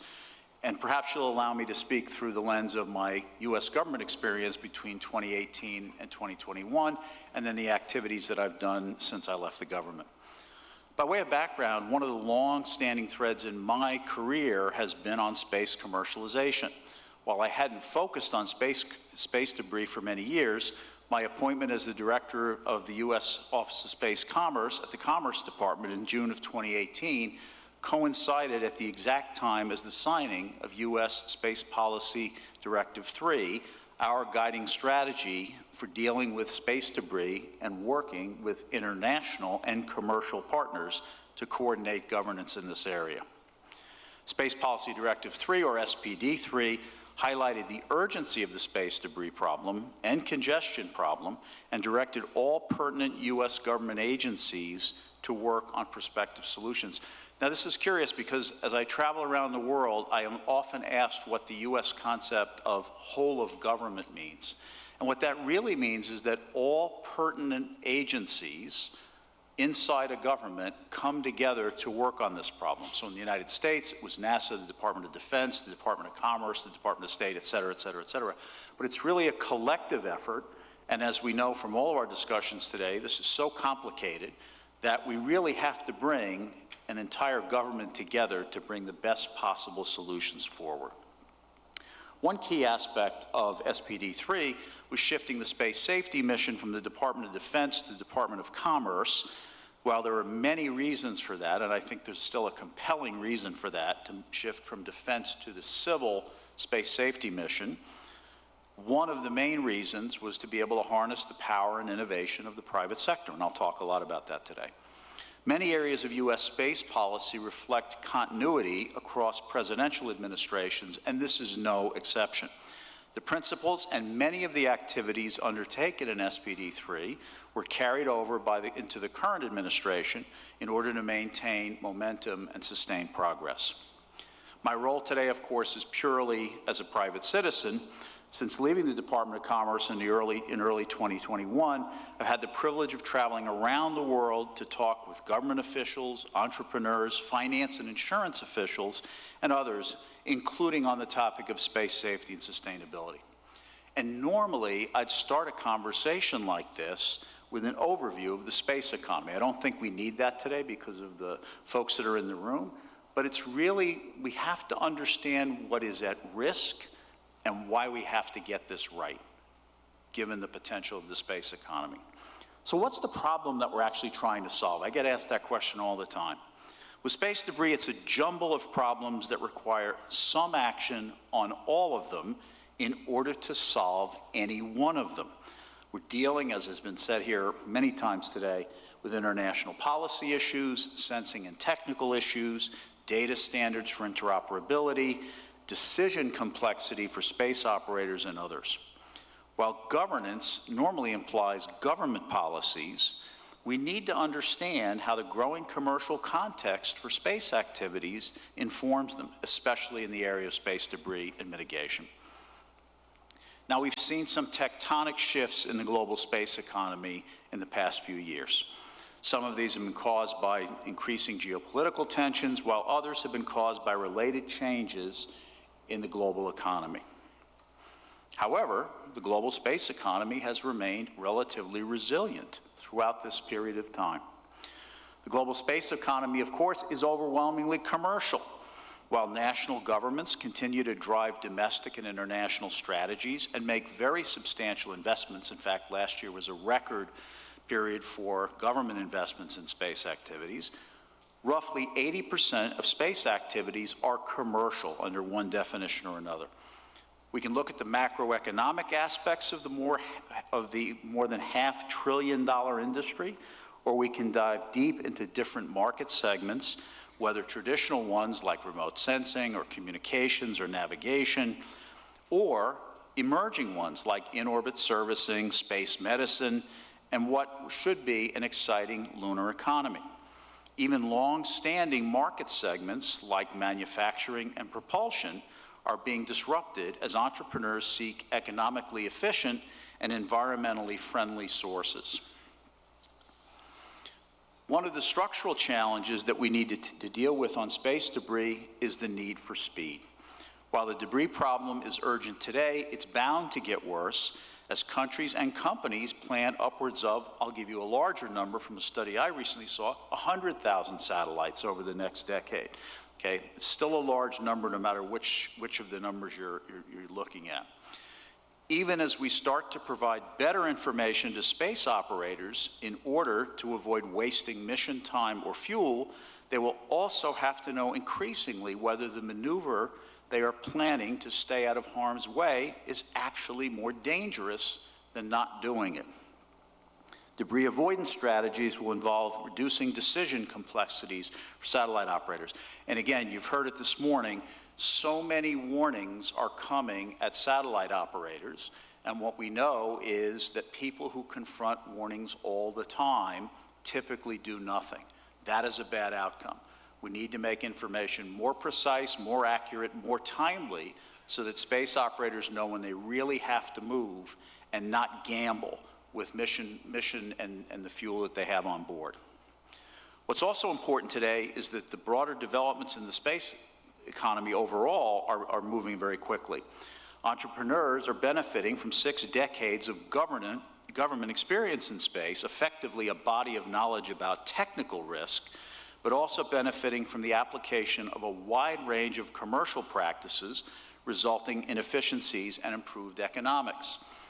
I've spoken to some of you at the break about this comment I made earlier when I say space is about economics. There are a lot of dimensions of space that really are about economics. Elon Musk didn't invent the concept of reusability, but he's leveraged it heavily in what has happened at SpaceX. The next wave of economic efficiency in space will come from the ability to inspect, refuel, and repair space objects, once again changing the economics of space for the better.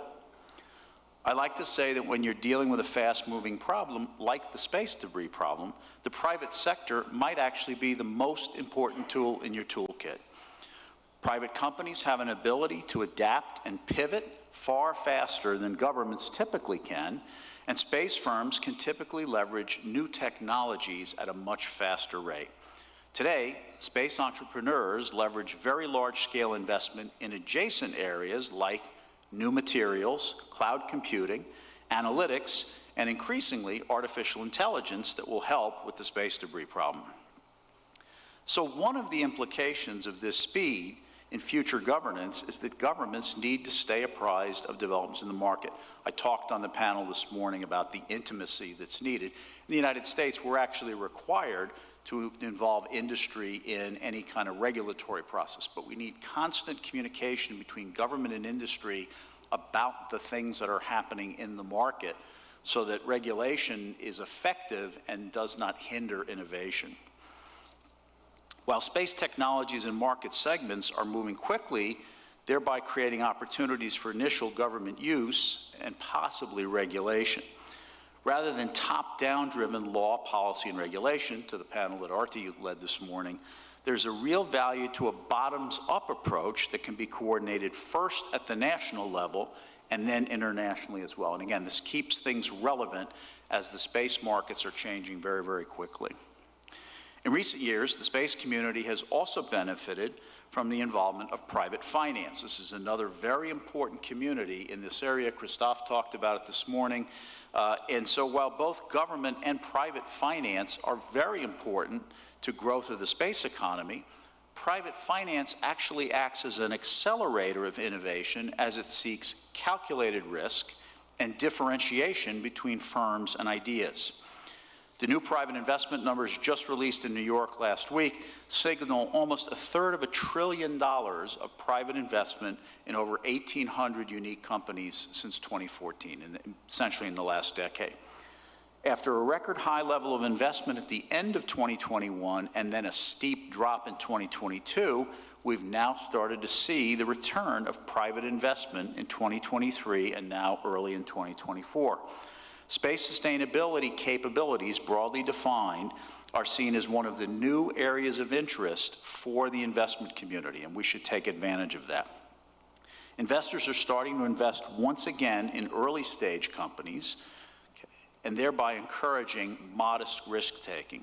And to our purpose here, we see that investors are paying much more attention to issues like cybersecurity, space debris, and space sustainability when they make investments. And I think this is a distinct sea change. 3 or 4 years ago, investors would not consider those aspects when they were making an investment. Today, they're much more concentrated on whether even an early-stage startup has some sort of a space debris mitigation program. When we talk about mitigating space debris, I've always focused on 4 categories of approaches that we can follow. First, avoiding the creation of new debris, and this has been mentioned already. You know, arguably the most effective approach, and maybe the most cost-effective approach as well. Second, greatly improving SSA, which will improve our ability to monitor space debris, but also unlock future opportunities in the space economy. Third, improving space traffic coordination amongst multiple actors. And fourth, emerging opportunities for active debris removal. Industry, of course, will play a key role in every one of these areas. So let me use the remainder of my time today to highlight a few categories of industry activity, either on its own, in concert with individual government initiatives, or in concert with international civil organizations. It won't be an exhaustive list, but rather an illustration of the kinds of things going on. First of all, let's acknowledge that space operators do have a vested interest in helping to mitigate space debris. I all too often hear people say, industry doesn't care, industry doesn't want regulation. And so it's not a question of caring. When you think about that statement for just a moment, you realize how silly it is. Because not sustaining the space environment means lost opportunities for new services, other new activities that will be the foundation of the future space economy. Dealing proactively with space debris is the pathway to continuing revenue, profit, and ultimately the creation of new services in the space economy. Companies are undertaking individual initiatives in this area. In recent years, we've seen more space operators leverage supplementary commercial SSA data for improving their own awareness of their position in space and maneuvers, and to improve decisions with relation to conjunction warning. Perhaps Stuart Bain will talk tomorrow about Northstar's work with SES Global, and our colleagues at Astroscale who are here can talk about the decision to engineer a non-proprietary plate on board their devices, as is the experimentation with non-reflective paints and other things that have happened in order to help with the astronomy problem. Companies are also sharing more and more data, including about their own system design and maneuvers, that are returning improved information in support of their business plans. The Space Data Association, for example, has brought together a large number of companies to share such data on a proprietary basis, with marked improvements in accuracy off the public catalog and reduced latency. Space operators are also beginning to share more data with spacetrack.org, the public catalog fueled presently by the Department of Defense and ultimately over to the Department of Commerce, as well as the EU SSTs and other data portals. We've heard a couple of references today to new data portals where operators are going to be able to share data. Now why are they doing this? Willingness to share data mainly on a proprietary basis, but sometimes in support of public missions, is a practical industry reaction to a growing problem. Okay? I worry a lot about that terrible crash because mostly political, well-intended decisions will be made when it happens, and the space community needs to be ready to step in at that point with the best technical data possible. Next, of course, as we've spoken about, there's an increasing number of commercial entities focused specifically on providing SSA and related analytic services. Space-based SSA will now complement the range of on-Earth sensors, all in order to drive more accurate, timely, and information with a more coherent view of what's happening in space. I gave a speech in Washington last week highlighting the parallels between the satellite imagery and mapping markets over the last 30 years, the need for more time, more timely data, more detail, more accurate data, and how we should expect to see the same trends in SSA.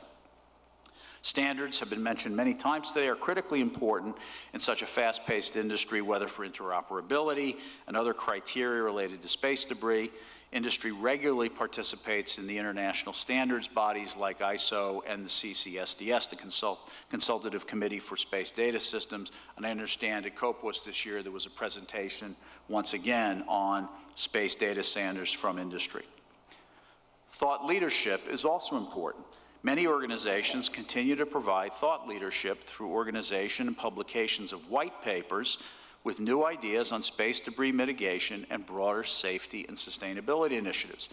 For example, you may have seen the recent paper out of the World Economic Forum, produced in concert with ESA, containing 4 near-term initiatives: post-mission disposal, collision avoidance, maneuverability and propulsion, data sharing and traffic management, and financial measures, including application of the space sustainability rating and much greater involvement by the insurance industry. The Space Safety Coalition was founded in 2019 with a starting assumption that space companies do have the tools to conduct safe and sustainable operations, and has created a set of principles that are adopted on a consensus basis across all orbital regimes. The Hague Institute for Global Justice has introduced an off-world initiative designed to address the role of civil society in the future space enterprise, including responsible space behaviors. Papers by the Satellite Industry Association, GSOA, many, many, many more. And what's key is looking across these for common themes, things that can be low-hanging fruit, and places where we still have work to do. CONFERS is another organization you may have heard of. Is an industry-led initiative that identifies and leverages best practices from government and industry for rendezvous and proximity operations, on-orbit satellite servicing, and in-space manufacturing. What I like about CONFERS is that it is a proactive discussion about standards and best practices that are being worked collaboratively in advance of market activities, so being out in front of the curve on this. Why is this important? We've talked this morning about the Kessler effect, and that's very real, okay? A cascading set of collisions that can do permanent damage in specific orbits. My worry, though, focuses on the negative effect that debris will have on commercialization, the things that have gotten us here, by virtue of adding cost, mesh, metal, fuel, and maneuvers, all changing the economics of space for the worst. We don't want to go back in the opposite direction. So industry and governments from around the world are continuing to collaborate on ideas that mitigate risk to the lives of astronauts, to the billions of dollars we have collectively invested in space, and to the future promise of the space economy. For many countries, space is as much about economic growth, industrial development, leveraging talent and innovation, as it is about security and exploration. These industry efforts are consistent with UN and with individual government space safety and sustainability initiative, the UK initiative that Artie mentioned this morning, the ESA Zero Debris Initiative, Japan's proposals for safety and within a rules-based approach to space sustainability. These initiatives are all based on the clear recognition of the value of space to the nations of the world and the expectation of similar benefits to all from the future space economy. Finally, while we're focused here today on the specific issue of space debris, we cannot leave without recognizing the future potential that we need to encourage. As we improve SSA and international coordination in the name of more effective space governance, we have to realize that these tools and techniques will be essential to support future innovative space missions. More advanced SSA, for example, will not only help spacefarers avoid space debris, but fuel the proximity and docking operations that we hope will become routine in the future. To conclude, when we think about the future of space governance, let's think about the private sector as much as a partner as we think about it as the focus of necessary policy and regulation. The space debris isn't, as some people mistakenly say, the end of the line for the space economy. Dealing with it, mitigating it, will unlock the extraordinary potential for us to leverage in the future. The combination of government and private sector interests won't grow unless we deal with these challenges and deal with them now. I continue to believe that the economic benefits that we will see in and from space will rival the benefits we have seen in all of human history. While you might disagree with that or be skeptical of it, I think you can agree that we will still have to leverage individual and collective action to ensure our best shot at that in the future. And on that, I'll say thank you.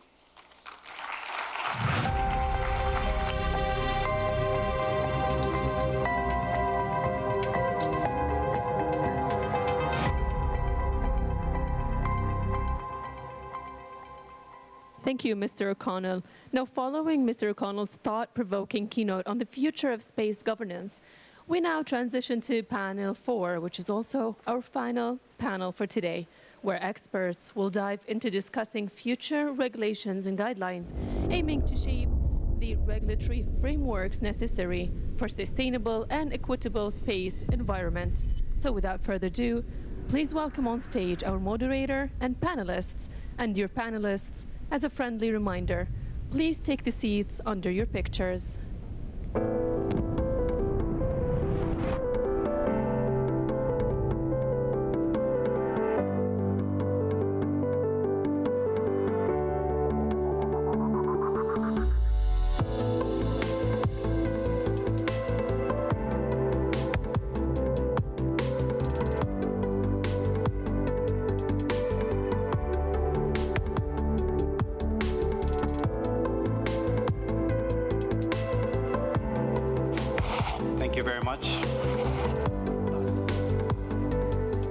My name is Walid Al-Saleh. I'm the Director of Space Ecosystem Development here at CST, and I'm highly appreciative for the friends at SSA for giving me the opportunity to be on the stage with these amazing individuals.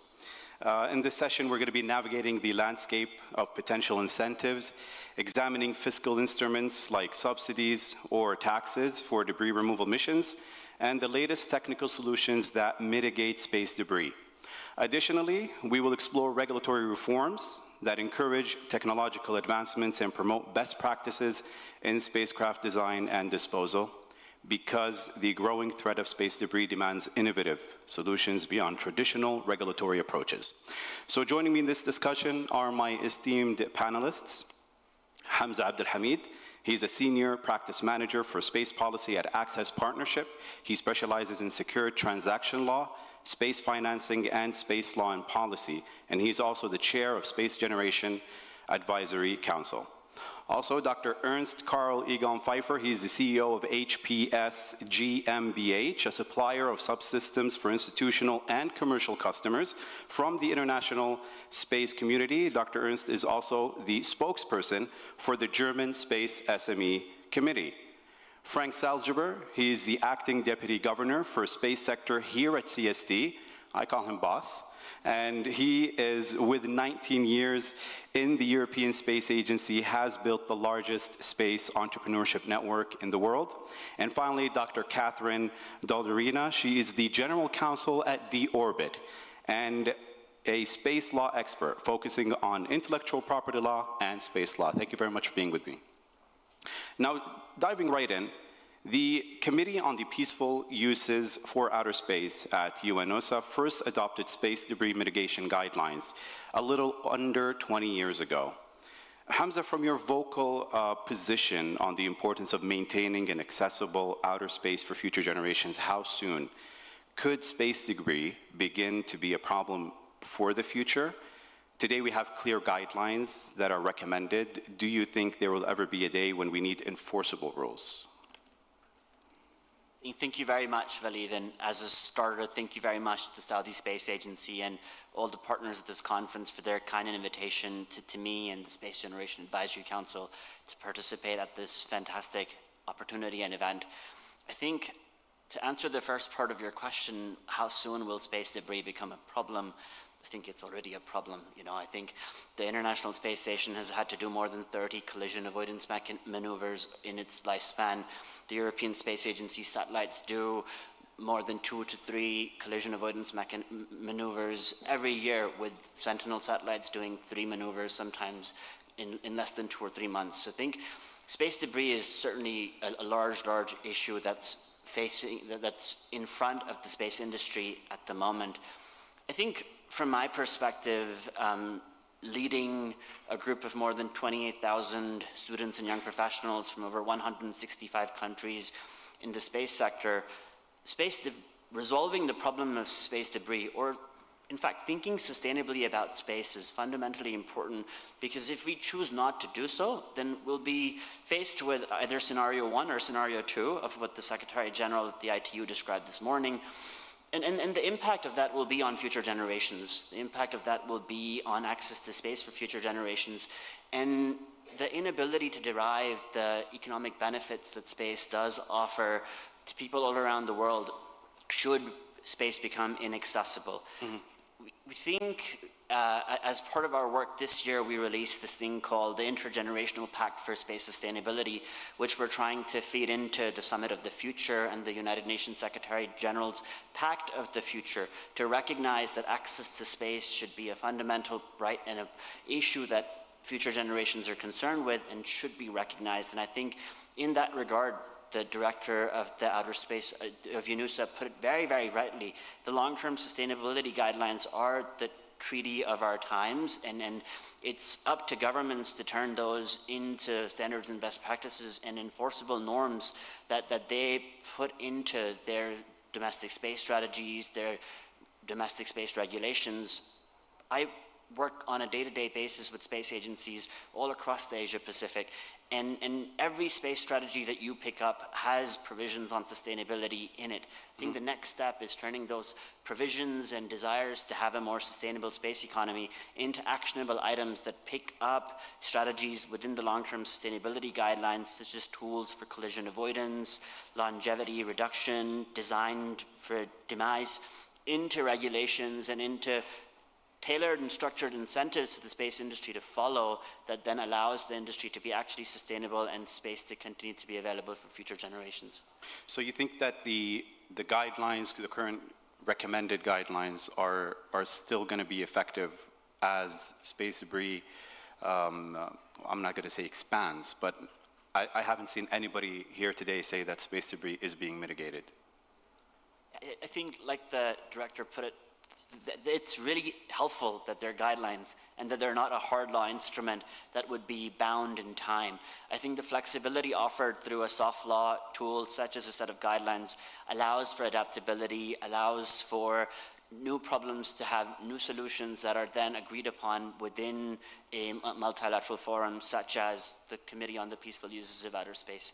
So I do think that they will need to be adapted as the problem continues to grow and as the technology we have at our disposal continues to advance, but at the same time, I do think that they're an excellent starting point, especially for agencies that are setting out their space strategies and their space policies, to have in mind sustainability, to have in mind future generations, and to have in mind this problem of space debris that can arise if a large number of satellites are just launched or a large number of space objects are just launched without much thought given to the impact on the future. And I think, Dr. Ernst, being the voice of industry, do you also agree with how the current guidelines are set up? You also agree that, or have stated that industry does agree that space debris is a problem that needs to be solved. And I'd like to hear your comment on the current state of the guidelines and your opinion on that. I think nobody from the space industry will say that we don't have a problem. And when I see the difference between today and the year before, also when I see all the panelists also before, I see concerned faces. This is the difference. 1 year before, yeah, sustainable space debris, but happy, really happy. It's a great forum here, a great opportunity, but I see concerned faces. And we all should be concerned. Mm-hmm. Space industry is concerned because if we cannot access the space anymore, there is no more business. There's no more business case for all the companies, full stop. Neither launchers, satellites, equipments. So my company is equipment supplier. We cannot supply, it's finished. So we are all concerned. Now to the regulations. even today, I must say, and I'm well known also for some critical words, even here we all talk about regulations, but there is not even one who have talked about one single or a list of real, what are the regulations? And here, as a next step, we should distinguish between all what we can do against space debris, nearer, okay, or we can, no, not or, but we have to select the most urgent ones. And for the most urgent ones, all the nations can implement very quickly a simple rule. I will tell this later. Sure. And yes, there are guidelines, there are recommendations, and I was on Tuesday in UNOOSA in Vienna discussing in front of the delegates of, I don't know, 100 countries. And there was also regulations, yes, no, formulations, and if you discuss 10 lines of an UN text, you discuss a day or a week or months. So I fully agree with you from UNOOSA. It's time to act, and it's a good opportunity to be in your nice country, Saudi Arabia. Maybe we need role models. We need heroes in the world. We should not be naive to say that in 3 months we have a regulation or we have guidelines all over the board. This will not happen, especially in these times. But we need heroes who say, we stand for it, we do it.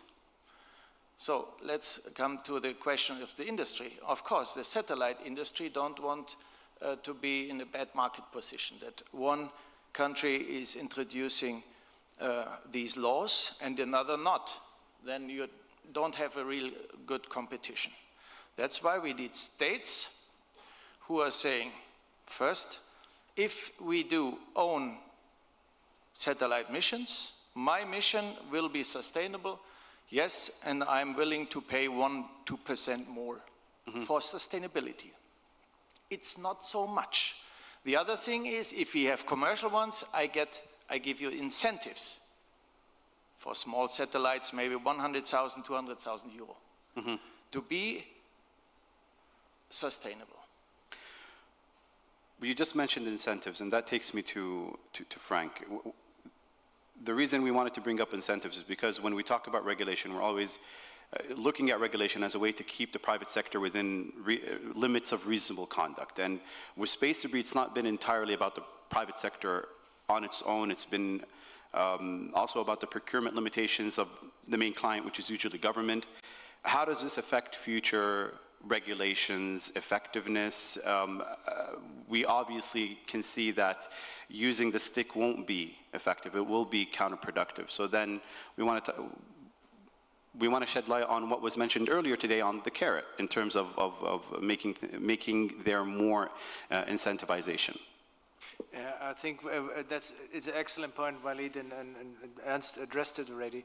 A stick does not always work. So where is the incentive? Where we can really think about incentive? So we're in a luxury position to really look into all the license regulation when it comes to the space field, seeing, of course, the benchmarking, but also seeing where we can leapfrog. And it's excellent, the governor was saying we regulate the market to develop the market. So therefore we listen to industry, what we have to do differently. And I take always an example, which I was living in the Netherlands. When you buy a new car in the Netherlands, you pay the recycling on the day when you buy the car. So for example, you buy a nice car, 300,000, 400,000 SAR, maybe you pay 4,000 SAR for the recycling, which is okay, it's a fraction of the money.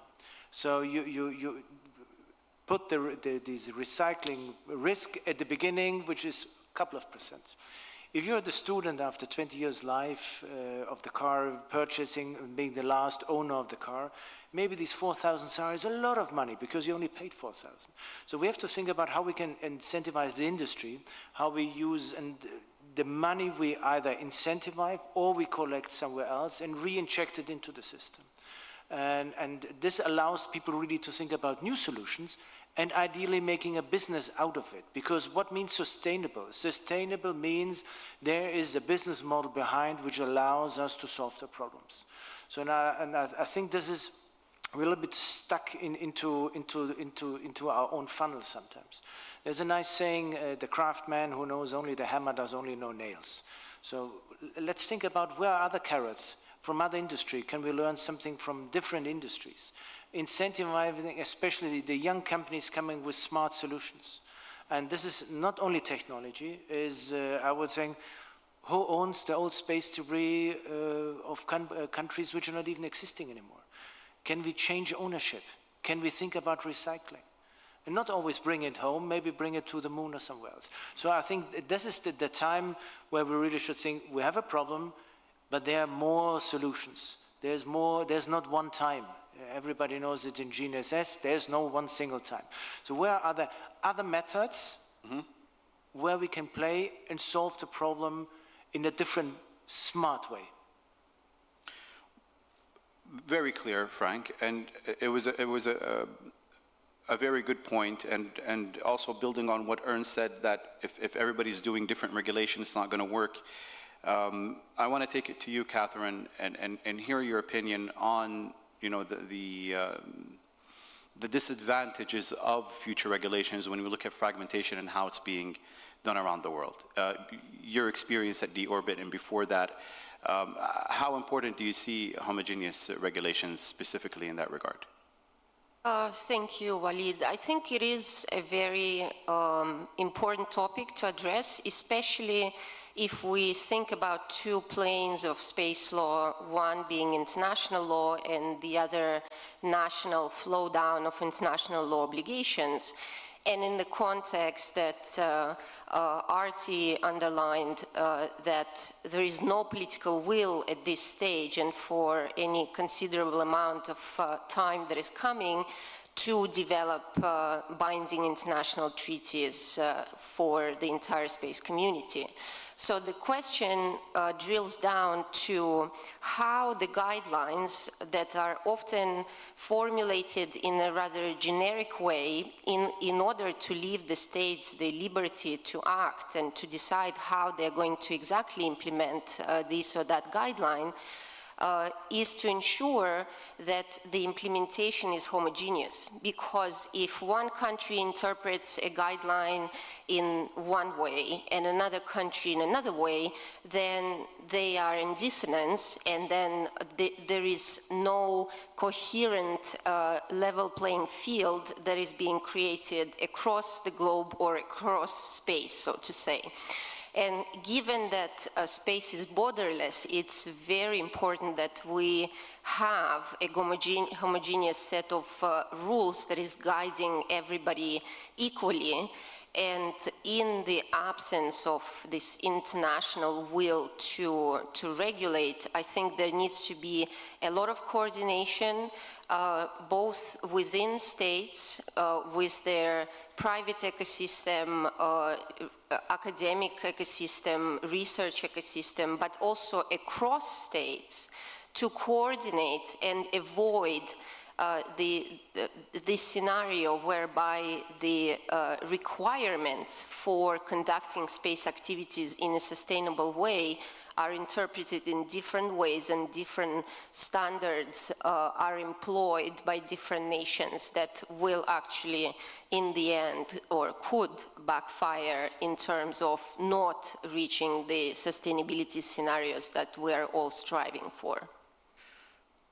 And so, Dr. Ernst, do you think with that homogeneous adoption of guidelines, we could reach a better environment to promote incentivization for operators and government as well?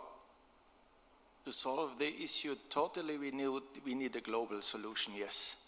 But if we wait for that, I said it before, we are lost.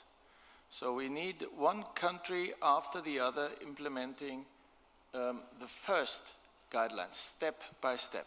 If you see, for example, the ESA Zero Debris Charter, recently developed, it's a charter where all the regulations should be in place 2030. But I say always step by step, please, not everything in one shot. So the example I want to bring here, what I brought also up in Vienna, is the very simplest rule everybody in the world can understand. What comes up must come down, full stop. Okay, but when? And I say within 5 years. The current regulations, which are not binding, are 25 years. Come on, 25 years, it's middle age. 25 years in orbit, all these 30,000 which have been mentioned in the beginning, we are lost. So this must be introduced, this can be introduced tomorrow. 5 years the orbit time of a satellite which is running out of order. Very easy, very simple. And then step by step one can do more complex rules. We can work with probabilities, we can work with demisability and so on and so on. But I think this is urgently needed, and partly, amazingly, Elon Musk is introducing it already in SpaceX. So no satellite can launch from October on if there is no deorbit strategy. Deorbit within 5 years. And another example, I talked to a satellite builder. I said, yes, you make a new satellite. Do you introduce the 5 years rule? Yeah, it's super, the 5 years rule. It's really, but the customer is not asking for it. The industry will not implement it if there is an additional cost.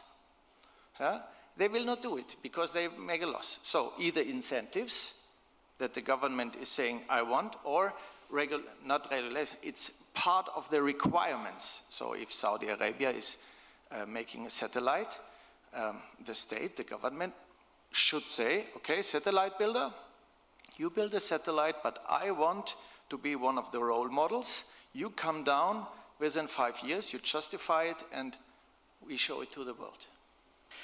Hamza, what would be your introduction here? I think I agree with everything that's been said, but I would really underscore that this has to be an effort with all of the different various stakeholders involved, and particularly the private sector. I understand, the role and the nature that governments and regulations through governments can play, but you must not underscore the role that stakeholders such as private financiers, venture capital firms, banks, etc., can play in facilitating sustainable and space debris focused space launches and space exploration. I think having had a background in international secure transactions law and in aviation finance, you see more and more that financiers now offer discounts to manufacturers, to operators who have a sustainability rating, or who have a sustainability plan, or who have deorbiting mechanisms in place, for example, for the space sector. I think that the last speaker mentioned the World Economics Forum space sustainability rating. I think tools like this that allow companies to make themselves more marketable, that allow companies to benefit from being sustainable, really incentivize having a focus on deorbiting, having a focus on reducing space debris, and having a focus on sustainability, not necessarily through government regulation, which I think is fundamentally useful, but sometimes not what moves the needle, especially when a client, let's say in this case a government, does not request it. I think industry-based initiatives themselves can be forward-thinking and enable a focus on space debris and sustainability. We've seen this happen in other industries where sustainability has often been hard to achieve, and I think space is no exception. Financiers and also insurance companies play a key role. I think there's consideration being given right now in the UK, for example, for different space insurance brackets to be created, with space sustainability being one of the metrics that the government would look at in terms of how much space insurance a satellite operator has to take out, for example. And I think these types of models that are financial in nature do provide incentives for companies to have a sustainability first thinking, rather than sometimes only having to do that thinking based on regulation and law, even though I'm a lawyer. Well, I do want to get into now fiscal instruments with Catherine, but first I want to get Frank's opinion on the, let's say, the recommendation from Dr. Ernst that reducing the orbiting time should take, and also your opinion on what Hamza was saying about financiers being role models and incentivizing. Being still entrepreneur in my heart, of course I go with Ernst, because I think, of course, we can work together to solve the problem in the international community, but any system is influenced by people which are moving ahead, which are moving first, which are taking risk. And if the government can take this as a regulator and say, okay, we're inviting the community, we're inviting the startups. This is what we're actually at the moment doing with our license regulation department. We're speaking with the SME community in the world to understand what is their need from us as a regulator to make them more successful. So, and this goes in the same with the space debris. I think when the industry will not follow and the investors will not follow if they do not have a certain secureness from the government and regulation side. So if we can leapfrog that and set the next standard, the rest will follow. Maybe it's like changing orbits. It takes some time and you have to speed up and do some maneuvers, but it will come. So I'm definitely going, I don't want to wait for everybody, but I think it's good to have somebody who tests the waters. What is the next frontier? So I think there's something, we cannot leave it only to industry. We cannot leave to insurance. Trust me, I've worked in insurance, everything. If it's a higher risk, they charge you more. That's the deal. So and I think that's the regulator can do. In saying, okay, we set the new rules and invite everybody to work with us and join us and help us in that. And this also attracts different kind of companies and injects the innovation you want to have. Not only from the technology, but maybe sharing information about space situation awareness.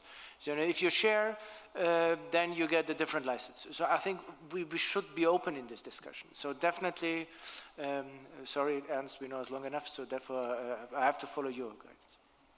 Well, Dr. Catherine, what about what you believe are the most impactful and effective fiscal instruments that we could see in the near future limiting space debris or mitigating its expansion? Well, I think in terms of fiscal mechanisms, something like a garbage tax could be imposed on those who misbehave, and maybe eventually the authority who would be responsible for the enforcement of an STM system could collect that tax proceeds and save them for cleanup missions to incentivize thereby the cleaning of orbits around Earth.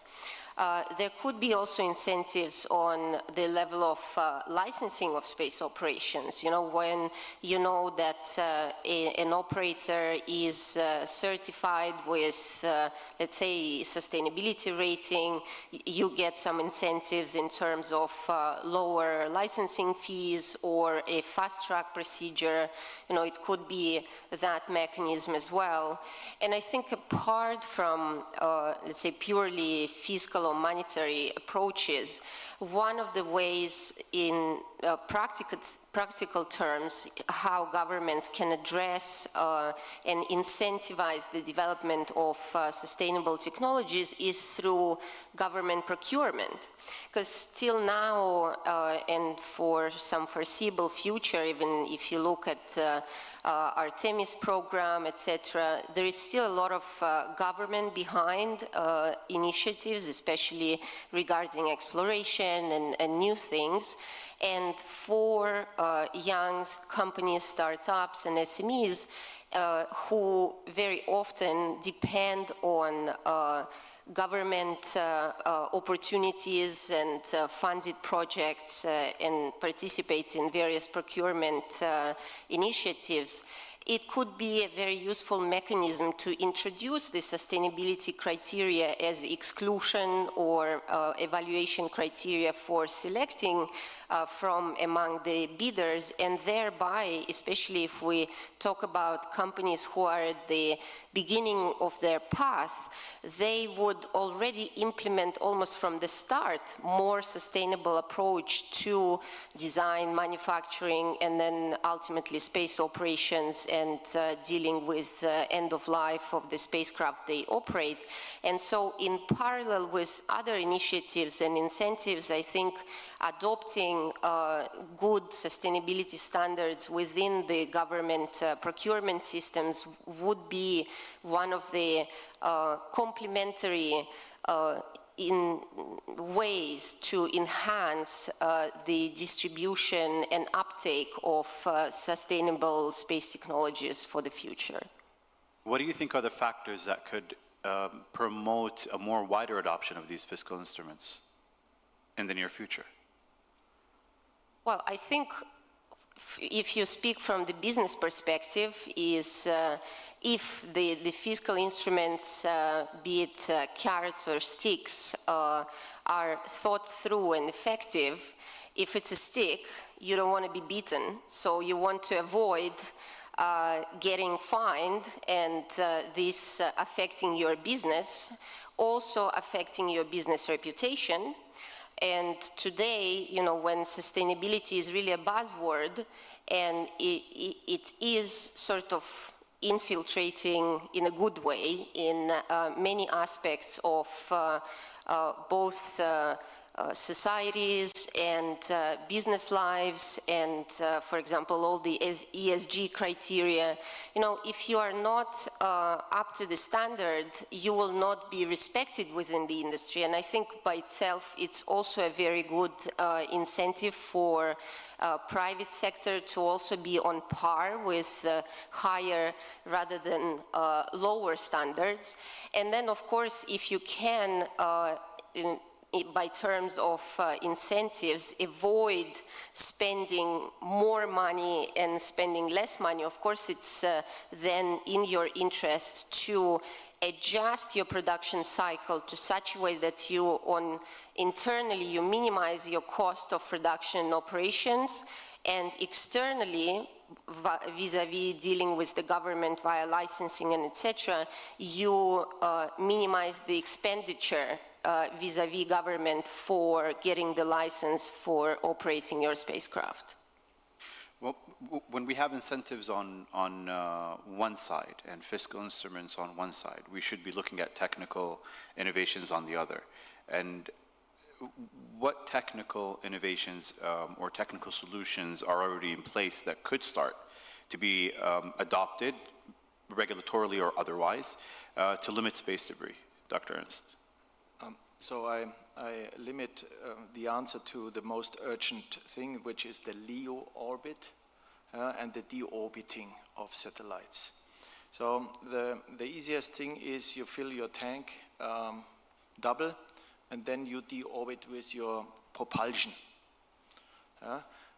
This is good, but you have to see that you limit the lifetime of your millions spacecraft. So the business is less. And the second thing will arise then in 100 years because all the thrust of the propulsion is then in the orbit. It also stays there.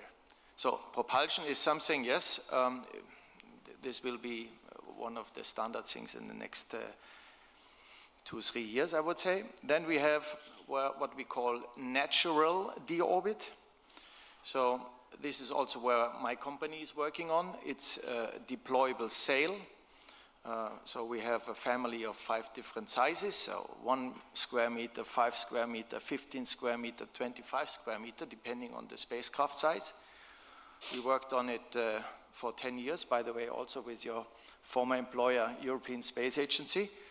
And so you deploy the sail, you have the rest of the atmosphere below 900 kilometer, most effectively between 500 and 700 kilometer, and then the satellite is going slowly, like a parachute. So you can take it also as a backup parachute.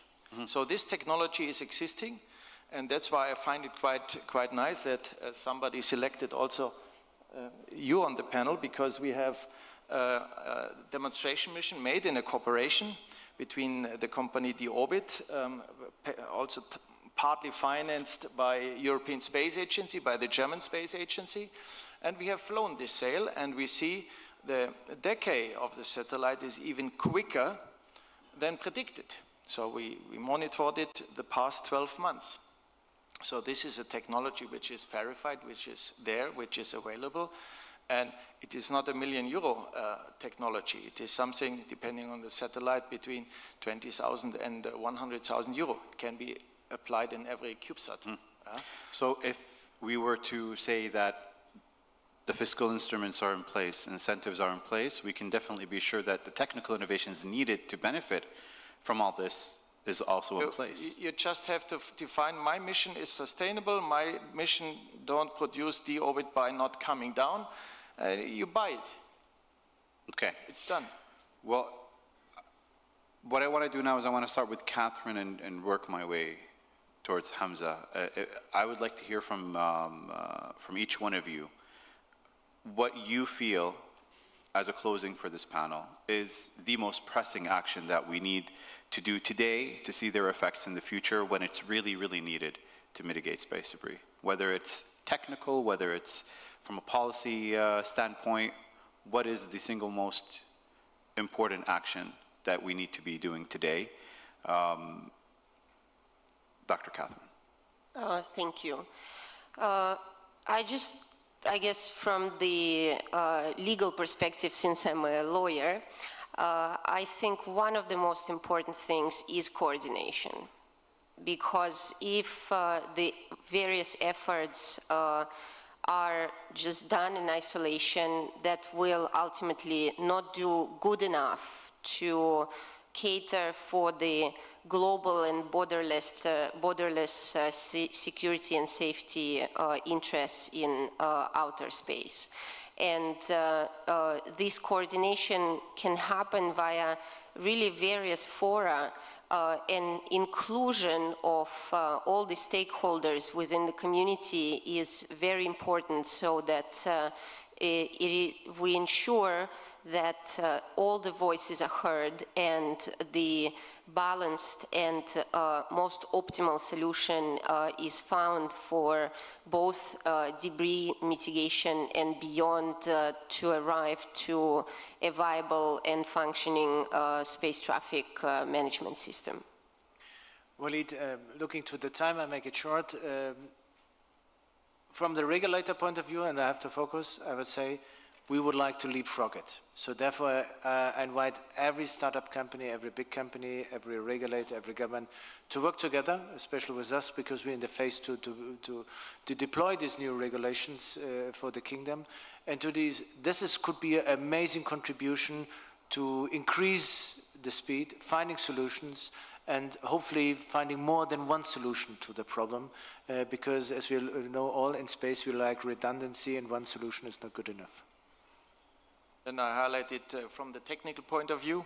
So the first priority for me is to apply a fail-safe deorbit technology with the 5 years deorbit rule. And in parallel, to work hardly on collision avoidance, all what is linked with that. Then, don't forget the monitoring. We will get more and more space debris. So one thing is from ground, this is state of the art. Then there are radar systems, optical systems, but what is with the small particles? And this is a new technology, not yet flown, to monitor in orbit the small particles. By the way, also possible by such deployable big membranes. ESA is just starting a phase 0, phase A study on this. This could be something also for Saudi Arabia to start. This could be a business model. This is new. To feed the simulation models of the small particles. Small means below 1 centimeter, below 1 millimeter. Yeah, and then afterwards, in 5 years, 10 years, I think could be that active debris removal is ready, that we can do large scale, so hundreds per year. And this, in my opinion, sorry to say, it's not ready for in the next 10 years. We need hundreds, 200s, 500s per year to deorbit. These are my priorities. I think it is in line with Kevin. He said the same just before. And by the way, who would like to have my opinion on all this stuff? I have the data here. Just give me your card, and then I will email it to you. Thank you, Dr. Ernst. And finally, Hamza, if you can give us your two pieces on what is the single most important action we need to take today. I'm a big fan of and believer of multilateralism. I think the one thing that the international community needs to do to address the problem of space debris and to have a sustainable space sector is A, to recognize that the problem exists. So conferences like this are great in building that awareness. And then B, to take steps at the international and at the multilateral level to recognize and then address the problems. So I think initiatives like the Summit of the Future, the Pact of Future Generations, and the work being carried out at bodies like the Office of Space Affairs and the ITU, which actively recognizes the problem, the impact that it will have on future generations, and builds consensus and brings together the stakeholders that need to be in a room to fix the problem, is perhaps one of the most important steps that we as a global space community need to take in order to recognize and then address the problem of space debris. I think from a next generation perspective, the actions we take right now and the decisions we make right now will have a lasting impact on how explorable and accessible space is in the future. And we need to think about that right now in order to make sure that we can continue to benefit from space well on into the future. Yeah. Well, Hamza Abdul Hamid, Dr. Ernst Pfeiffer, Frank Salzgeber, and Dr. Catherine Daldrini, thank you very much for being with me on this panel.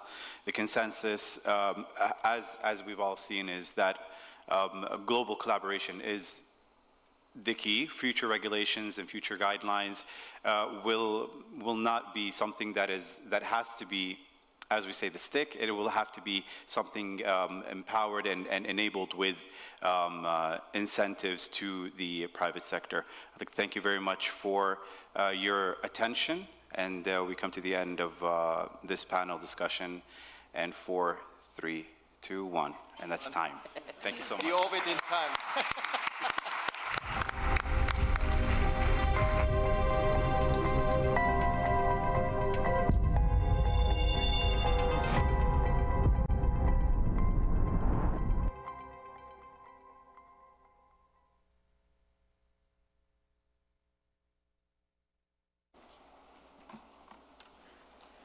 Very lovely panel. Thank you so much to our moderator and our dear panelists for such an informative panel and to end the day with.